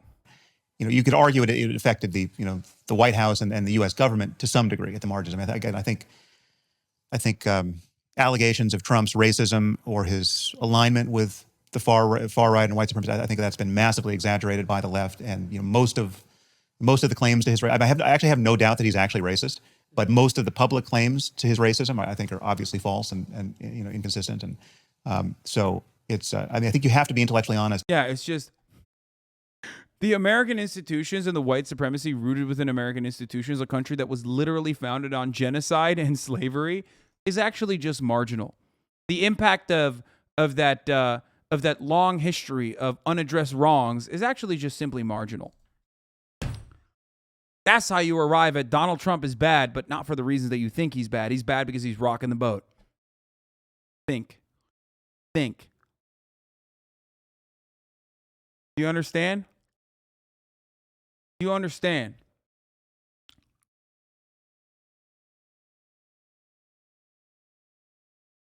Even as you deride these dangerous people and extremes. The left has, you know, as I'm sure you've pointed out many times. I mean, you were just criticizing the guy on the video for the way his hair looks. Feel free to criticize shitty political feelings, but criticizing his hair is anything but empathetic. Shut up, you fucking nerd. If you also are the type of fucking weird, wet nerd that looks like a greasy little piglet, then I'm going to make fun of you too, especially if you're the type of greasy little piglet that's like squealing about how wokeism is is the real problem, and that's why Donald Trump became president. Times on your show. I mean, it has captured institutions. It has captured academia. It's captured journalism. It's captured science to an amazing degree. It's captured Hollywood. It's and for reasons that are understandable, because it is hard to figure out what's wrong with Black Lives Matter as a movement. It's like you look at it. It's almost perfectly engineered to just get past the blood-brain barrier and just attached to all the right ethical receptor sites, right? It's like this is of course I care about of course racism is disgusting. The last thing I would want to be is a racist. Of course I acknowledge the legacy of slavery and just how hard fought all of our civil rights gains have been in the United States. Except I just don't think that it has any impact now. That's why you said it was marginal. Of course I don't want members of minority groups feeling victimized, much less being victimized. Feeling victimized. I want fair hiring practices. I would just check all the boxes on to have a good liberal conscience, right? If you're that sort of person and you're confronted by the Black Lives Matter as a social phenomenon and the protests over George Floyd and all of that, it is very hard to see that you're in the presence of a completely dishonest moral panic, right? Dude, that's awesome. That's great. That is the fieriest of butts, dude. I love that. Dude, the funniest part about all of this is that, people think he's, a brave heterodox thinker for being, a 57-year-old guy who fancies himself to be a liberal, who's, just as racist as anybody else, who will just turn around and be like, these institutions aren't all that fucking racist, actually. Why? What's the moral panic about black people being fucking massacred? I love that. That's awesome. Because the funniest part about that take isn't just how asinine it is or how he very openly will undermine the real and justified anger that people feel towards a militant police force that treats black neighborhoods like territory to be occupied by. You know what I mean?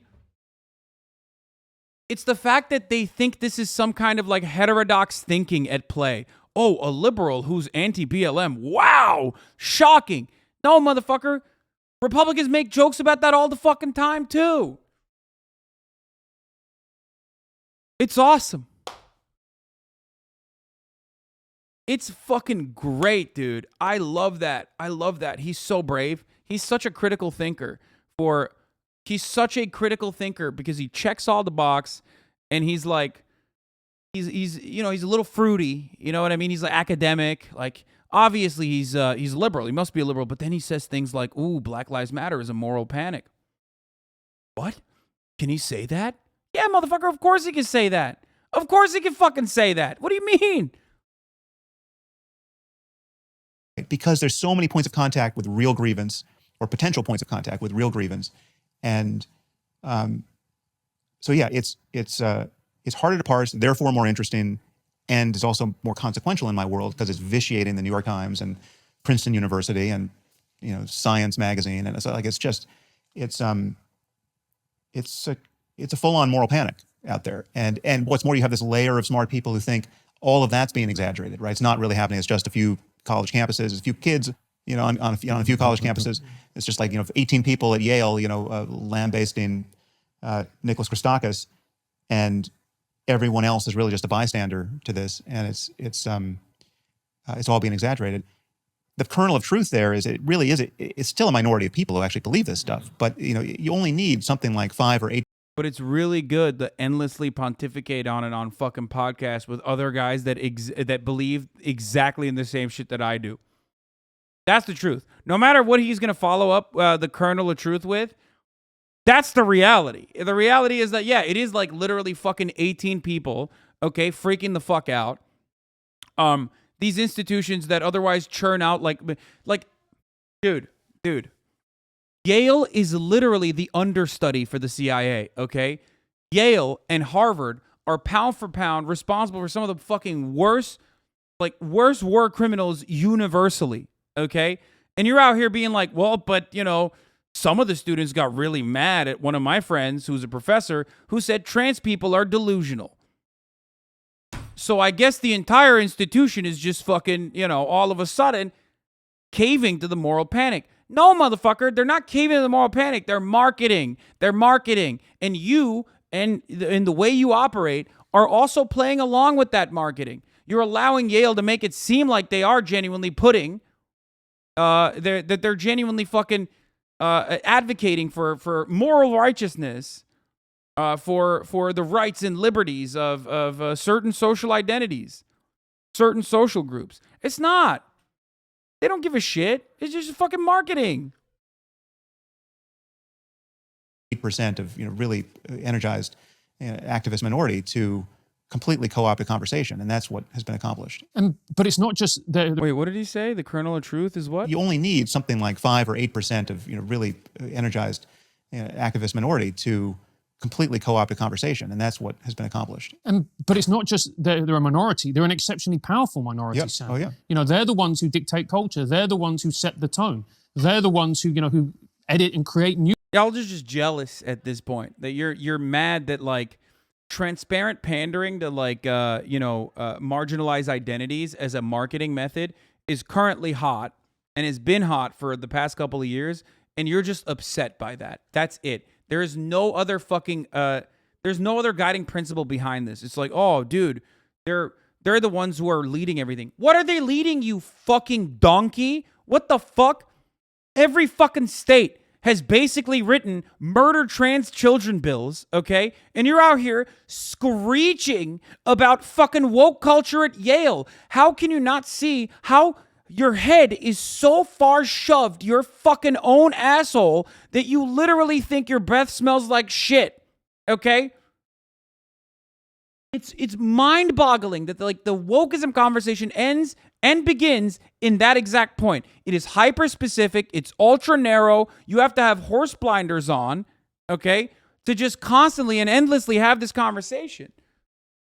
It's hurting your fucking fifis. That's it. There is no undermining of institutions. There is no structural change that comes along with Yale being like, if you don't fucking correctly gender a student, like, we'll write you up. Even though they don't even do that. That doesn't even exist, okay?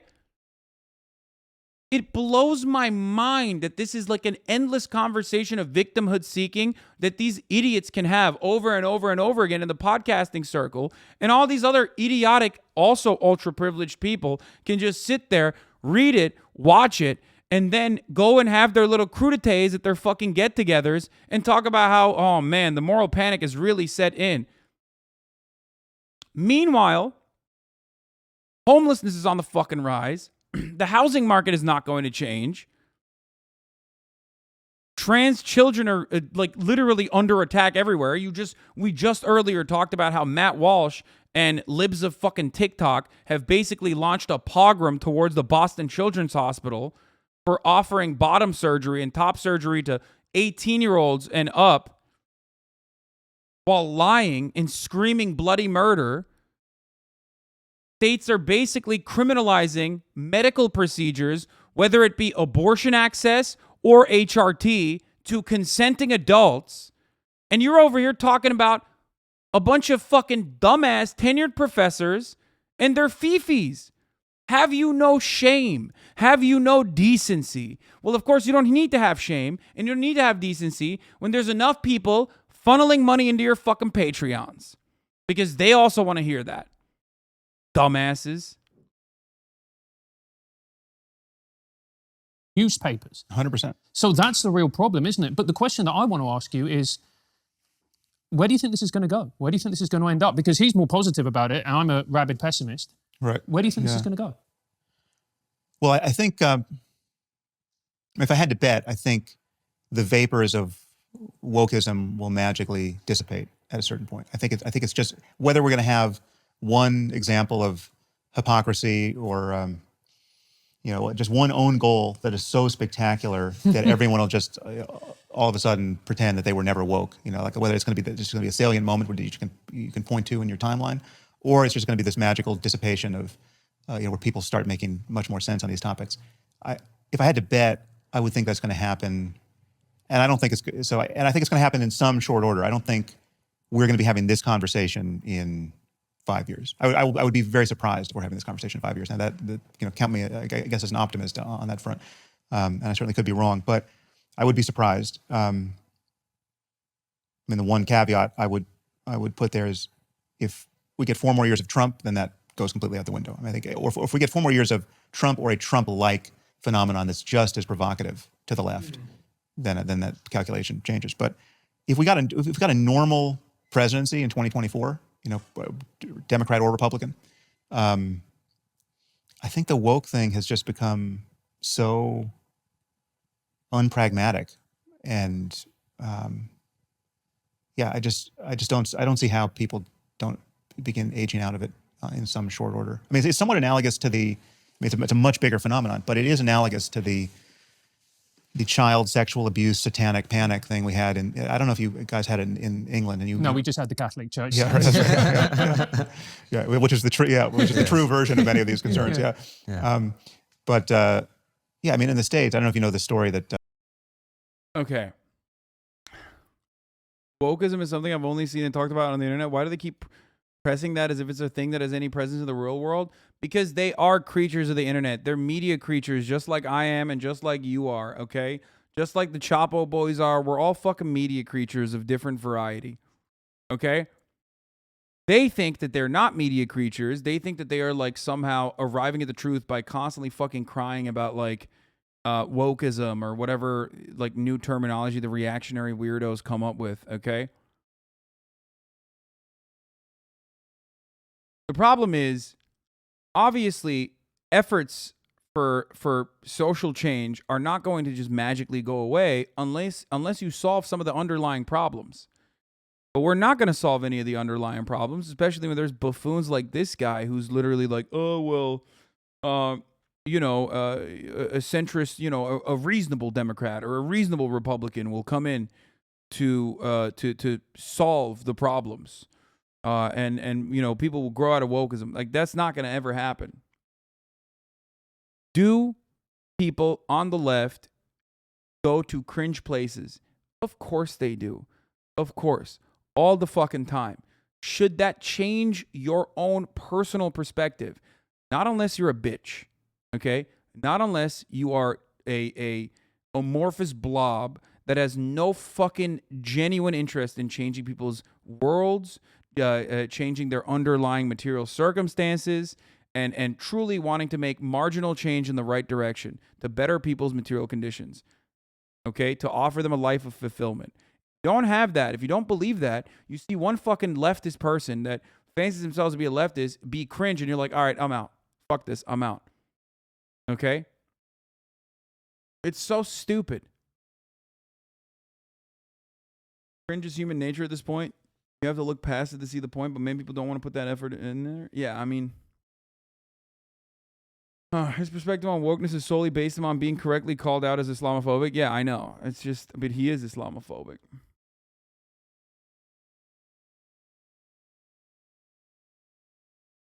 People complain about cancel culture. IRL are just scared of being filmed in a Home Depot while saying slurs and getting fired. That too. But also, there is the other side of it. Okay? No, it's academic shit. The woke schools on some campuses are absolutely feral. Focus on purely aesthetic shit. Upper middle class kids go back to the brunch liberals. No, I know. Rad femmes. Rad libs. I know. I yell at them all the fucking time. They do this shit to me. I get canceled by them every fucking week for a different reason. Okay? But ultimately, it doesn't matter. It's inconsequential. Okay? And you, if you legitimately have a worldview that revolves around empathy, and if you legitimately have a worldview that revolves around like helping marginalized people, should be able to overlook that, okay? Should be able to guide people in the right direction. Should be able to organize. But you don't. Those people are just fucking powerless, and they're crying all the fucking time. Part of the reason why they're crying is because they're powerless. That's why they're crying to me, a fucking Twitch streamer, or crying about me, a fucking Twitch streamer, or crying about their college professor. That's what powerless people do when they have nothing, okay? And they feel like they can get some level of like tiny institutional change. But the institution itself is your college campus. The institution yourself is Twitch, okay? A Twitch stream. You understand? That's what powerless people do. And these people, either nefariously or because they're devoid of any sort of real moral compass, use that as a method to make content. Okay? What is this? The desire to exclusively engage with media art made by unproblematic artists is a direct result of Americans viewing media consumption as an inherently political act because it seemingly is all that's left. Absolutely. Holy fuck. I agree with this so much. We've been stripped and socialized out of any real political energy and agency. Dude, this is great. Our ability to consume the only thing remaining that's ours in late capitalism our ability to consume is the only thing remaining that's ours in late capitalism, and as a result, it's become a stand-in or perhaps the sole defining quality of every fucking aspect of being alive today. Consuming is activism, it's love, it's thinking, fill in the blank. When the act of consuming is all you have left, and indeed the only thing society tells you is valuable/meaningful, the act must necessarily be a moral one, which is why people lose their fucking minds deciding what or who is problematic or not, because for these people, the stakes are that high. See, just Stasi is a great example of this. She comes in here and yells at me every fucking day. Okay? She comes back every day, but she yells at me every day. She's like, you're a misogynist, or you say misogynistic things all the time. I recognize her name. Okay? All the time. Literally every day. Yup, I wish I could convince you on changing shit, but I have nothing. You're right. Very much doomer shit, goddamn. No, because changing me is not going to change anything. It's not going to change your life. It's not going to change the fucking systems. It's not going to change the oppression. Okay? Also, what you want to fucking change within me is probably just a matter of personal preference, an aesthetic preference. Because what? Like, you think you're going to change me into, like, what? Being not a misogynist? I'm not a misogynist. You know what I mean? Yep, I know. But I want to share my perspective. Exactly. And that's the problem. All you motherfuckers want to do is this. You want to share your perspective. You want to be heard. That's it. At least you admit it. At least you recognize it within yourself.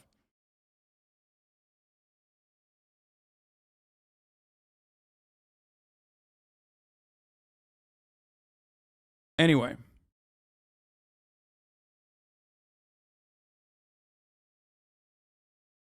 What's wrong with sharing their perspective, bro, lmao? Well, it's important. It's annoying when it's derailing. When it's specifically and deliberately derailing. That's when it's annoying.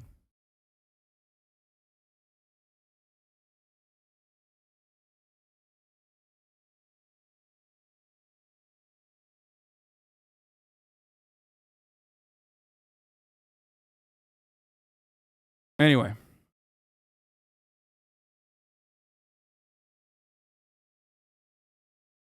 For the record, the argument here applies to every time this conversation cycles back around, not just whatever weird list might be going around today. People are moralizing what others watch and read instead of fighting the people in power who are making our lives miserable. Okay? What? You called me Mountain Boy yesterday for doing this exact thing? What, Mountain Boy? Wait, what did I call you, Mountain Boy? That's so funny.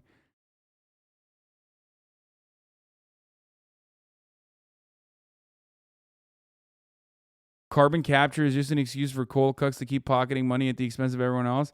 I live in the mountains. I'll stick with cars. Thanks. Oh, yeah. Well, but you recognized you were wrong. And you said, good point, my bad. You can't fucking complain about it one day later if you admitted that I was right. Mountain boy. I remember now. Because you said, I'll stick to my car because I live in the fucking mountains. And I yelled at you and I said, mountain boy, that's... adequate public transit means you get public transit too. And you can still keep your fucking car.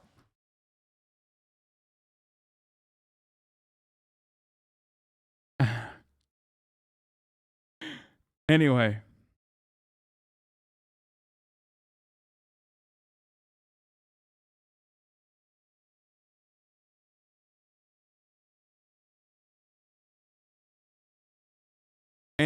Okay.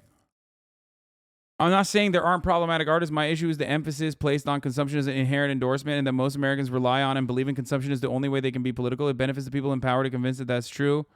That's a great take. Damn, all facts.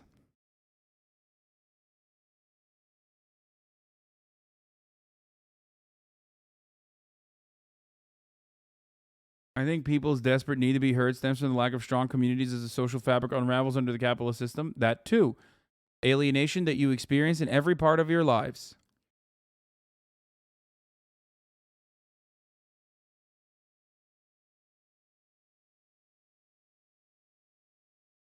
Okay.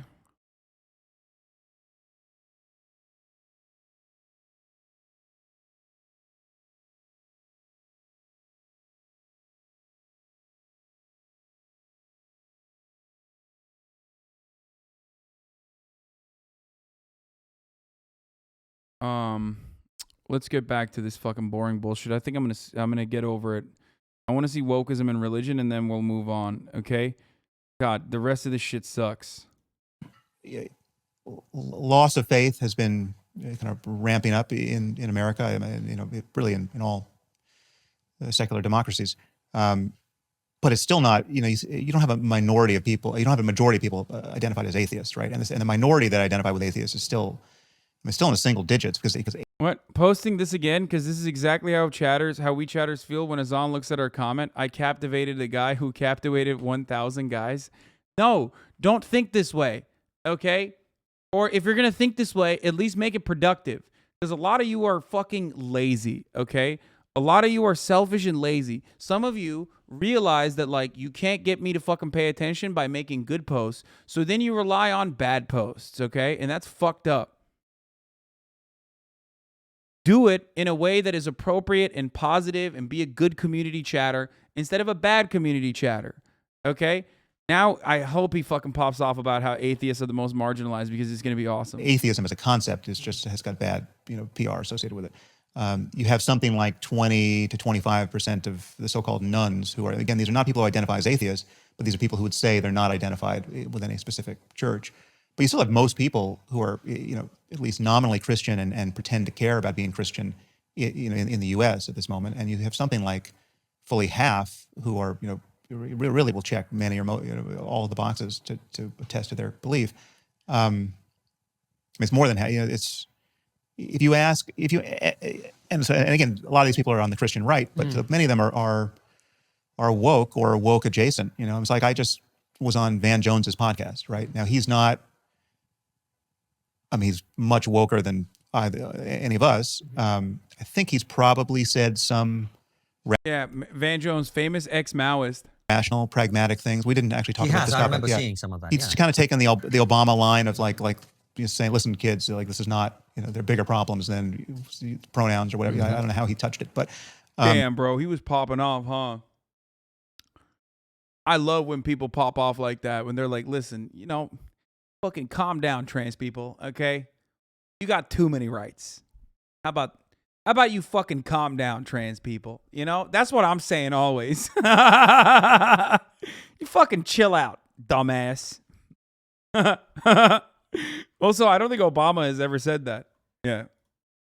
That if you like your pronouns, you can keep it.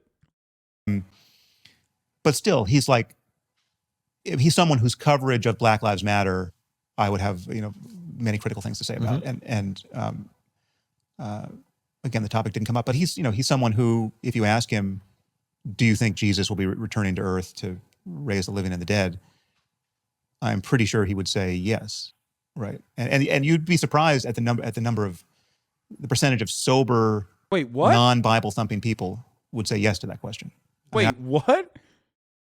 Van Jones is an evangelical Christian? Wait, no fucking shot. Wait, is that true?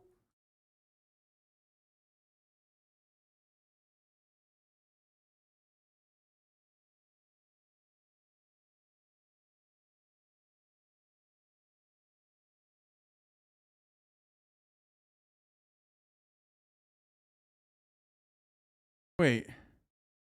Can a strong Christian me and a strong atheist... Wait, fuck. Is Van Jones actually have a civil constructive dialogue about the future on this week's episode of Uncommon Ground? Sam Harris and I give our best shot. Tune in to hear. Bro, this got fucking 1,000 likes. Motherfucker, have me on, okay? Let's have Uncommon Ground, okay? Why are you having Sam Harris on? This shit's not gonna work for you. You guys don't know any better.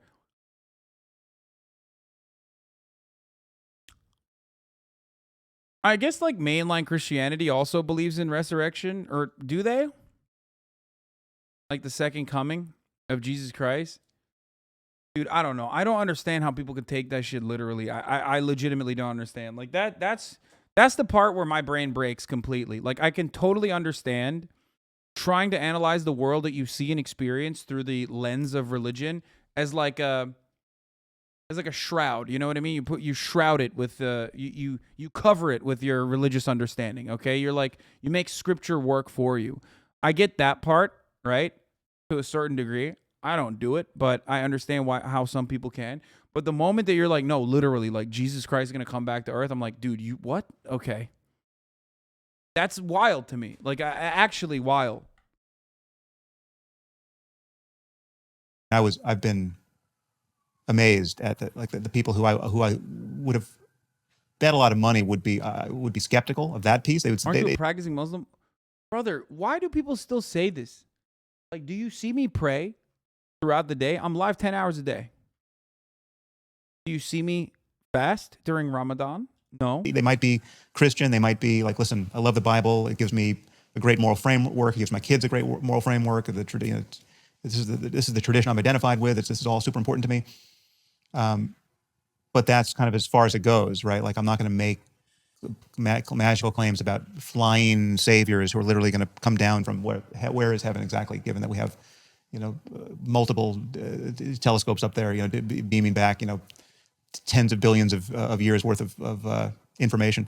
I'm amazed at the number of people who will bite the bullet on the core doctrine and say, yeah, I think Jesus is going to come back and raise the dead. Right? But Sam, surely you have to agree in a society which is becoming ever more atomized. Let me just close the loop on it. Sure, go for it. Many of these people are woke, right? Yeah. So the punchline can't be, well, they lost their religion and now they have a vacuum of an ethical and existential vacuum that they're filling with wokeness. Now, I would grant you. Interesting.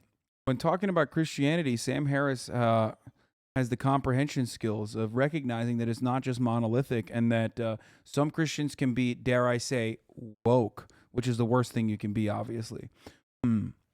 Quite curious that he can't, for some weird reason, associate that level of diversity of thought and political ideology within Islam. Huh. I wonder what that's about. Let's not look into it. Let's not dive further. You that it's, and don't lose your point. Yeah. I would grant you that it's drawing a lot of quasi-spiritual, quasi-religious energy from the fact that most people in our society, even if they're nominally religious, really are struggling to find meaning in their day-to-day. But when you look at just the kind of the hour-by-hour increments at which life is doled out to us, like you get up and you're cast out of deep sleep or the phantasmagoria of dreams, when the alarm goes off in the morning, and how do you feel about your life and what is going to give you moral urgency and meaning? At millions and millions of people found it at specific moments in our recent history, the George Floyd killing was certainly one of those moments where it's like, okay, enough is enough. Like, this is my religion, right?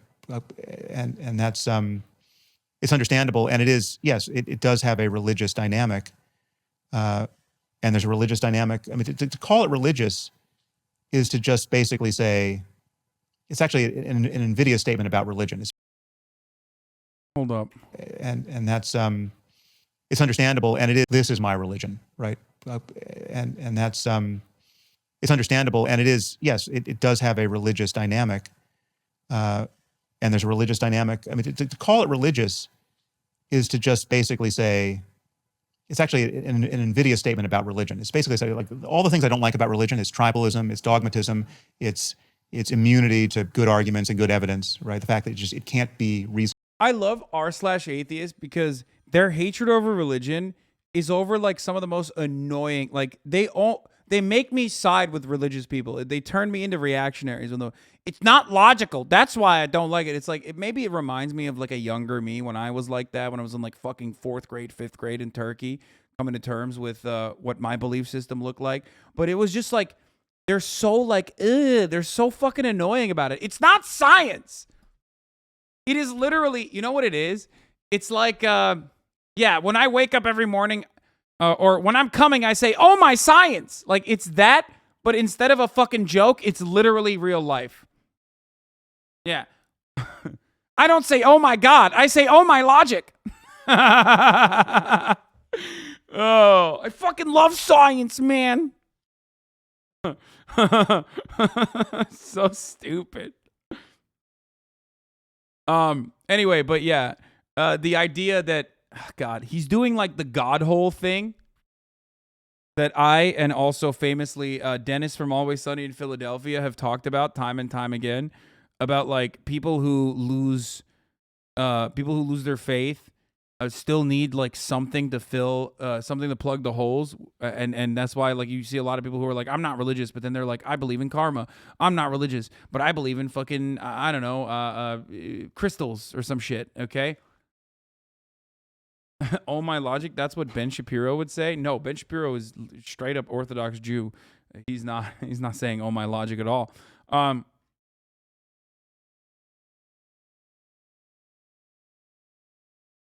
But like, he's not even talking about that. He's saying that, I don't know. I don't know how, I don't understand how you can like mistake a social movement with the same as like well-established organized religion. With really, because it's just chucked reason out the door, you know, initially, and what it's brought back in the name of reason is functioning under the sort of the new physics of just casuistry. Like we already know that God exists, and we know that the Bible is perfect, and we know the Quran is perfect, and so within that frame, now we're going to get really reasonable, like, you know, St. Thomas Aquinas. Oh, he's saying like from an atheist perspective, he's saying that a lot of these people that are like into BLM and stuff are, oh, I get it. He's saying that a lot of these people who are like into BLM and stuff have just like figured out that like religion as it exists is already, is already set. It's determined.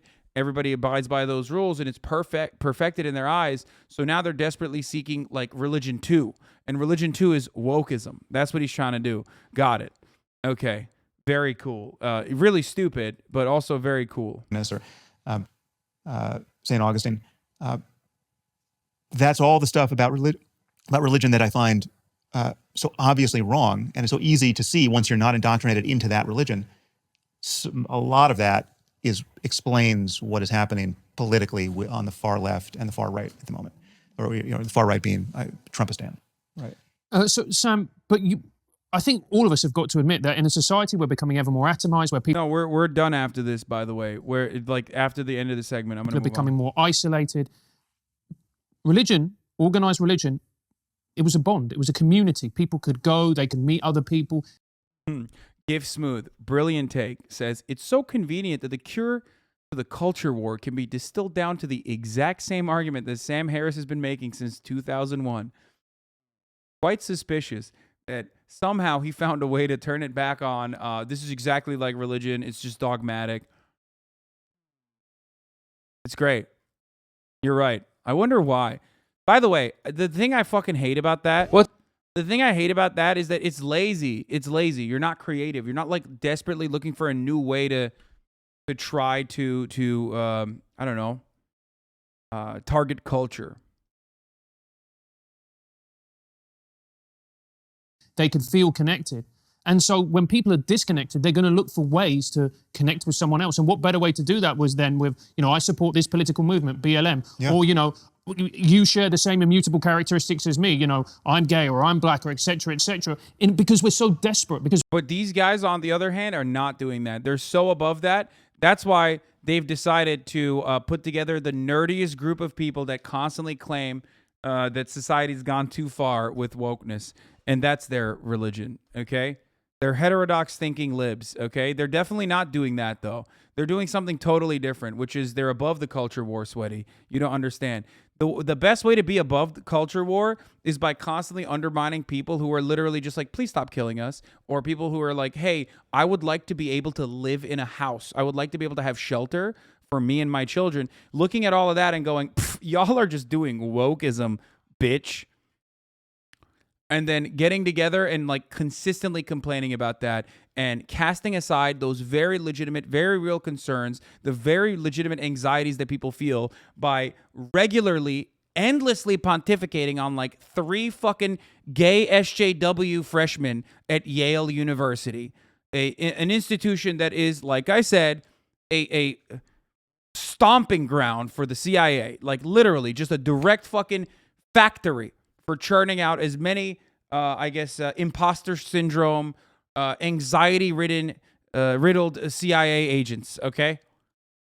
Because we're literally programmed to form communities that we're going to have this ideology, which is going to enable us to create a community. Yeah, and on the woke side, it has this. I mean, it has a precursor in Christianity, but it's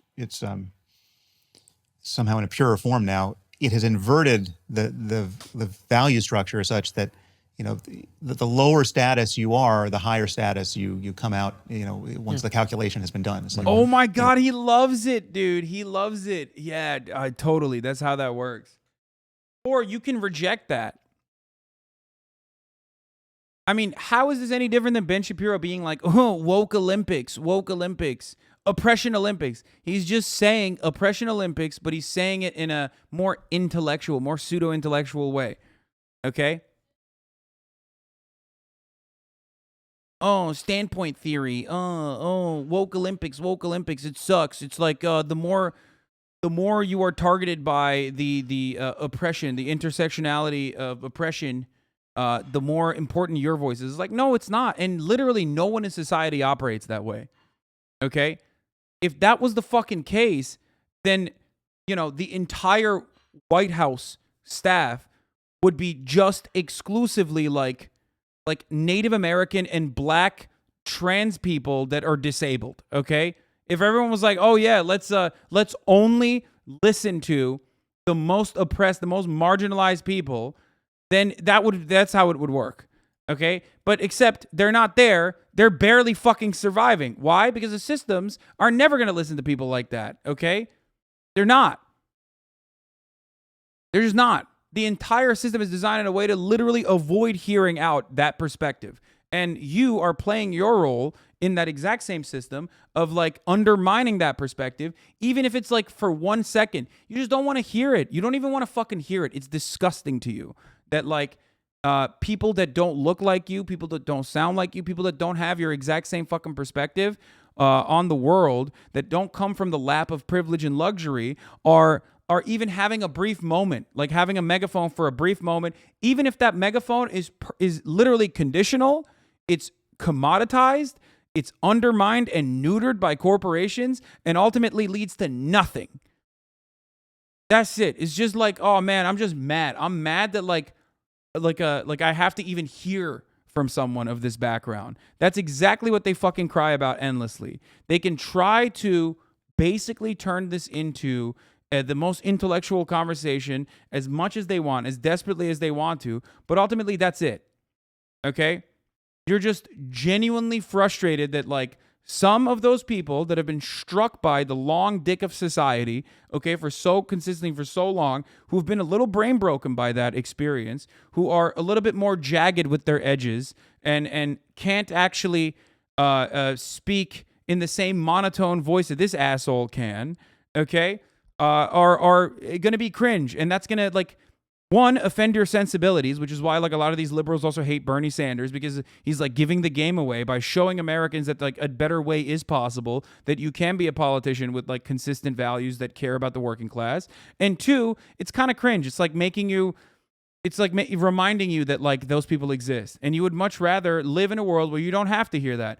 A big problem with like a lot of homeless people and the existence of homeless people for people like Sam Harris and others is not necessarily that like there are people out there, human beings that are suffering, okay? It's that suffering is in their front yard. Their suffering is happening in the sidewalk, and they have to see it. They have to smell it sometimes, you know what I mean? And that is really offensive to them. Like, just solve it. I just put him somewhere else. I don't want to see it, is usually the attitude that people like this have. They have disdain for those who are less fortunate than they are. Okay? It's not necessarily the human suffering that frustrates them. It's the eyesore. Okay? And that's what's really frustrating. It's like, that's why I fucking despise liberals too.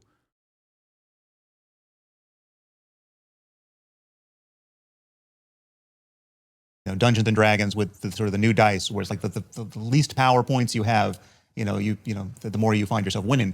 And so the victimology of it is, and the meek shall inherit the earth. I mean, it is that ethos implemented in a very weird way and sort of gamified somehow in all of the intersectionality details of it. Yeah, I mean, there's no question people draw a tremendous amount of energy and, I hesitate to say meaning. I mean, there's a meaning in scare quotes from this. And it's all, I mean, I guess, so, I mean, to steelman all of it, briefly, I mean, it is, again, it's. Oh, I'm sure he'll fucking steelman it, all right. Especially on the left, it's genuinely confusing, right? Like the mad work that never mind, he's not steelmanning it. Tiny pieces of misinformation or just fraudulent assumptions is doing is, it's really impossible to exaggerate. I mean, so if you ask most people who saw the George Floyd moment, I mean, it's, again, I don't know, we've yet to totally understand what happened there because, who knows? I mean, just let's bracket that because we still.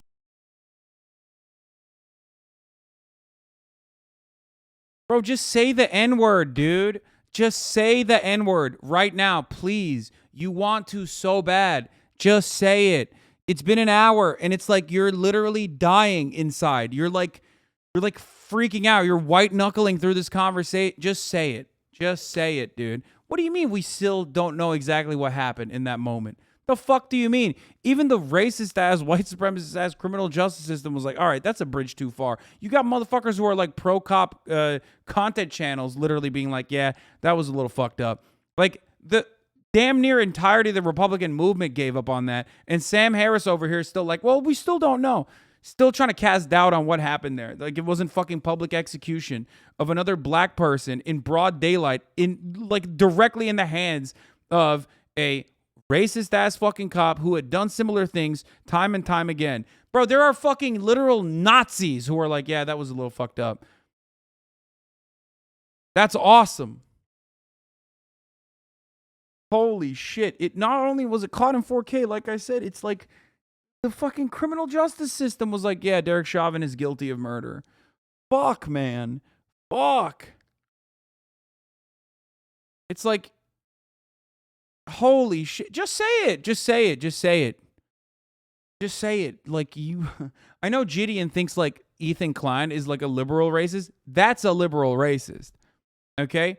Liberals can be racist and oftentimes are. That right there, this fucking freak on the left, that's a liberal racist.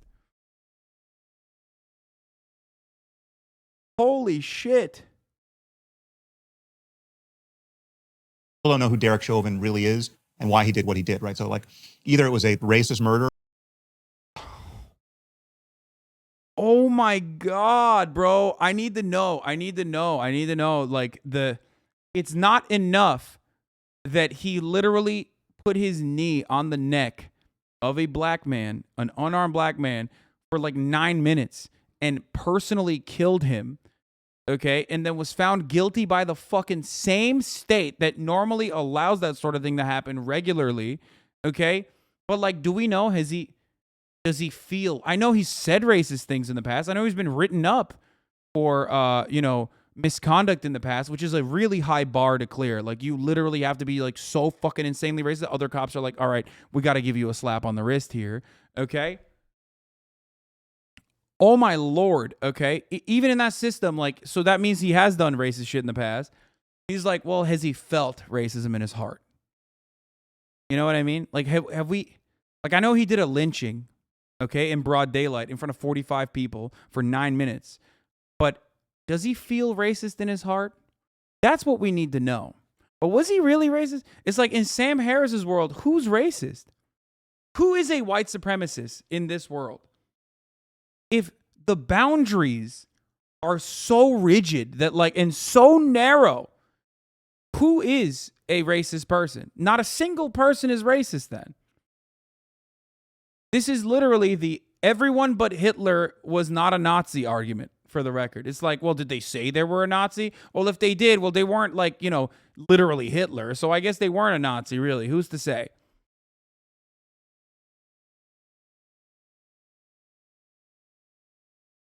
Or it was a, you know, his brain malfunctioned, or like I honestly, I look at that video, I don't know what I'm looking at there. It's just Oh, you don't know what you're looking at? Yeah, I wonder why you don't know what you're looking at, because you're an idiot, dude. Holy shit, that's awesome. I didn't even think that he would go so far as to just like openly showcase his disdain, lack of care at the most charitable towards the humanity of black people. Oh my God. That's great. I didn't know how far it went, but you know, not surprising. Not surprising, and not surprising that this is the same guy who platformed you know, the bell curve guy. So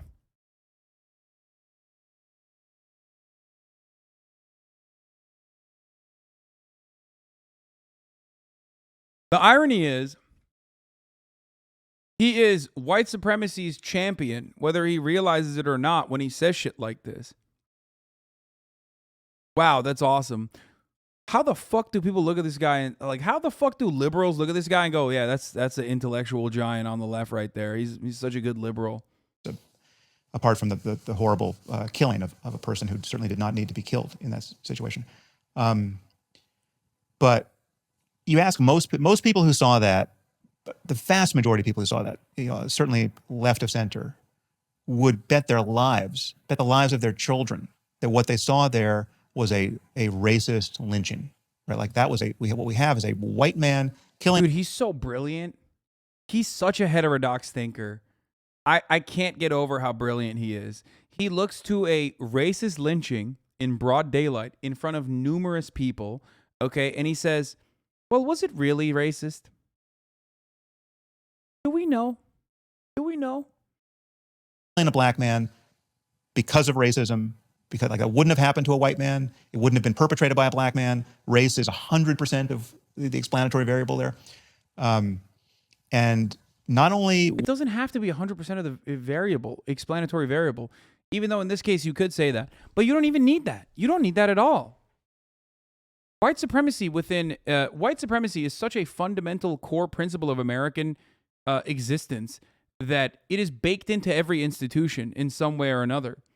You can constantly close your eyes to that reality and act like that's not the real reason. You can even joke about certain real truths like the existence of highways and redlining and how highways were designed in a way to literally create black ghettos separated from the white suburbs. You know what I mean? Things like that. You could just go, ha, what's next? Are highways racist? And then you think you've undermined it. But the only thing you've done is, you know, you've laughed about a factually correct statement to a group, to a room full of people who agree with you that are also just as stupid as you are. Okay? That's it. That's all you've done. In that circumstance, that is all you've done. Okay? You're just comfortable in your stupidity because that's what bigotry is.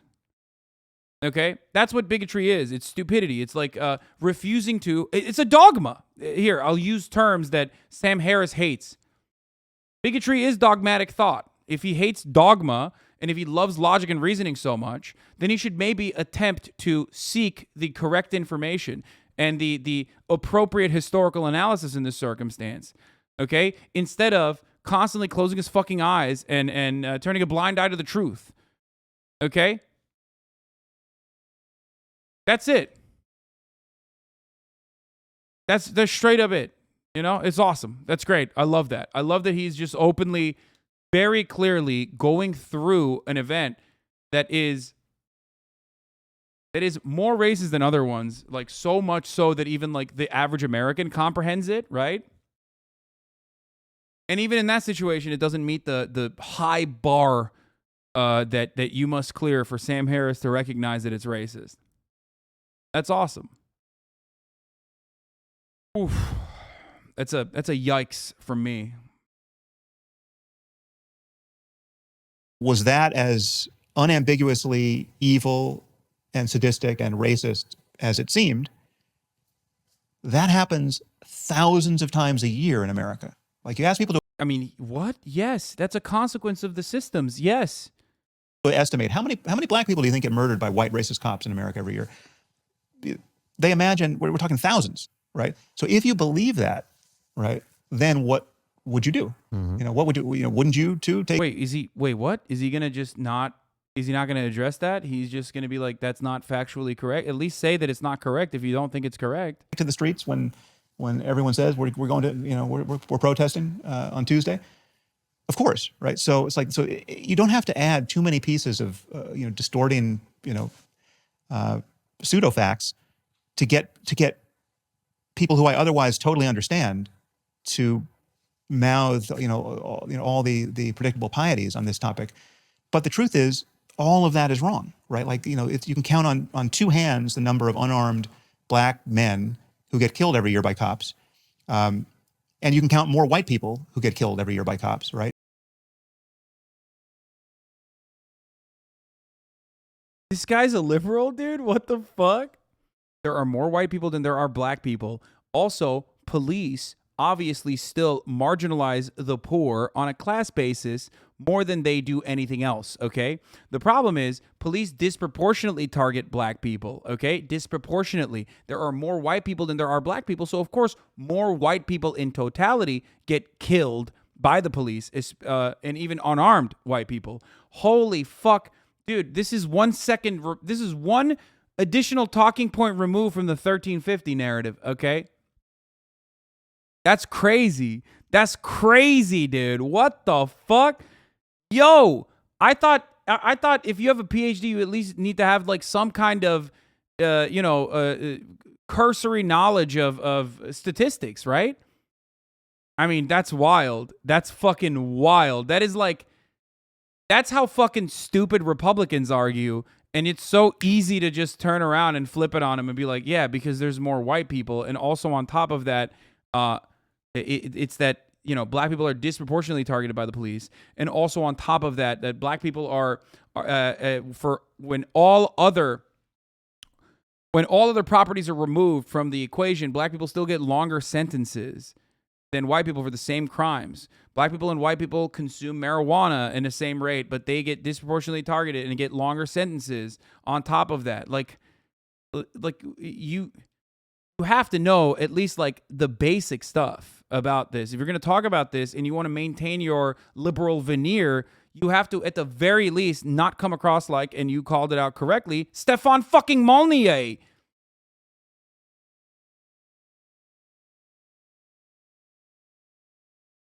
A 1,000 black people get killed by racist cops. Sam Harris doesn't bat an eye. 10 university professors get canceled. Sam Harris rage. Wow. Wow, dude. That's cool. That's a cool. Why do you say it like that? I don't know how you fucking properly say it, but I don't give a shit. Atheistic on the existence of God, agnostic on racism in the justice system. No, I wouldn't say he's agnostic. I think he just, he says, some of it exists, but it's marginal, which is like pretty much the same as outright denying it. That's wild. That is wild. Wait, there were some other points that I wanted to address because he like dropped a couple of the most commonly used racist facts on this that are not real facts, by the way. They're just like bastardized numbers. Tuesday? Of course, right? So it's like, so you don't have to add too many pieces of, distorting, pseudo facts to get people who I otherwise totally understand to mouth, all the predictable pieties on this topic. But the truth is, all of that is wrong, right? Like, you can count on two hands the number of unarmed black men who get killed every year by cops. Okay, that's not true. I don't know what the exact number is, but still, it's still fucking preposterous that it happens. Number one. Number two, let's see.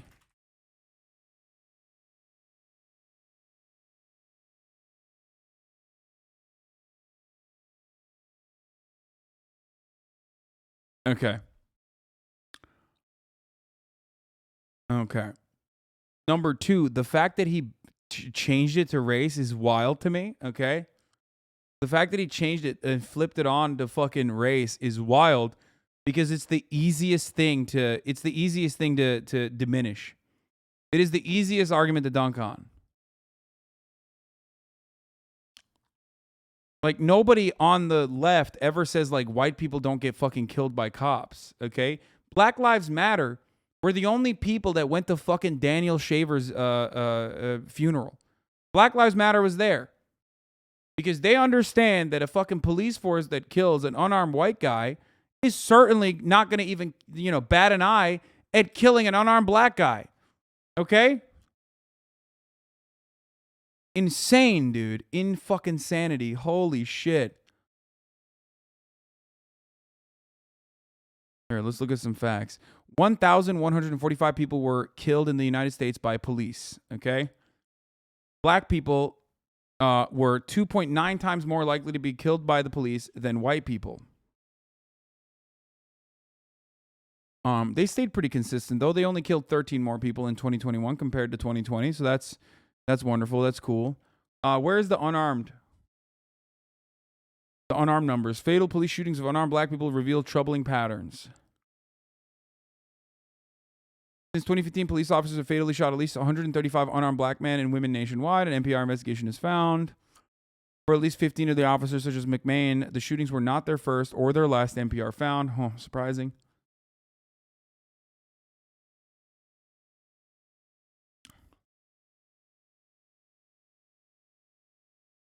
I see Rhino. Thank you for the 5. Get the subs. Allowing 5 people to no longer see the top of the hour ad break, by the way, which I forgot to run, which I'm going to run right now. I believe last time I checked this data, I think it was like fucking 2016 or 2017. The 2017 numbers was like what? Black unarmed men are what, like almost 20 times more likely to be shot by the police than white unarmed men are. Something insane like that. Here's a filter. Mapping police violence. Okay. Where are the filter? Black people are most likely to be killed by the police. 3 times more likely to be killed by the police than white people. 1.3 times more likely to be unarmed than white people. Okay, that number is greatly... that might have been an aggressive year for unarmed black people being shot. Unarmed is bullshit too because armed white dudes don't get shot by the police either. I mean, there's that too, but it doesn't matter ultimately. 20 times too much. Scroll up a little. Wait, what do you mean?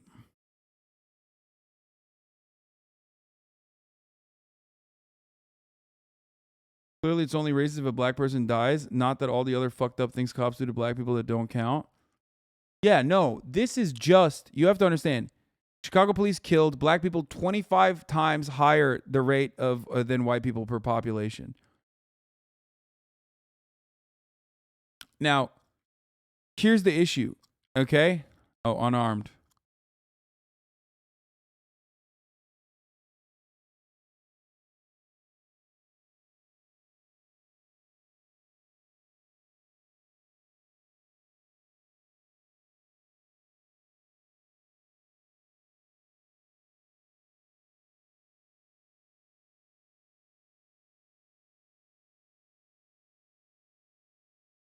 The reason why we hyper-focus on the unarmed killings is because, like, that is the one that is, like, even the most racist people can comprehend. That is the type of injustice that even the most... This 1.3 is a different number to what you said, so you can still be right? No. I think the number I was referencing was 19 to 35 as well. That's why. I think it was like 16 times more likely, maybe something like that. But I don't know. It depends on the age group that we're talking about. But listen. The reason why people look at unarmed numbers is because it is like the most obvious fucking example of injustice, right? Most obvious example of injustice. That is not even the fucking tip of the iceberg. You know what I mean? That is not even the fucking tip of the iceberg. Yeah, that guy got permanently banned. Or you could just like not resist arrest. I know. Then you have armed suspects. Then you have escalation tactics. And then you have routine traffic stops. Police are oppressing everyone that is marginalized, poor, doesn't matter if they're white, by the way, Poor white people get fucked over by cops as well. All the time, regularly. Because that's their fucking job. Their job is to protect and serve the interests of capital. When you only talk about like police murdering unarmed suspects, you're hyper focusing on the tip of the iceberg, and some races will not even allow you to get that. Some races will be like, nah, you're wrong. You know what I mean? The beatings don't count. The regular random traffic stops and the harassment that you endured does not count. The civil asset forfeiture does not even get factored into this conversation. That's all a part of regular police protocol, and the lack of accountability, more importantly.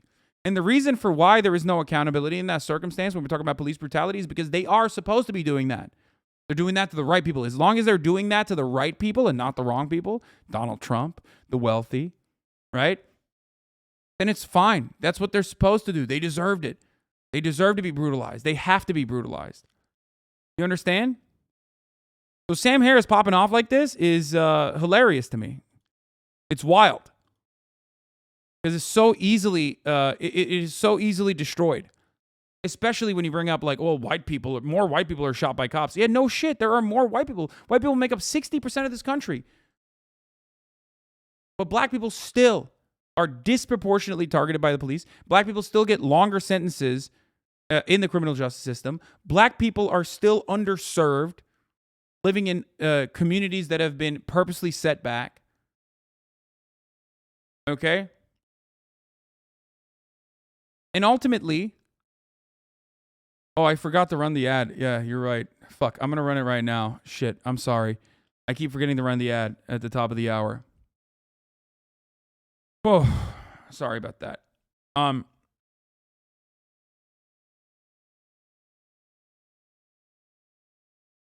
And that the police murders are just the tip of the iceberg. Okay? It's a small fraction of the brutality, but it's one that most people assume you will, at least if you're a normal human being with like a sense of decency and honesty, it's one that like most people will be like, all right, that's really fucked up. And you can count more white people who get killed every year by cops, right? Under identical circumstances. Again, I've talked about this on my podcast, so we need not go there. Those who are interested could look at the episode, Can We Pull Back from the Brink? It was beautifully done. For like 2 hours I talk about it. It was this, exactly what needed to be said in that moment. So. Right. I don't think cop killing numbers is such a good measurement for racism because it's such a small number. No, dude, it's a truly unjustifiable act, though. What the fuck are you talking about? It doesn't matter if 1,000 people are being killed every year. What do you mean? Out of 400 million. First of all, America's not 400 million. I don't know why you like literally added extra people. Okay. And secondly, that's so stupid. What do you mean? Oh, how many people is okay then? How many people can cops kill? Until you say, okay, well, that's a little fucked up. Especially when the alternative in other civilized nations, like actually civilized nations, is significantly less. Especially when the problem could be easily solved by disarming most factions of the police. That's wild, dude. Come on. I really congratulate you on that. I invite people to go and find that. Okay. Really very good.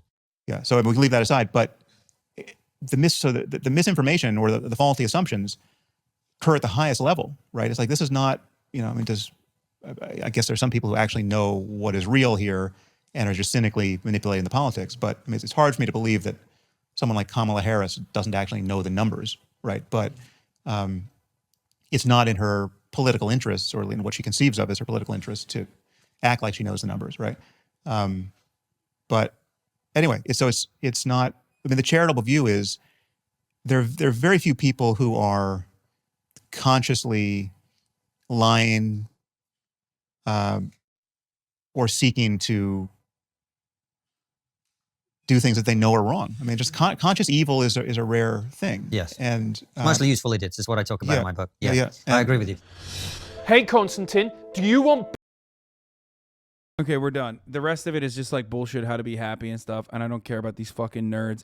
Help explain. How can people like him have the narrative that, one, blacks are more violent than white, but also, two, that there are more white people killed by cops, proving that by his logic, whites would be more violent? What? No, there is no logic. I don't even know what the fuck you're trying to say. Yeah, Marjorie Taylor Greene, Handshake Tucker, most deranged fucked up shit you've ever seen. Marjorie Taylor Greene just announced a bill that gender-affirming care for trans teens is a Class C felony nationally. That's what she's going to go for. It's not going to work, by the way. Tucker Carlson says he will pressure every Republican to join. It has no chance of passing the next 2 years, but this is their plan if they win in 2024. Great.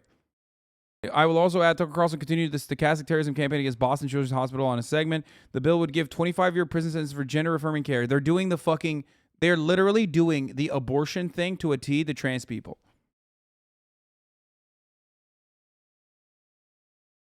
But because it's trans people, it has it's going to have less defenders, I guess. Yeah, I will never look at another Sam Harris video for a while. Okay, don't worry. Okay, let's see. Tucker Carlson also is back, and he's demanding that Republicans center the midterm campaign's message around the white supremacist great replacement theory. If inflation were the salient issue here, the generational. How many people called that this was coming next? Dude, I've been saying this for years, okay? Every time someone brought up like trans people playing in, athletic competitions is wrong. I don't care about them, but I just think that that's unequal and unjustifiable. Every single time that conversation came up, I told them that's not the main conversation. The real conversation is about trans people not existing. That's always going to happen. That's always going to happen. They're going to try to fucking push for that. They're going to try to push for that. And then also, they're going to push for gay people not existing in society either. They're going to say gay people are groomers. Gay people are trying to turn your children gay. And if the trans thing passes, which I hope it doesn't, but if the trans thing passes, next up is gay people on the chopping block. Straight up. Issue of this campaign season, but it's not. Inflation's terrible. It's making people poorer. We actually could tank the US dollar. These are all big, big problems. But changing the population of the United States, allowing people to be murdered in the street, letting drug addicts live. By the way, new Ipsos poll showed that 60% of Americans believe that there is an invasion happening in the southern border. That's a wonderful fact that I must add here while talking about Tucker Carlson's great replacement theory rhetoric. Tucker Carlson knows how to read the room very well. He's a really good propagandizer of racial agitation, racial agitprop. And for that reason, he's probably going to ramp up the great replacement rhetoric a lot more aggressively now that he knows that 60% of Americans believe that there's an invasion happening in the southern border. 60% of Americans. 60% of Americans. On the sidewalk and sending them crack pipes? That will change everything forever. These are offenses against the most basic rules of any civilization.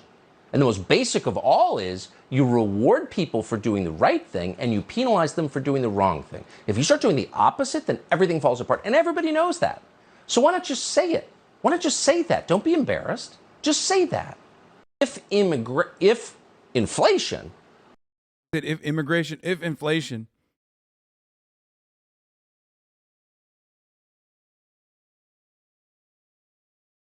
That's from today. A majority of Americans see an invasion at the southern border, NPR poll finds. Invasion rhetoric is resonating with many Americans. Completely true or somewhat true. Majority of Americans say there is an invasion at the southern border. Overall, it is 28% that say completely true, 25% that say somewhat true. Okay? Amongst Democrats, 12% of Democrats say there's a southern border invasion. They say completely true. 29% of Democrats say that it's somewhat true that there's an invasion at the southern border. 51% of Republicans say that it's completely true that there is an invasion happening in the southern border. 25% of Republicans say it's somewhat true that there is an invasion happening at the southern border. They polled 1,000 people. That is an adequate number of people to poll. What the fuck is wrong with you? That is literally a decent sample size. Shut the fuck up. Why do people constantly and consistently say that 1,000 people being polled is not valid when it quite literally is a valid sample size? What, you think these guys that literally do at Ipsos, you think the motherfuckers at Ipsos don't know what the adequate sample size is?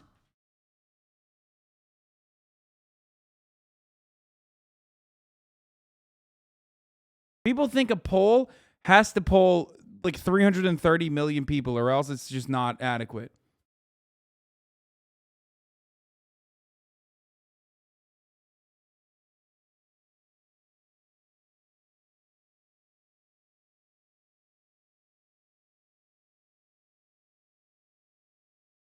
They need to poll 100% of Americans. Anyway.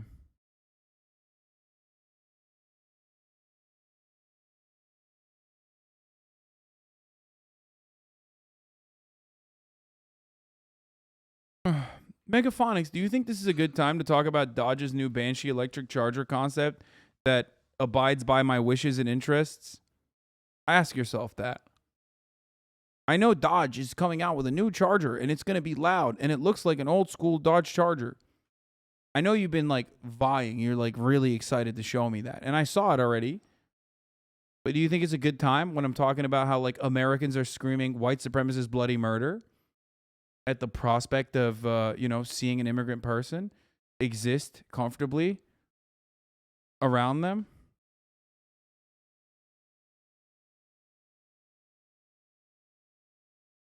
Come on, bro. Anyway. So Tucker Carlson's doing that. Here is the Trump losing Alex Jones take. Support him a few years ago, even though I disagreed with his warp speed, because I thought that we had to keep him in office because of the nightmare scenario if Hillary or Biden got in, back before they were officially running. But that said, I am supporting DeSantis. DeSantis is just gone from being awesome to being unbelievably good. And I don't just watch a man's actions, as Christ said, judge a tree by its fruits. I can also look in his eyes on HD video, and I see the real sincerity. Pig-headedly support him a few years ago, even though I disagreed with his warp speed, because I thought that we had.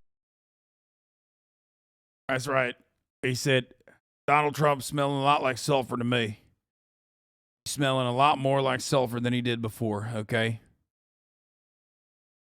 Dude, there was so much more that I wanted to cover today that I'm not going to be able to get to. Like, we got the Supreme Court declares war on the environment. We got America's coming to its Weimar moment.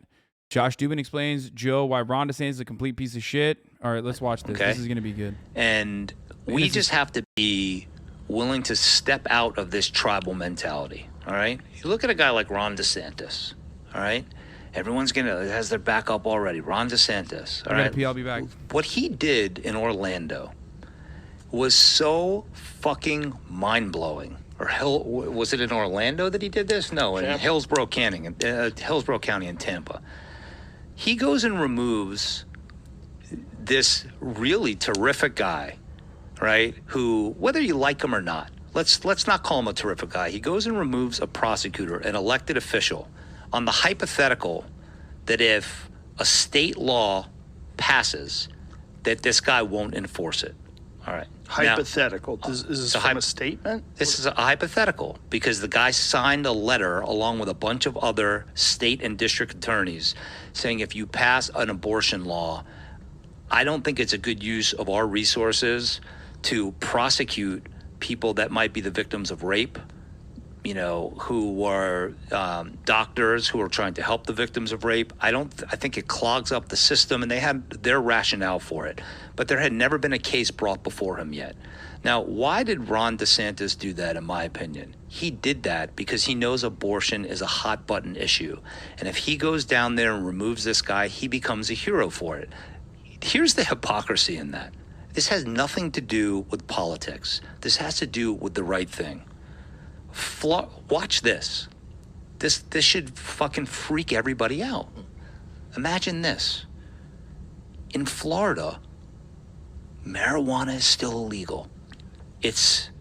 I want to get it right so I'll tell you what statute it's in the Florida statute. It's very illegal. The statute criminalizing weed in Florida is section 893.03. It's a controlled substance in Florida.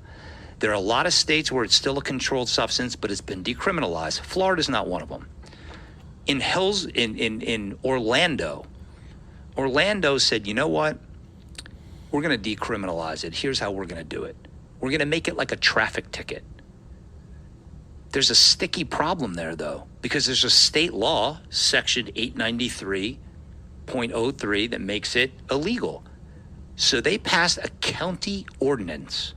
They got the city council together and they passed a county ordinance, and they said by a 4-3 vote, 4-3, we are not going to prosecute according to state law.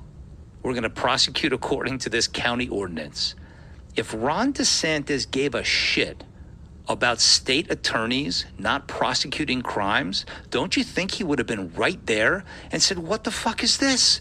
You're not prosecuting according to state law? You're not fit to be a state attorney. I'm pulling you out of office. That's the first thing he would have done. He didn't do that. They actually created a way to circumvent state law and did it. This is not a hypothetical. Why did he do that? Why didn't he do that? Because he doesn't give a fuck about, this is not about the issue. Well, also probably because it's politically popular. Abortion is politically popular, so he knows he's going to make himself. So whether you're a quote unquote Republican, a Democrat, a libertarian, if you don't look at that fact and say, there's something really wrong there, something wrong. I don't care about anything else involving this man. That in and of itself smacks of fascism. When you go grab an elected official by the scruff of their neck and yank them out of an elected position, that doesn't horrify you? I mean, but when it comes to weed, you know, it's illegal in the state of Florida. You sort of did an end around here to get around the law, but I'm going to leave that state attorney alone. There's no answer to that. I have met this man before. He threw a tissy fit over the fact that I was wearing a mask at the height of the pandemic because my son has type 1 diabetes, and it wasn't known yet whether I could get it, pass it to him, and instead of meeting with me, turned his back on me and walked out. He cancels clemency routinely in Florida. That should bother people, that people like Derek, who just want a hearing, just hear me. You cancel the fucking clemency? You cancel the entire hearing so people's cases can't get heard. And until we're willing to step out of this... Why do you think he does that? Because you would have to ask him. But the question is, why are we tolerating it? Why are we putting up with it? Why are we saying that that's okay? Why? Because it's a tribal mentality. And until people are willing to sort of step away and say, you know what? I don't like what this individual does. I'm not going to vote for him. I'm not going to vote that person into power. There are judges that get elected in the state of Florida, some that have ruined the lives of my clients. You know, and they continually get elected because we vote along party lines instead of using our minds.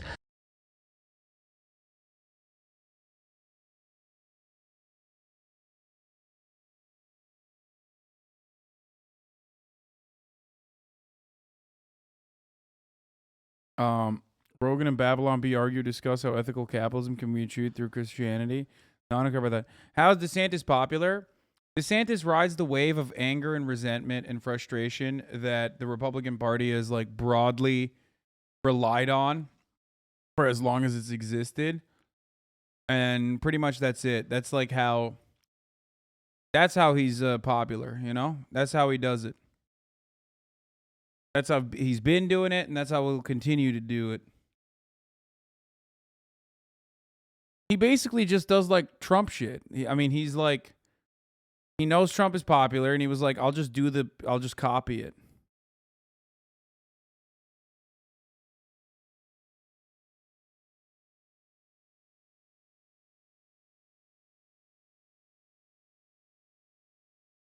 Yeah, he's good at virtue signaling to the base.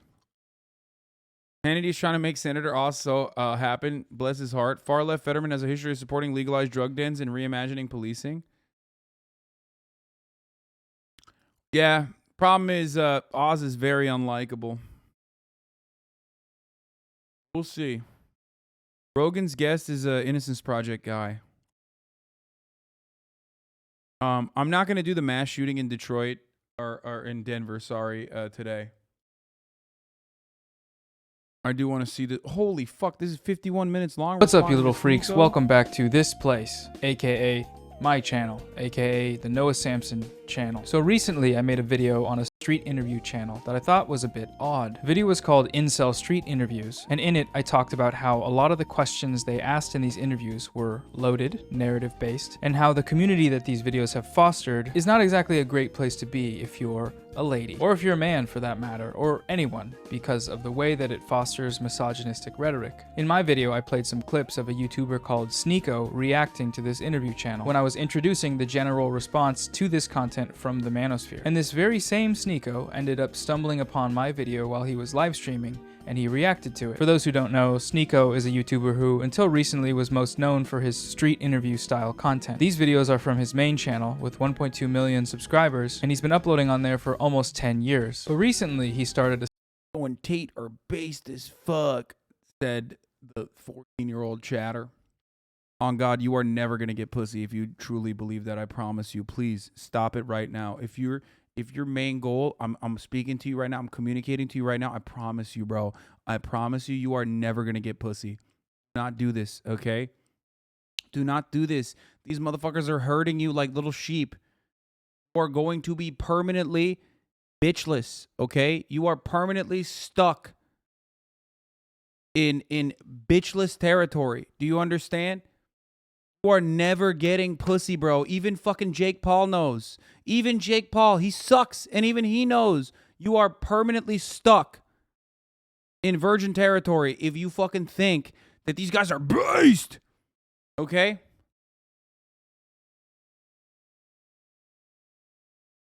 Straight up. Don't do that.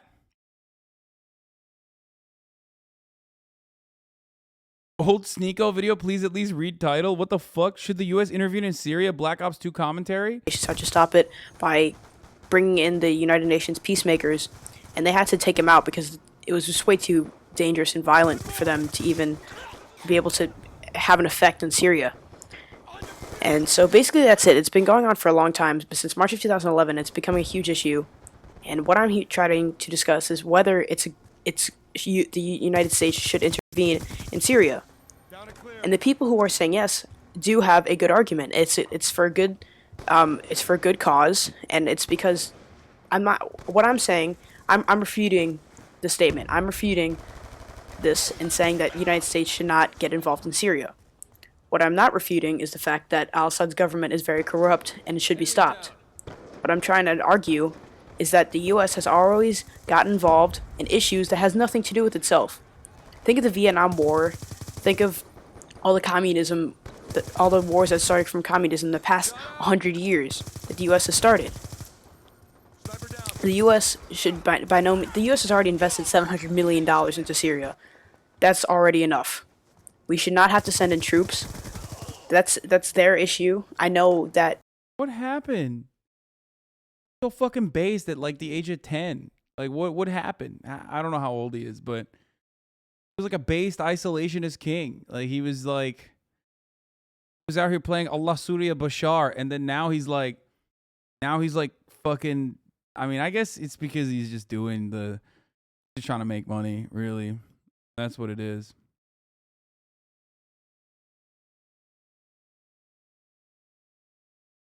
Remember when this was going on and Rogan was like the biggest anti-war military industrial complex guy? Yeah, no, this is him. This is the same guy. He grew up and learned how smarter he is than leftists. Yeah, he's just fucking based and so smart.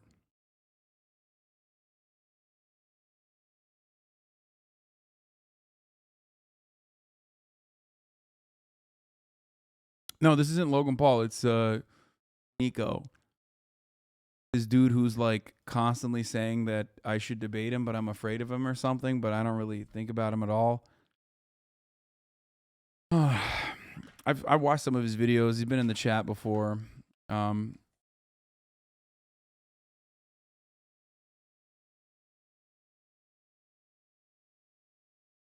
the second channel called Sneako, where he does more live stream react style content. This channel has gained 400 of its 500,000 subscribers in the last 30 days, so it's growing quite rapidly. I think this is partly due to his presence on TikTok, where his clips go viral fairly often. But more consequentially, this rise is correlated with Sneako's seeming adherence to manosphere rhetoric, with much of the content having red pill, conservative, or anti-feminist themes. It was on the second channel that Sneako reacted to my video while streaming and uploaded a cut down version of this stream to the channel yesterday as a standalone video titled Sneako Haters Are Creepy White Knights. This is actually— Sneako had Fuentes on, mentioned HasanAbi, then shits get extremely anti-Semitic while Gideon laughs. What the fuck? Dude, I am not touching that. The fucking 10-foot pole. I know. I am familiar. I'm aware. There is probably nothing worse than you can do than like put a fucking white supremacist, like an actual Nazi, on a large platform. And some dumb motherfuckers are doing that. Okay? Some dumb motherfuckers are doing that right now, and they're dumb as fuck for it. Okay? They do not understand how fucking dumb they are for it. They think that shit's fun. Okay? They think that shit's fun. They think that is like okay or whatever. We're like going back to the fucking 2015 era. Dumb Gamergate politics. It's really, really fucked up. It's really, really stupid. And See, a very good point. I am Sneako's number one creepiest hater. But Sneako's response to my video was interesting. It was fun, okay? So I thought I'd take the opportunity to go through it and answer some of his questions and respond to some of the things that he says and see if we can all take something of value away from this. I'm going to be responding to most of his video, minus the parts where he repeats himself. So this video might end up being a bit long, but I think it could be worth it. And if you don't feel like sticking around for it, that is totally fine. Leave a like on the way out as a treat. Listen, if a Nazi doesn't have like a big audience and you have a much larger audience than him, okay? A much larger audience than him and like fans that are coming to watch you. I've made that mistake before in the past and it was really fucked up. Don't make that mistake. I didn't personally make that mistake. But I did play a role in it in the past. Don't do it. There's no reason to do it. Let them straight up fucking die out. Okay? There's no reason to offer additional platforms to Nazis. They have nothing good to say. Not have to hear out their ideas. No reason. Okay? Yeah, I was thinking about the train wrecks thing. Exactly. Where Nick Fuentes jumped last second on that. And it was not good. And for a lot of people, especially a lot of people on the internet, especially a lot of white kids, like, they don't really think about it from the perspective of like how harmful this might be generations, because it doesn't like directly impact their existence. You know what I mean? They can just look at the merits of debate. They can separate the art from the artist, if you will. You know? That's not... You don't got to do that. You don't have to do that. That's not a good thing to do. Okay? Remember when CNN just brought Richard Spencer on to talk about his white supremacy movement in a nonchalant way? I do remember. 2016 was a weird time. I thought we had moved on from said weird time. Okay? If you feel like doing that. Okay, without further ado, let's watch. I'm bored already. This guy sucks. But there's another one of these. And he went on my boy, this fucking soy boy, Noah Samsen. Went on my boy, it's complicated, calling it incel street interviews. Whenever a man calls another man an incel, red flag. So Sneako here says that it's a red flag when men call other men incels. But that raises the question, what if they're being incels or doing... Notice how I said don't platform this shit, and then like 36-month subscribers immediately were like, here, let me send you the link. Hey, Hey, are you a 36-month subscriber in the HasanAbi broadcast?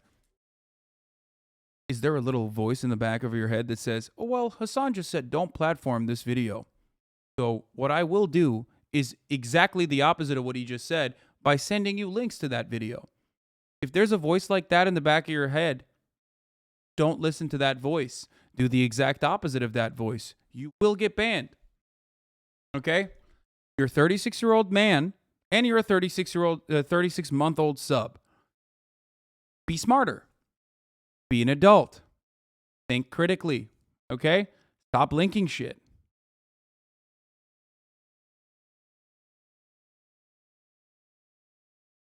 Stop doing that. You're fucking stupid. Let's continue. Incel shit. We just aren't supposed to say anything because we're men? That doesn't sound like a great plan, because if the onus is on women to call out this kind of behavior, why would men that actively avoid talking about it amongst themselves ever choose to believe them? Also, he does some name calling. He calls me a name here. He calls me a soy boy. For the uninitiated, soy boy is a sort of derogatory term for a weak man. Urban Dictionary defines soy boy as being an effeminate male whose feelings get hurt far too often, usually resulting in some kind of pitiful retort or changing of the subject. And I must admit, he's got me there, okay? I am effeminate. I'm soft. I'm emotional, all right? I have a floral backdrop wallpaper in my room. I brush my teeth, and I floss, and I wash my ass. And I am sensitive, okay? I'll dip my toe into a la la land and keep it in there until I'm crying. My feelings get hurt so often that they have visible scars on them. But I have no idea how Sneako could possibly know any of this about me, given that we are 0.0 seconds into Literally yesterday watching a video where Jordan Klepper big times a streamer. Maybe I should be nicer to my chat. Yeah, I think this is not, maybe take a day off because you didn't understand the overarching message of like not platforming Nazis and then long-term community subs literally doing exactly that while I was in the process of describing why that's damaging. To the video, but maybe he's a psychic. Let's find out. Let's see this fucking soy boy say something different. Yeah, whatever. Check out my cat. Check out my cat. I'm a grown man with a mustache. How old are you, bro? I'm 24. Throughout this response, he suggests that I'm 30, 34, and other different ages that I'm not, but I'm 24, which is actually right around his age, I believe. Sneako is 23, almost 24, according to Google.com's website, Google. But also here he says that I'm a grown man with a mustache as like an insult. Like grown men aren't supposed to have mustaches or something, as opposed to children. Flossing in your room alone. This should be a red flag. This dude looks like 34. You shouldn't like. Check out my cat. Check out my cat. Oh, he's nice and safe. I feel comfortable with him. This soy boy is a safe space. Glad. I think one of the funniest parts about this kind of rhetoric, this kind of commentary, is that like, not even trying hard. He's just like. It just feels like, what is it called? Mad Libs or whatever? Where he's just like throwing random words out there that people are going to respond to. Soy boy, safe space. I bet you're a safe space. You're fucking feminine, dude. You're feminine safe space. I got you. Damn. Fucking own, dude. Bro, just say he's gay and move on. You literally don't have to fucking like dance around it. You just say the F word. You know what I mean? He's like, oh, the safe space. Women are safe around you, implying that like that's a... Why is there a negative association with like women assuming that you're a safe person? Like, oh man, I fucking own this guy when I said he doesn't feel like a rapist. Just say slurs, pussy. Glad to hear that, Sneako. I do like to keep things comfortable for everybody, so that's good. On the Noah Samsen channel, we pride ourselves on having the softest, cushiest, fattest, wettest, juiciest, grippiest echo chamber on the platform. Babito. Her name's But if you make an Instagram for your cat, just like reevaluate your life. I'm sorry for the people who have Instagrams with cats, but like if you're a grown man with a mustache, you should not make a cat for your fucking Instagram for your cat. So I'm not really sure what his problem is with me making an Instagram for my cat, Babe. I made it mostly just because it's an easy way to keep my friends and family up to date on all the latest Babe news and events. A one-stop shop, if you will. And I know folks in the audience, some of you are fans of that small furry animal critter. So yeah, seems like it's just weird. What? My rebuttal? I got nothing on that. Yeah. Don't make an Instagram for your cat. I guess. I mean, I don't really give a shit one way or the other. I'm not even going to make a joke about that. Weird thing to get hung up on, but okay. Instagram is for cat. Goes Babito. Not to, bro, no one gives a fuck about your cat. I do. Okay, I like her. Okay, this part is boring. All right, come on. I don't care about your cat either. Cat. He was not, in fact, seem like... Thank you for clarifying that. Babe, you hear that? He wants to eat you for cat. Wait, what? Okay, well, thank you for clarifying. To put cooking. Huge fan. I didn't mean I was gonna eat his cat. I meant I want to like literally. Wait, what? Okay, I was wrong. I'm going right back into it. That's actually not boring. Part gets really, really weird. He starts telling me that he wants to eat my cat. Like, eat, babe. This cat. Trigger warning, cat eating rhetoric. I want to eat your cat, bro, on some Asian shit. Hey everyone, today...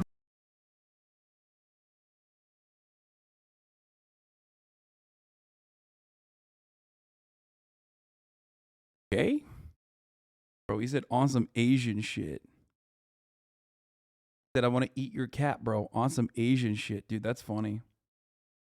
There's nothing more fucking alpha than being like, my race, as perceived by white people, is cat eaters. And I'm going to fucking lean into that. You know what I mean? No, he is Asian. He is. He's half Asian. He's just like, once again, can't actually fucking make jokes. You got to do the hackiest bits possible. Got to do the hackiest bits possible. Asian viewership? Wait, what? What the fuck? I'm not saying that. I'm saying he's doing that.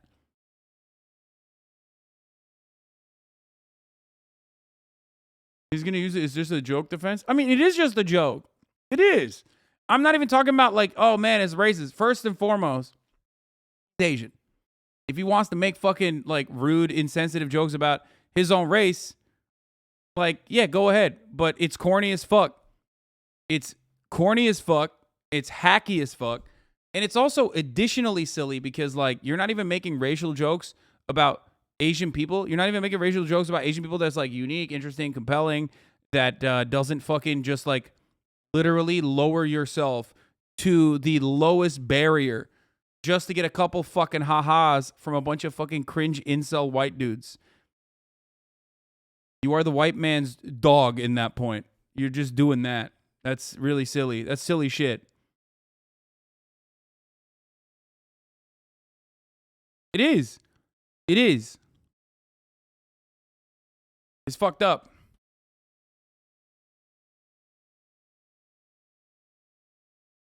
Bit of a stool humper joke. Oh yeah, no, it's a silly Billy. It's a silly Billy joke. We're going to be looking at a Let me eat your cat. YouTube channel called... Like your cat, not your... hey, yo. He goes on to clarify that when he talked about wanting to eat my cat, he was not, in fact, talking about cunnilingus with me. And I'm pretty sure he's doing this because he doesn't want to seem like gay to his audience or something. Huge fan. Chat, I didn't mean I was going to eat his cat. I meant I want to, like, literally cook his cat and eat it. Like the cat, right? The one with the Instagram. I want to use it for calories. I should have said that. God damn it. Okay, well... Thank you for clarifying that. Babe, you hear that? He wants to eat you for calories. Oh no. Looks like she's about to eat herself for calories. Why do so many women think they have It's the same thing I say to some of my friends who only make Jewish jokes about themselves, like stop fucking pandering to them. No, but like there's a way to be funny when you do that. Okay? There's a way to be funny when you do that.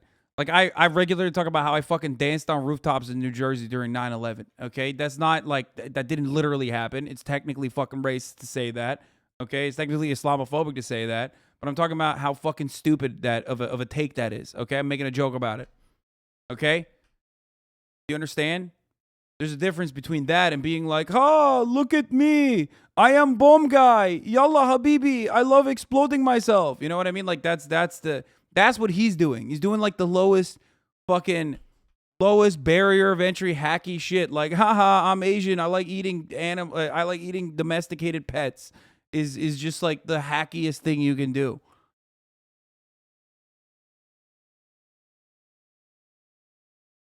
You know? You understand?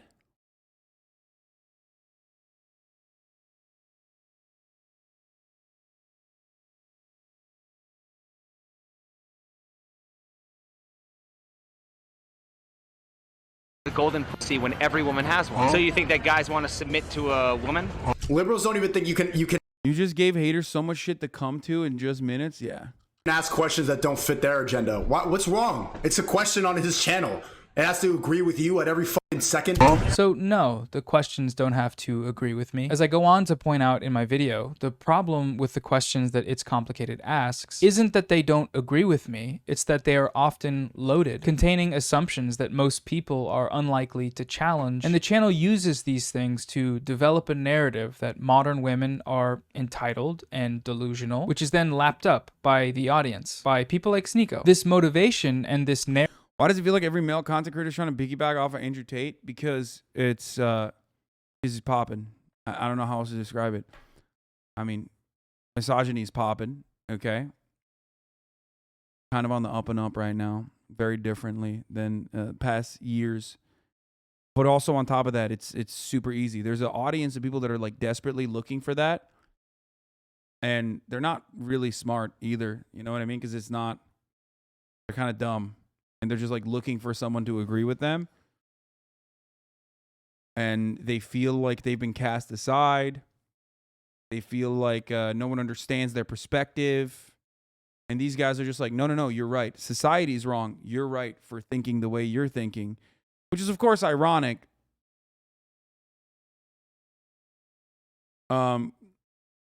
Ironic because society thinks that way as well for the most part.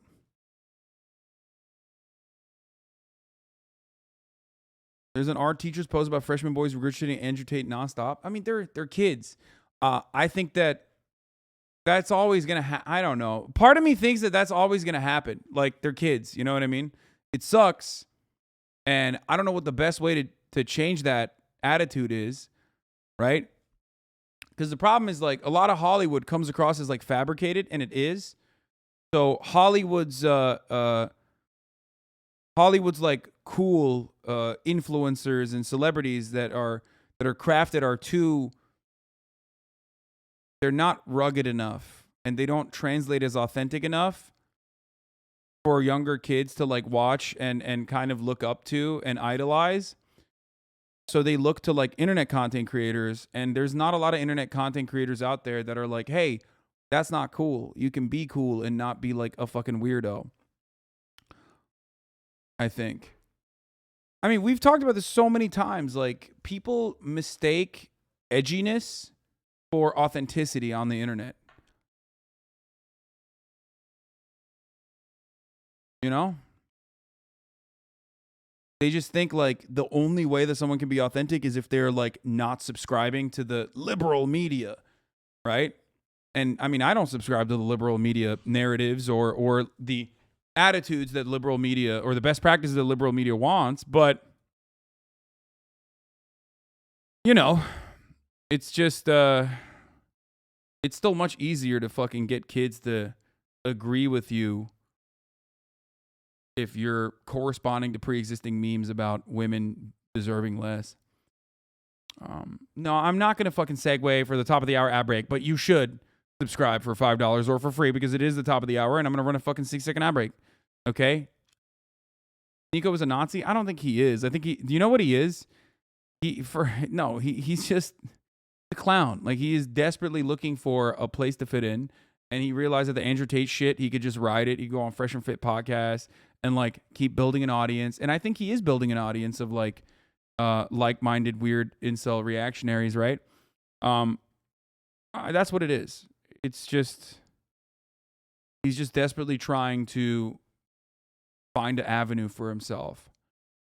And I think he found one that it's like kind of sticking. And now he's doing it. I used to watch Sneako before he did all this shit, but I stopped when he made a video about how he tried to fuck one of his fans. It's so clear. It's all for curl out. Yeah.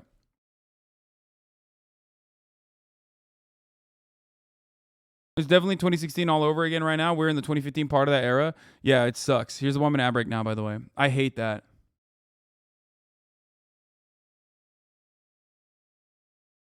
Narrative are both what I disagree with because they hurt everyone. They proliferate hostile potential relationship environments for women and lead men to harbor undue resentment towards potential partners, which in turn may hinder their ability to form and maintain lasting, healthy relationships. What's his username? He has a different username on this platform. He's been in here before. I don't know what it is.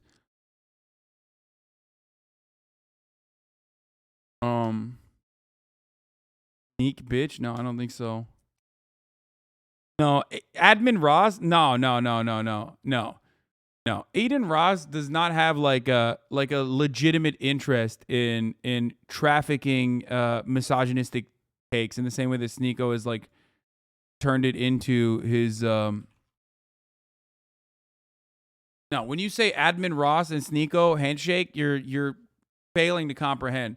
Aiden Ross only cares about the content and the clout of it. You know what I mean?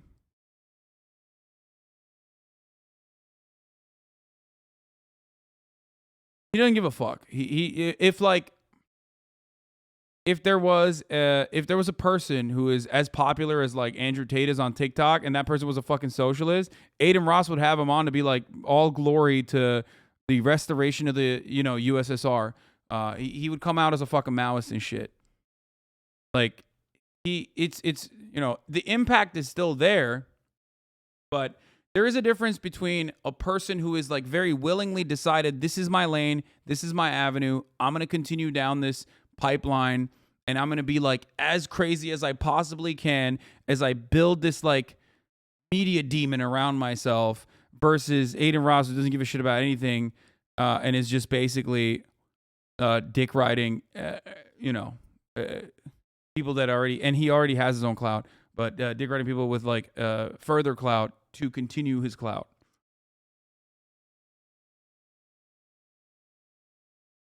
What is it? This is it.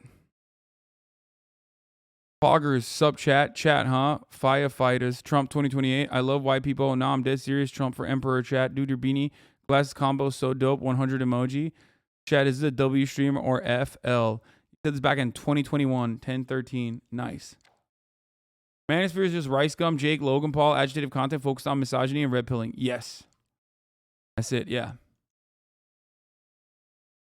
Relationships. And I don't want either of those things, you know? I feel like my thesis is pretty well supported by the content of most of these interviews. But even if you disagree, I would love to hear an explanation as to how every single one of these videos' comment sections are riddled with misogynistic attitudes, if there wasn't some sort of through line of misogyny on the channel. We will get more into this later, but for now, no, the issue is not as simple as the questions asked in interviews need to agree with me, because as I said, they don't. Okay, so next, Sneako goes on to sort of speculate about potential ulterior motives that I may have for making the videos that I choose to make. Keep in mind, this is all happening within the first minute and a half of my video. Also be wary, and women, if there's any women watching this, don't you see right through the bullshit?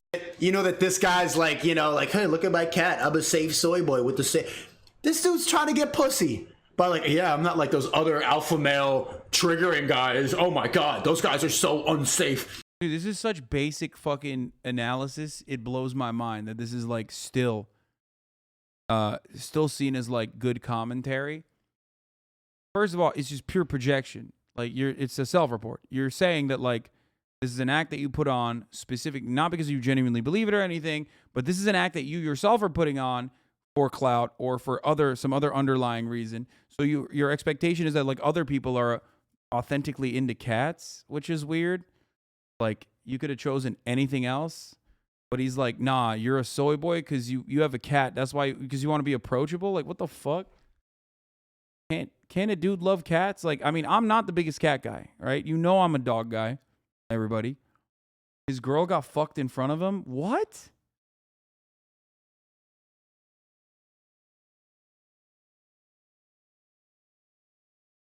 No.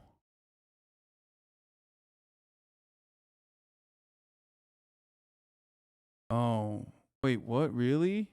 I feel like Wait, did you guys explain this to me in the chat before and I like glanced over it?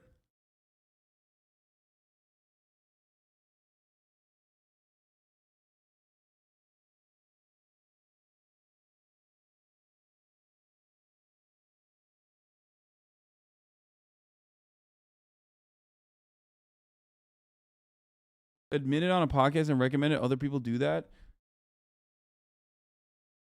Yeah, I recall it being mentioned here last week or so, bro. I literally, this dude occupies such a little fucking space in my mind that I forgot about it. That's his villain origin story. I feel like next time you guys are going to bring this up again and I'm going to fucking forget again. And then I'm going to have the same exact fucking opinion again. What is this?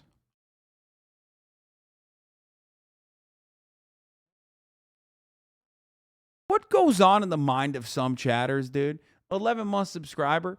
What goes on in your mind? You're like, this is a good opportunity for this meme right now. Ha ha ha ha ha. Come here and let's go on a picnic with my cat. In Sneako's mind, it seems like the only reason he could see as to why a straight man, like myself, might want to call out other straight men in a way that I often do on my channel is because I, quote, want to get some pussy. And yes, once again, he has exposed the truth, okay? As you all know, at the end of all my videos, I do display my full real phone number in these bright, big letters with a big red arrow and text that says, "Cute girls, please text me. I am lonely and full of soy." Okay, but jokes aside, Sneako is actually referencing a real thing here, and bear with me. Performative feminism by straight men in order to attract the attention of women is absolutely a thing that happens. You will find this talked about in many, if not all, leftist spaces in one way or another. Barack Obama famously read Marx in college in an attempt to get girls. This is a screenshot of where he talks about it from his memoir. That's also true. What's up? This is him talking So about much shit. No! This nigga allowing this girl to get fucked by niggas. What? And he's watching. Let me. Hold on. Hey, Y'all hey. screaming. I kind of want to hear him talk. Everybody's so loud. The decibels are racing. So hold on. We need a decibel timeout. Bro, I love that this podcast is sponsored by BetterHelp.com. Yo, what the fuck? BetterHelp.com. Yeah, those dogs are barking. Proposed it. Was that your solution to like try and?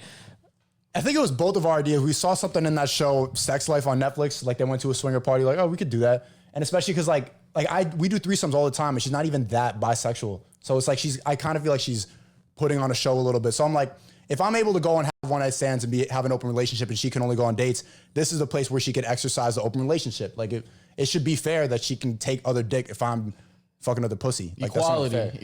That's balance. So if it's gonna happen, I might as well see it, supervise it, make sure everything's okay. Wait, what? No, you didn't have to jump to that conclusion. Well, it's worse. Right now. It's worse if it happens behind my back. Like I don't want it. It's not. But y'all both knowing that it's happening. So it's never behind your back anymore. You just gotta know. I gotta see it. It don't need to be literally in front of you. It was literally like this far away from me. Can you? What? Twice, yeah. Hold on. Twice. Wait, how close was it? We're on the same bed. I was with his girl. He was with my girl. You like was right here. on the bed? Yeah. What's wrong with you? So what do they call that? Like after the swing club, you get like a they call that sweating odd. award? That's what they call it. You're odd. You sat on the bed while she got fucked. I was there too. I mean, we was both. I got up. Were you fucking his girl? I was not fucking with her. So you just sat there Indian style with your feet Y'all crossed. both just sat there. Well, she was on top of me. She was on, and I was just like not fucking with it. And I saw her, and she was like, And I was like, fuck that. And I just left the room. And then she left too. Like, luckily, I thought she was gonna stay killer, there. dog. Why you leave the room? But I couldn't. Like, it was. I was literally having PTSD watching that. I was like having war flash. Like I just started. Could not do it. So did that get you out of your cheating ways? What position? No.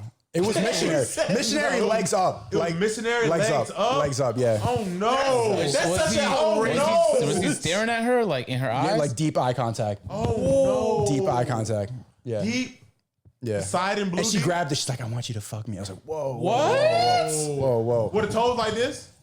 The toes? Yeah, was like your toe she had her curling? legs straight up. If the toes ever curl. I think I saw a little arch. There was a little arch in the toe. And yeah. Did the guy touch you? No. Well, no. Okay, so let me backtrack. Let me backtrack. Before you AO. So this is how it started. So we go to the thing, and I'm nervous as fuck. Like I'm like, there's mad people here. Excitement would lead is crazy. Wait. Let me. All right. This whole party was like, I'm getting nervous and everything. You taking off the drink? Yeah. Let me bring it back. Bro, did he get hit with a fucking truth serum dart before he got on this podcast? Where they're like, right in the fucking neck? What the fuck? Dude.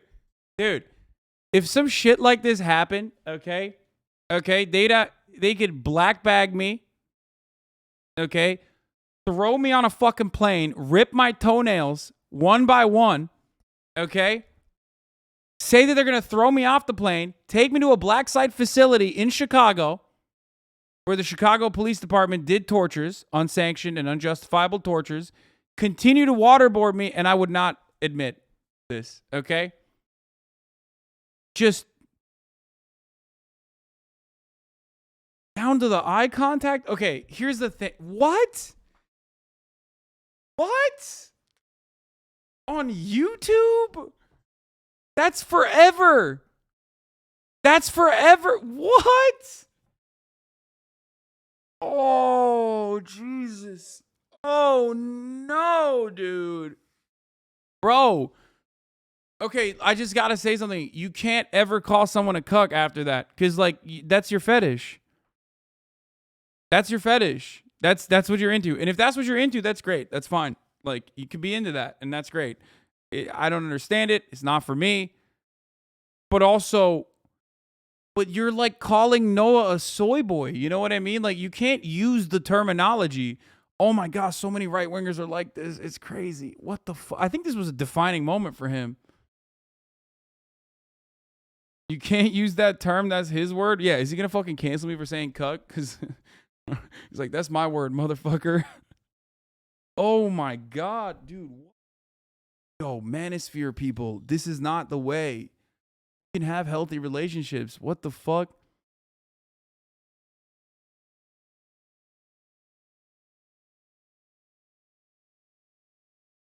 That's kind of wild that he's like, dude, what the fuck?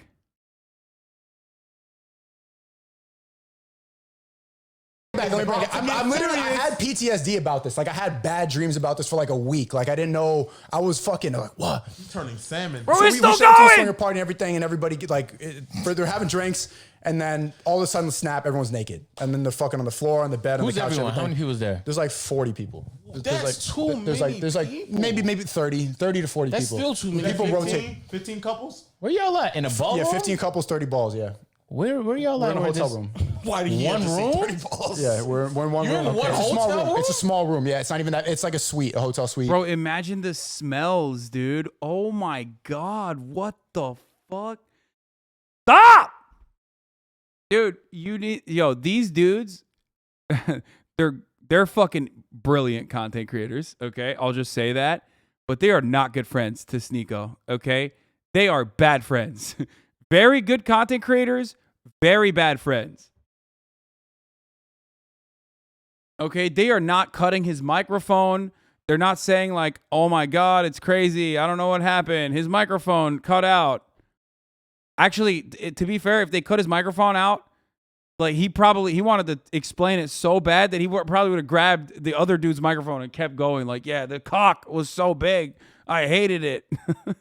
It's not very big. It's not a very big place. No, for real. Okay, so now you're cramped in this hotel. So we're cramped in this, and I'm getting like anxious. Like, I don't want to do this. And so we go alone in the bathroom, and she's like helping me out, like calming me down. And then we start doing our thing in the bathroom. And then the door's open. People come and start watching. This other couple comes in. Hold on. So this couple comes in, they start watching. Have you never been to a sex party like that? I went to an orgy one time and I did not participate. I was like, nope, not for me. I watched a little bit. A couple girls came up to me. I did not go with like a girlfriend or anything. And I was not into it at all. And we left.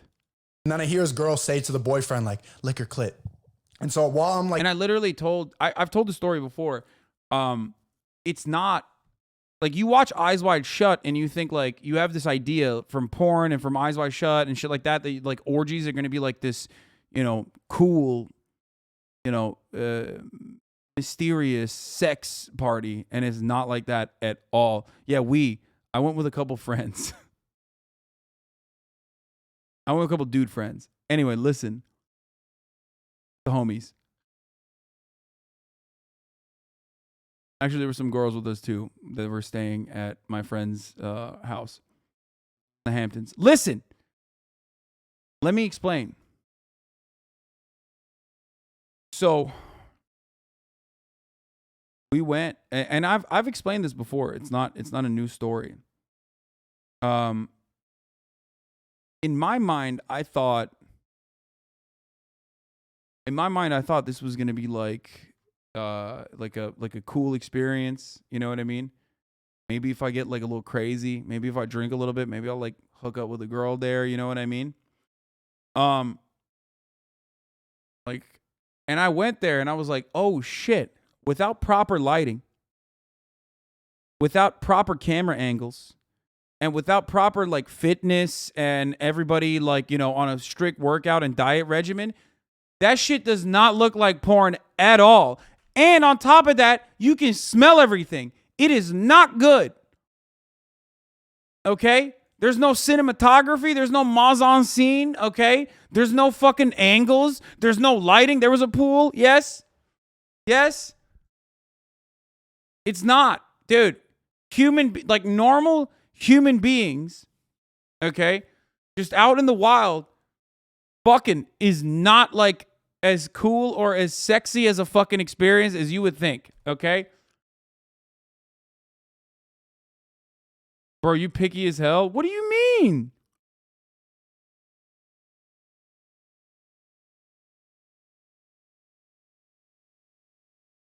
Mr. Vanilla Dom? I'm just saying it's not what you think it is.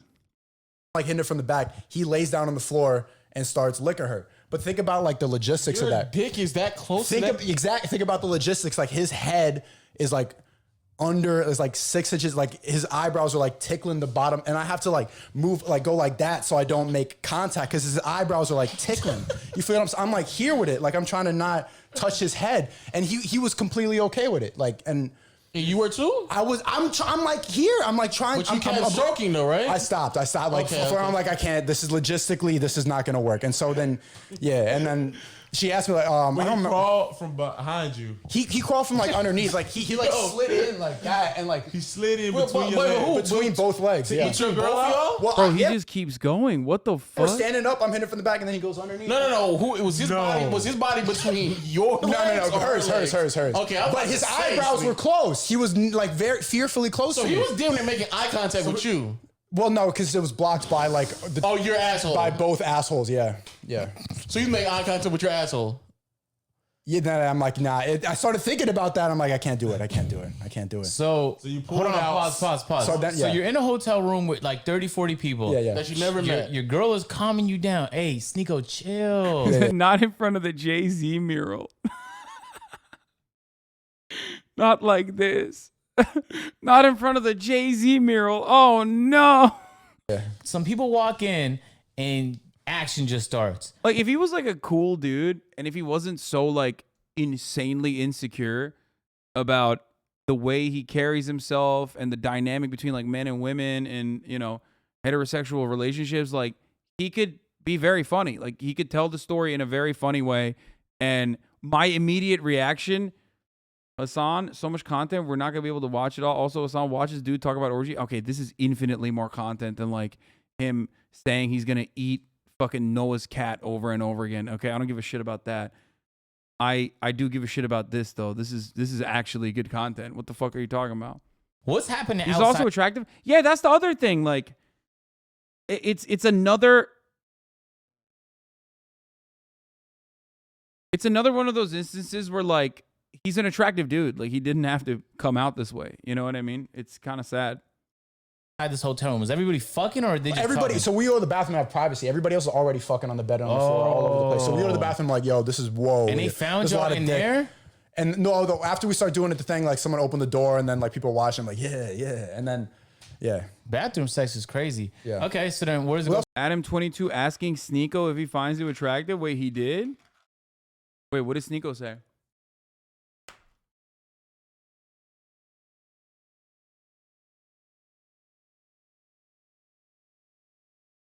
Sneako calls you ugly in the Noah video. You must respond. Yeah, okay, bro.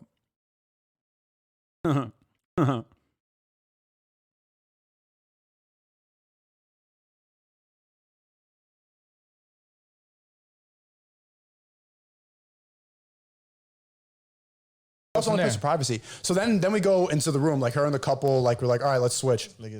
So I got this girl on top of me and she's, I don't know, yo, I'm just not, and my girl's right here and she's like, and I'm like, oh, yo, I'm like feeling traumatic thoughts, like seeing her with another person. It's a lot. It's a lot.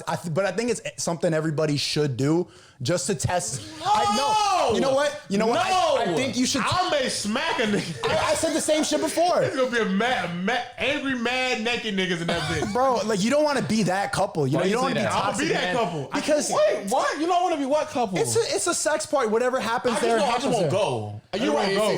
I think you should go through that trauma. No, I think everyone should go through that. Why you say that? I'm Because then custody. you get it. This is the point. This is the reason you go to sex parties with your girl. Like you get to see if this is the person that you actually want to be with. Because if you enjoy sex with somebody more, if there's somebody you're more attracted to, or if you're not on the same page sexually, then it's not going to be a good time. But if you can go through that, Bro, he's literally, dude. What the fuck? What is this Is this like a CIA op? You know how like leftists will be like, oh, this guy is CIA. He's a wrecker. He's trying to ruin organizing. This guy's like a wrecker and a CIA op for cucks.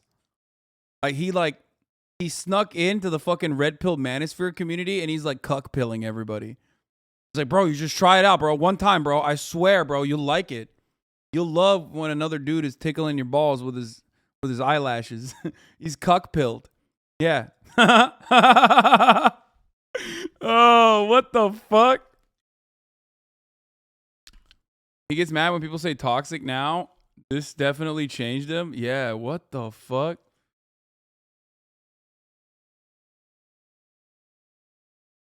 That's crazy. Sneako will make 5 videos out of this. What is he gonna make fucking 5 videos being like, that's messed up. I can't believe he called me a cuck as I described to everyone that you should be cucked. It's pretty cool. Even though he said he was traumatized and had PTSD from it. And there's nothing, listen, here's the thing. There's nothing wrong with that. Like if you're into being cucked, then cool, that's your kink. You know what I mean? That's your thing. That's your shtick. But just be like, I don't know, be chill. Be nice. This was his Syria. I much prefer this though. That sending in money is a good idea, but bringing troops in, risking American lives for a foreign issue that has nothing to do with America is absolutely ridiculous, and we should not get. Like isolationist, anti-interventionist, serious Sneako, all the way back from 2013, he's popping off big time in this one.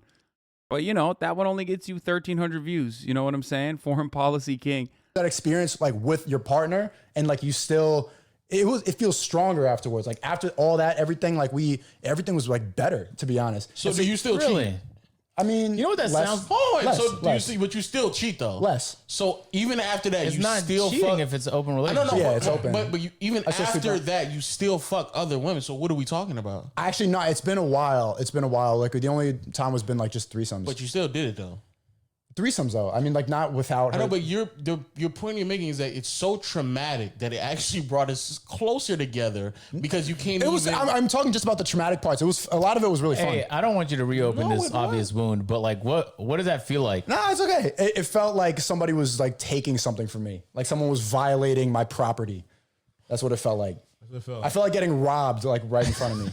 Like that's what it, yeah, it's like I don't want to. Why am I looking? I don't take any enjoyment from that. A lot of guys there do. A lot of the guys there I think are bisexual. A lot of the guys are into that. If you can lay in between some like dudes fucking ass cheeks, you got to be into that a little bit.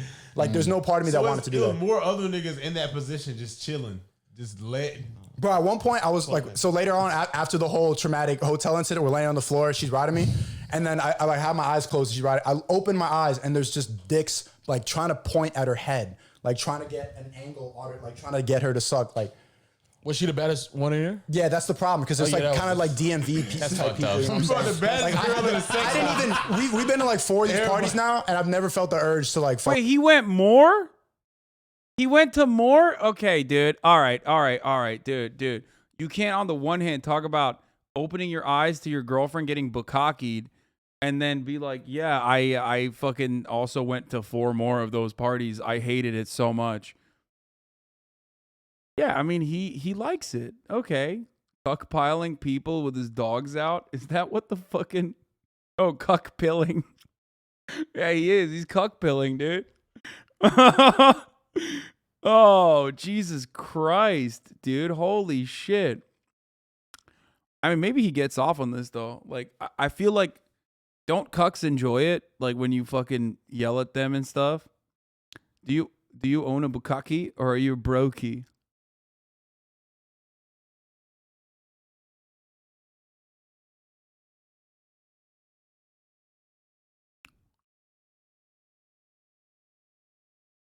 Yeah, I mean, look, look. Like I said, I mean, if he likes it, if he likes being, if he likes getting cucked, then he likes getting cucked. There's nothing wrong with that. It's just like what makes it funny is the internal contradiction of him like presenting himself for no reason. By the way, for no reason, he doesn't need to do this.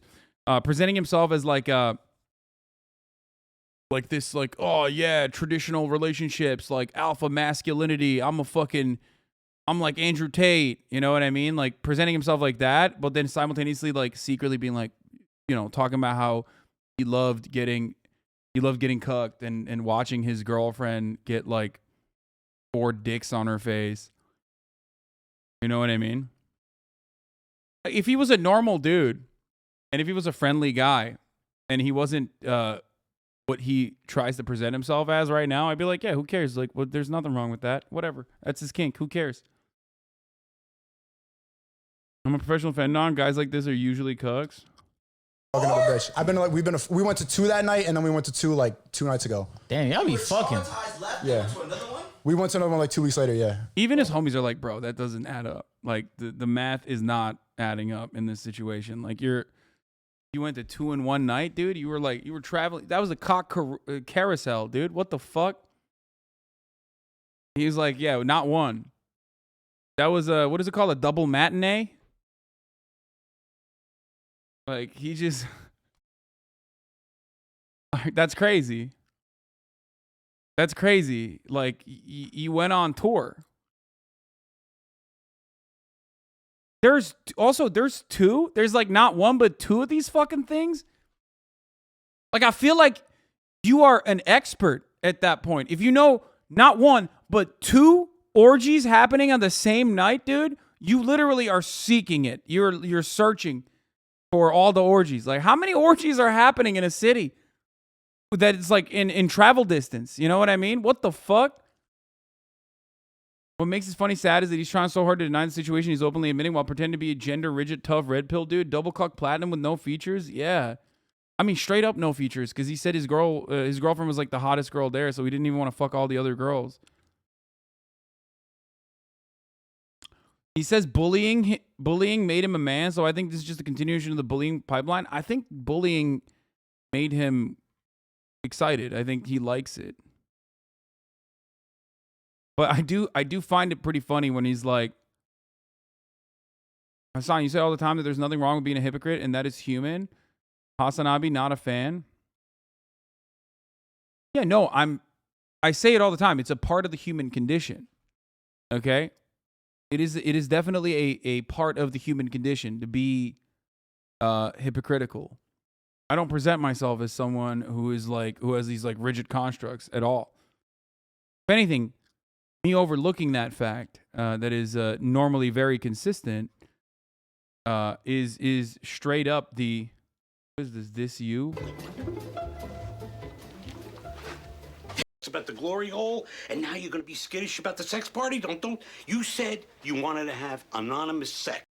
This is the place. I do want to have anonymous sex. I want to have anonymous sex. I want to have a sex party. I want the glory hole. I want all those things. It is. What I'm having a hard time believing, though, Frank, is that there is an elite secret sex society behind that door in this building. I used to run with this crew. These people are the most powerful, influential, sexiest people in Philadelphia. Well, then why are they having a goddamn orgy in such a dump, then? I thought this kind of thing went down in, like, somebody's elegant mansion. I was looking forward to that. No, nobody's gonna have an orgy in their mansion, all over their nice furniture. I mean, that doesn't make sense. Well, no, it doesn't. That's a really good point. All right, let's do it. Yeah, all right, put your mask on, and don't embarrass me. All right, don't embarrass yourself.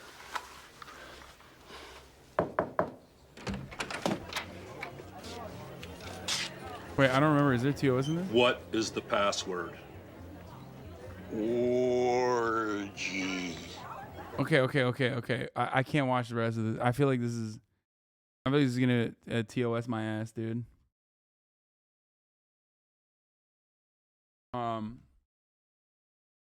I want to see the rest of this. This is real life shit. Why? Because. But why? Who's proposing this? This is you or Both her? of us. Both of us. Yeah.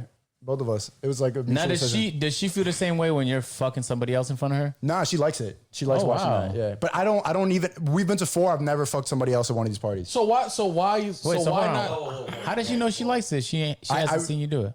No, she seen me do it threesomes many times, but like not at a party. Okay. So I'm kind of confused. If You never watch Always Sunny, kind of sus? What do you mean? I love Always Sunny. I've seen that episode, but this is funnier to me than rewatching an old fucking part of Always Sunny in Philadelphia instead of currently watching someone literally describe the steps. if she's okay with you fucking other women, but you're not okay with her fucking That's other that's men, it's my problem. Like that at that point, I realized No, like but that's why why I think does that everyone not- should do it. That's toxic masculinity. Like I should be able to get past that. You know, no, it's not. just sex. It's just Niggas preference. should not fuck your girl. Yeah. It's No, just it's not. it's a sex not party, bro. It's normal. It's just sex, bro. It's a party with the like if she wants to fuck somebody it's a party else. with what? If she It's a wants man. It's a party with a cock in it? No, No, with it's condoms, not cocks. Stop talking about the- So, but are they That's switching crazy. condoms? Or like just one What? condom You for switch each- condoms. You switch condoms. Wait, what? No, you don't. No, like- no, like you. If different people use different condoms. Oh, you sure? Yes. You sure is Yeah, crazy. yeah. I thought Sneako. you get one So you condom per haven't entry. fucked anybody at these parties. No. What you're saying is you willingly hold hands, walk girl into a room of niggas. Bro, And, the third dude had to step in for this.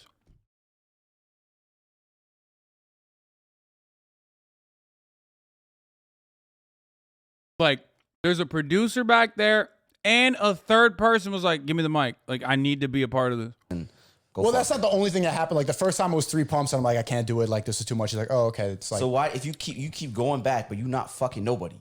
so. Okay, I gotta admit something here. Peer-to-peer podcast has more journalistic integrity than Jake Tapper. Okay? Jake Tapper talks to fucking John Bolton. Okay? And John Bolton's like, I did many coups d'etats. And Jake Tapper's like, oh, cool. Let's move on. Peer-to-peer podcast hears about Sneako getting his girl fucked at a fucking orgy. And they're like, we need follow-up questions. We need to address the matter immediately. We are going to bring a cuck expert into the fucking fold. Like, they literally are like dialing up the residential like orgy expert to be like, which orgy did he go to? Like, they need the blueprints of the building. They are doing actual journalism. It's crazy. Yeah, they called in an expert like Pawn Stars, dude. Okay, okay, so it's more than just that. Like sometimes I'll be fucking her and then like women will slide in and start sucking her titty and stuff like that. Like some girl will like grab me too. Or like some girls start licking like while we're So fucking. you like that? It's run by the AMP guys, of course, it's pure content. Just look at Kai's streams. No, this is fucking awesome. Yeah, like having multiple women, like 4 women. That's pretty dope. So That's why not? enjoyable. But my point is, why not just set that? Why not let that be the extent of y'all's relationship? Because that's what I something- want, and like she likes that too. But like that's not Okay, then. You know, it's for her pleasure as well. She like likes dick. You know. Okay, this is like, bro, this is like salvageable. He actually had, like, there's some parts where he's like, oh, it feels like I'm getting robbed. I didn't like it. But I don't know if he doesn't like it. I think he probably likes it because he went to 2 in a row. But then he's also talking about like her pleasure, which is like, you know, he it seems like he cares about that. That's cool. That's a, you know. Oh, she likes other niggas' dicks. She likes penis. Period. But no, I, get I that, like but pussy, you- period, I get you that, know? but you could specifically just give her more penis. What I'm saying is, she specifically want other penises. I mean, she can go without it. Like after the first party, when I said like, "Yo, like Sneako, it was." you're not answering Listen. my question. After the first, she said she didn't have to. Like, she's like, "I don't. No, it's okay. We don't need to do this anymore." Okay, so that's what I'm saying. So why? yeah, I think this screams grifter to me because like he's aware of toxic masculinity. He cares about the sexual preferences of his girlfriend. Is literally willing to experiment. All of that is pretty mature. Okay. Like, actually interesting that he like, I think he wanted to come out and talk about it. He wanted to come out and talk about it, but then like he got a lot of pushback. And then when he got a lot of pushback, he felt like it was a shameful experience. You think he's making it up? No, I don't think he's making it up. Yeah. Because okay, the second time, which is 2 days ago, like it wasn't as bad. It wasn't. I 2 saw days it ago. It's crazy. Yeah, So 2 days ago. you're opening up more to this. I'm less traumatized now. Yeah, and eventually, like those people see, like, yo, I talked to this one. Yeah. His main channel was dying before this grifter shit. I think I think he recognized that this is an avenue and realized this is an avenue that he could like really, really fucking ham into. And it's a contradiction. Unlike many of the other incels, he's a good-looking dude. Unlike many of the other incels, he's not white. He's black and Asian, right? So I think like that contradiction suits his purposes really well. I mean, I get it. I'm a big, beefy, 6'4", hairy Turkish dude who, you know, talks about social justice and shit. Like it's almost like the opposite of that, you know, and I'm white. So it's almost like the opposite of that in a weird way. The difference, of course, is that I'm genuine, and I think I don't know if he's like I don't know if he's genuine. I think he like has some of those associations because we watched earlier videos of him where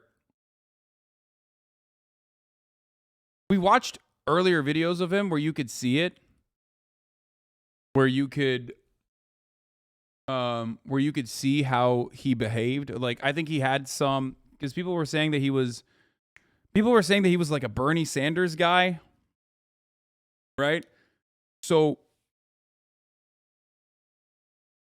I think maybe he like had some positive qualities. He had some like leftist leanings, and then what ended up happening is, I assume, you know, somewhere along the line, he like had some toxic qualities that he kind of leaned into, that he genuinely believed in, and now basically he is fully leaning into it because it's like working for him. You know what I mean? Like he read the room and it worked for him, so now he's doing it. Old couple, they're both doctors, and they show up to all these parties. They go like on trips and everything. And I've seen his wife get slutted the fuck out in front of his eyes, like choking and everything, like smacked around. He's just watching, like, yeah. And then afterwards, they go home. They're in the car, and everything's fine. And I'm like, but how? He likes that though. He said he didn't like it at first, though. He said he didn't like to have their own 9/11 to where he is now. Like it at first. They lead it. She nigga smacked around It's my all girl. a mental thing. Yeah, Like somebody else smacks your girl, that's tough. No, that was the big thing with the I missed first. the older videos. You mean the podcast is a turning point? No. I saw. We watched some of his videos. He had like some man on the street videos. I watched it like last year, and some of them were like a little weird. They were like a little incel-y. You know what I mean? I think he like asked people about like white people. He started like leaning into that whole like, I'm a non-white dude who is, you know, saying things that white people want to hear about, like how fucking racist like non-white people actually are, shit like that. You know? First time, like he smacked the shit out of her, and I felt pain. Like, oh god, like it was loud and. Oof. You could legally smack the fuck out of him. Like It's in a return. sex party, though. Yeah, I know, but he smacked her though. Bro, like that's the plan. That's You guys right. are going to all this violent Around. place. You're making it into like this whole possessive thing. Yeah, he had like a whole, Patrick Cece goes into this. I didn't want to watch this before, but now that we watched the cuck thing, I might as well just watch this as well. At first, I was like, I don't want to give him fucking clout, but I feel like he's having that. I think he's just using the same strategy as Andrew Tate to get his content around. I found 5 channels all with the same shorts with just different fonts, same as Tate. Yeah.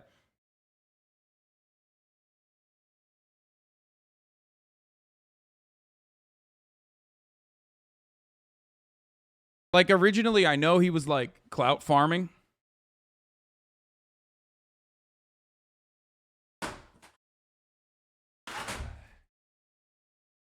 And usually with dudes like this, unless they already have like a pre-established presence, I'm not gonna fucking go in and like offer them a larger platform.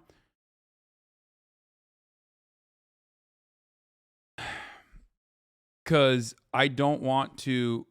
Lmao, the was he talks about it so luridly makes it obvious that he gets super into it. Yeah, I think there's nothing wrong with that if he's like was based until the last few months after him and his girlfriend broke up. Why do you guys know so much about this motherfucker? Holy shit. Yeah,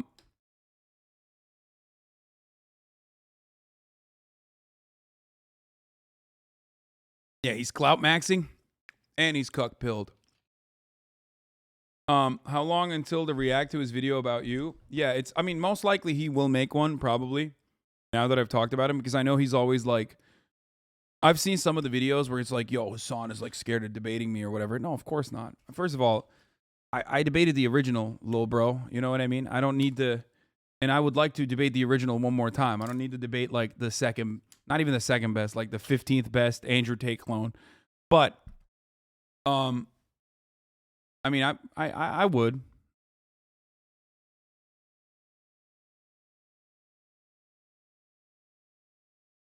As a bisexual man, I can assure you that there's no way he didn't have a little bit of dick at those parties. Maybe. You debated the tater, now it's time for the tot. Yeah. Yeah, it's like fucking debating the 17th placed you know, swim meet person. But anyway, regardless, Fresh and Fit said you backed down on the debate. I don't know anything about these people. I've never communicated with the Fresh and Fit people. I said I'm down to debate them, but they've kind of fallen off, if I'm being honest. So I feel like at that point, it's like, you know, not really. Like, whichever one is supposed to be the bald one needs to go to Turkey, okay? He needs to fix the crowning on his head. I mean, that shit is like, I feel like that would really open up his eyes a little bit more. I think he would be like I think he'd be like a happier person. The Fed, yeah, Fresh and Fed.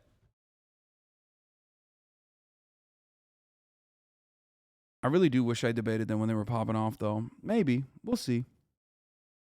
But I have said that I'm willing to debate them. I'm not going to fucking fly to Florida and be around them, though. Like, why the fuck would I do that?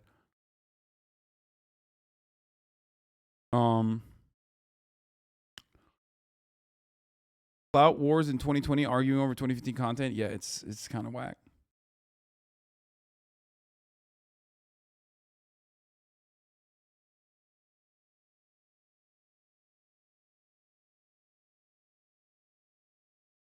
Promote my own tweet, but I think you'll really like it. You don't hate to promote your own tweet. Andrew Tate fans, I got that dog in me. The dog. Anyway, I don't want to watch this today. I'll watch it. I'll probably watch it tomorrow because I am going to end the broadcast now because I did the podcast earlier today, and it's already 8. Coming near my bedtime, but I'll watch this tomorrow and we'll figure it out. All right, but that cucking video was crazy. Holy shit, that was definitely wild. No, I'm not gonna look at the fucking Dodge Charger. I'm not gonna look at the new fucking EV Dodge Charger. Oh my lord, dude. Oh my fucking lord.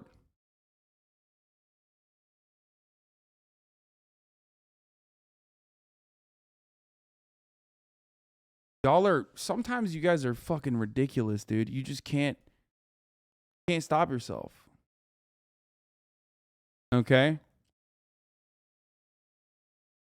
Where was the Maoist song that I was listening to?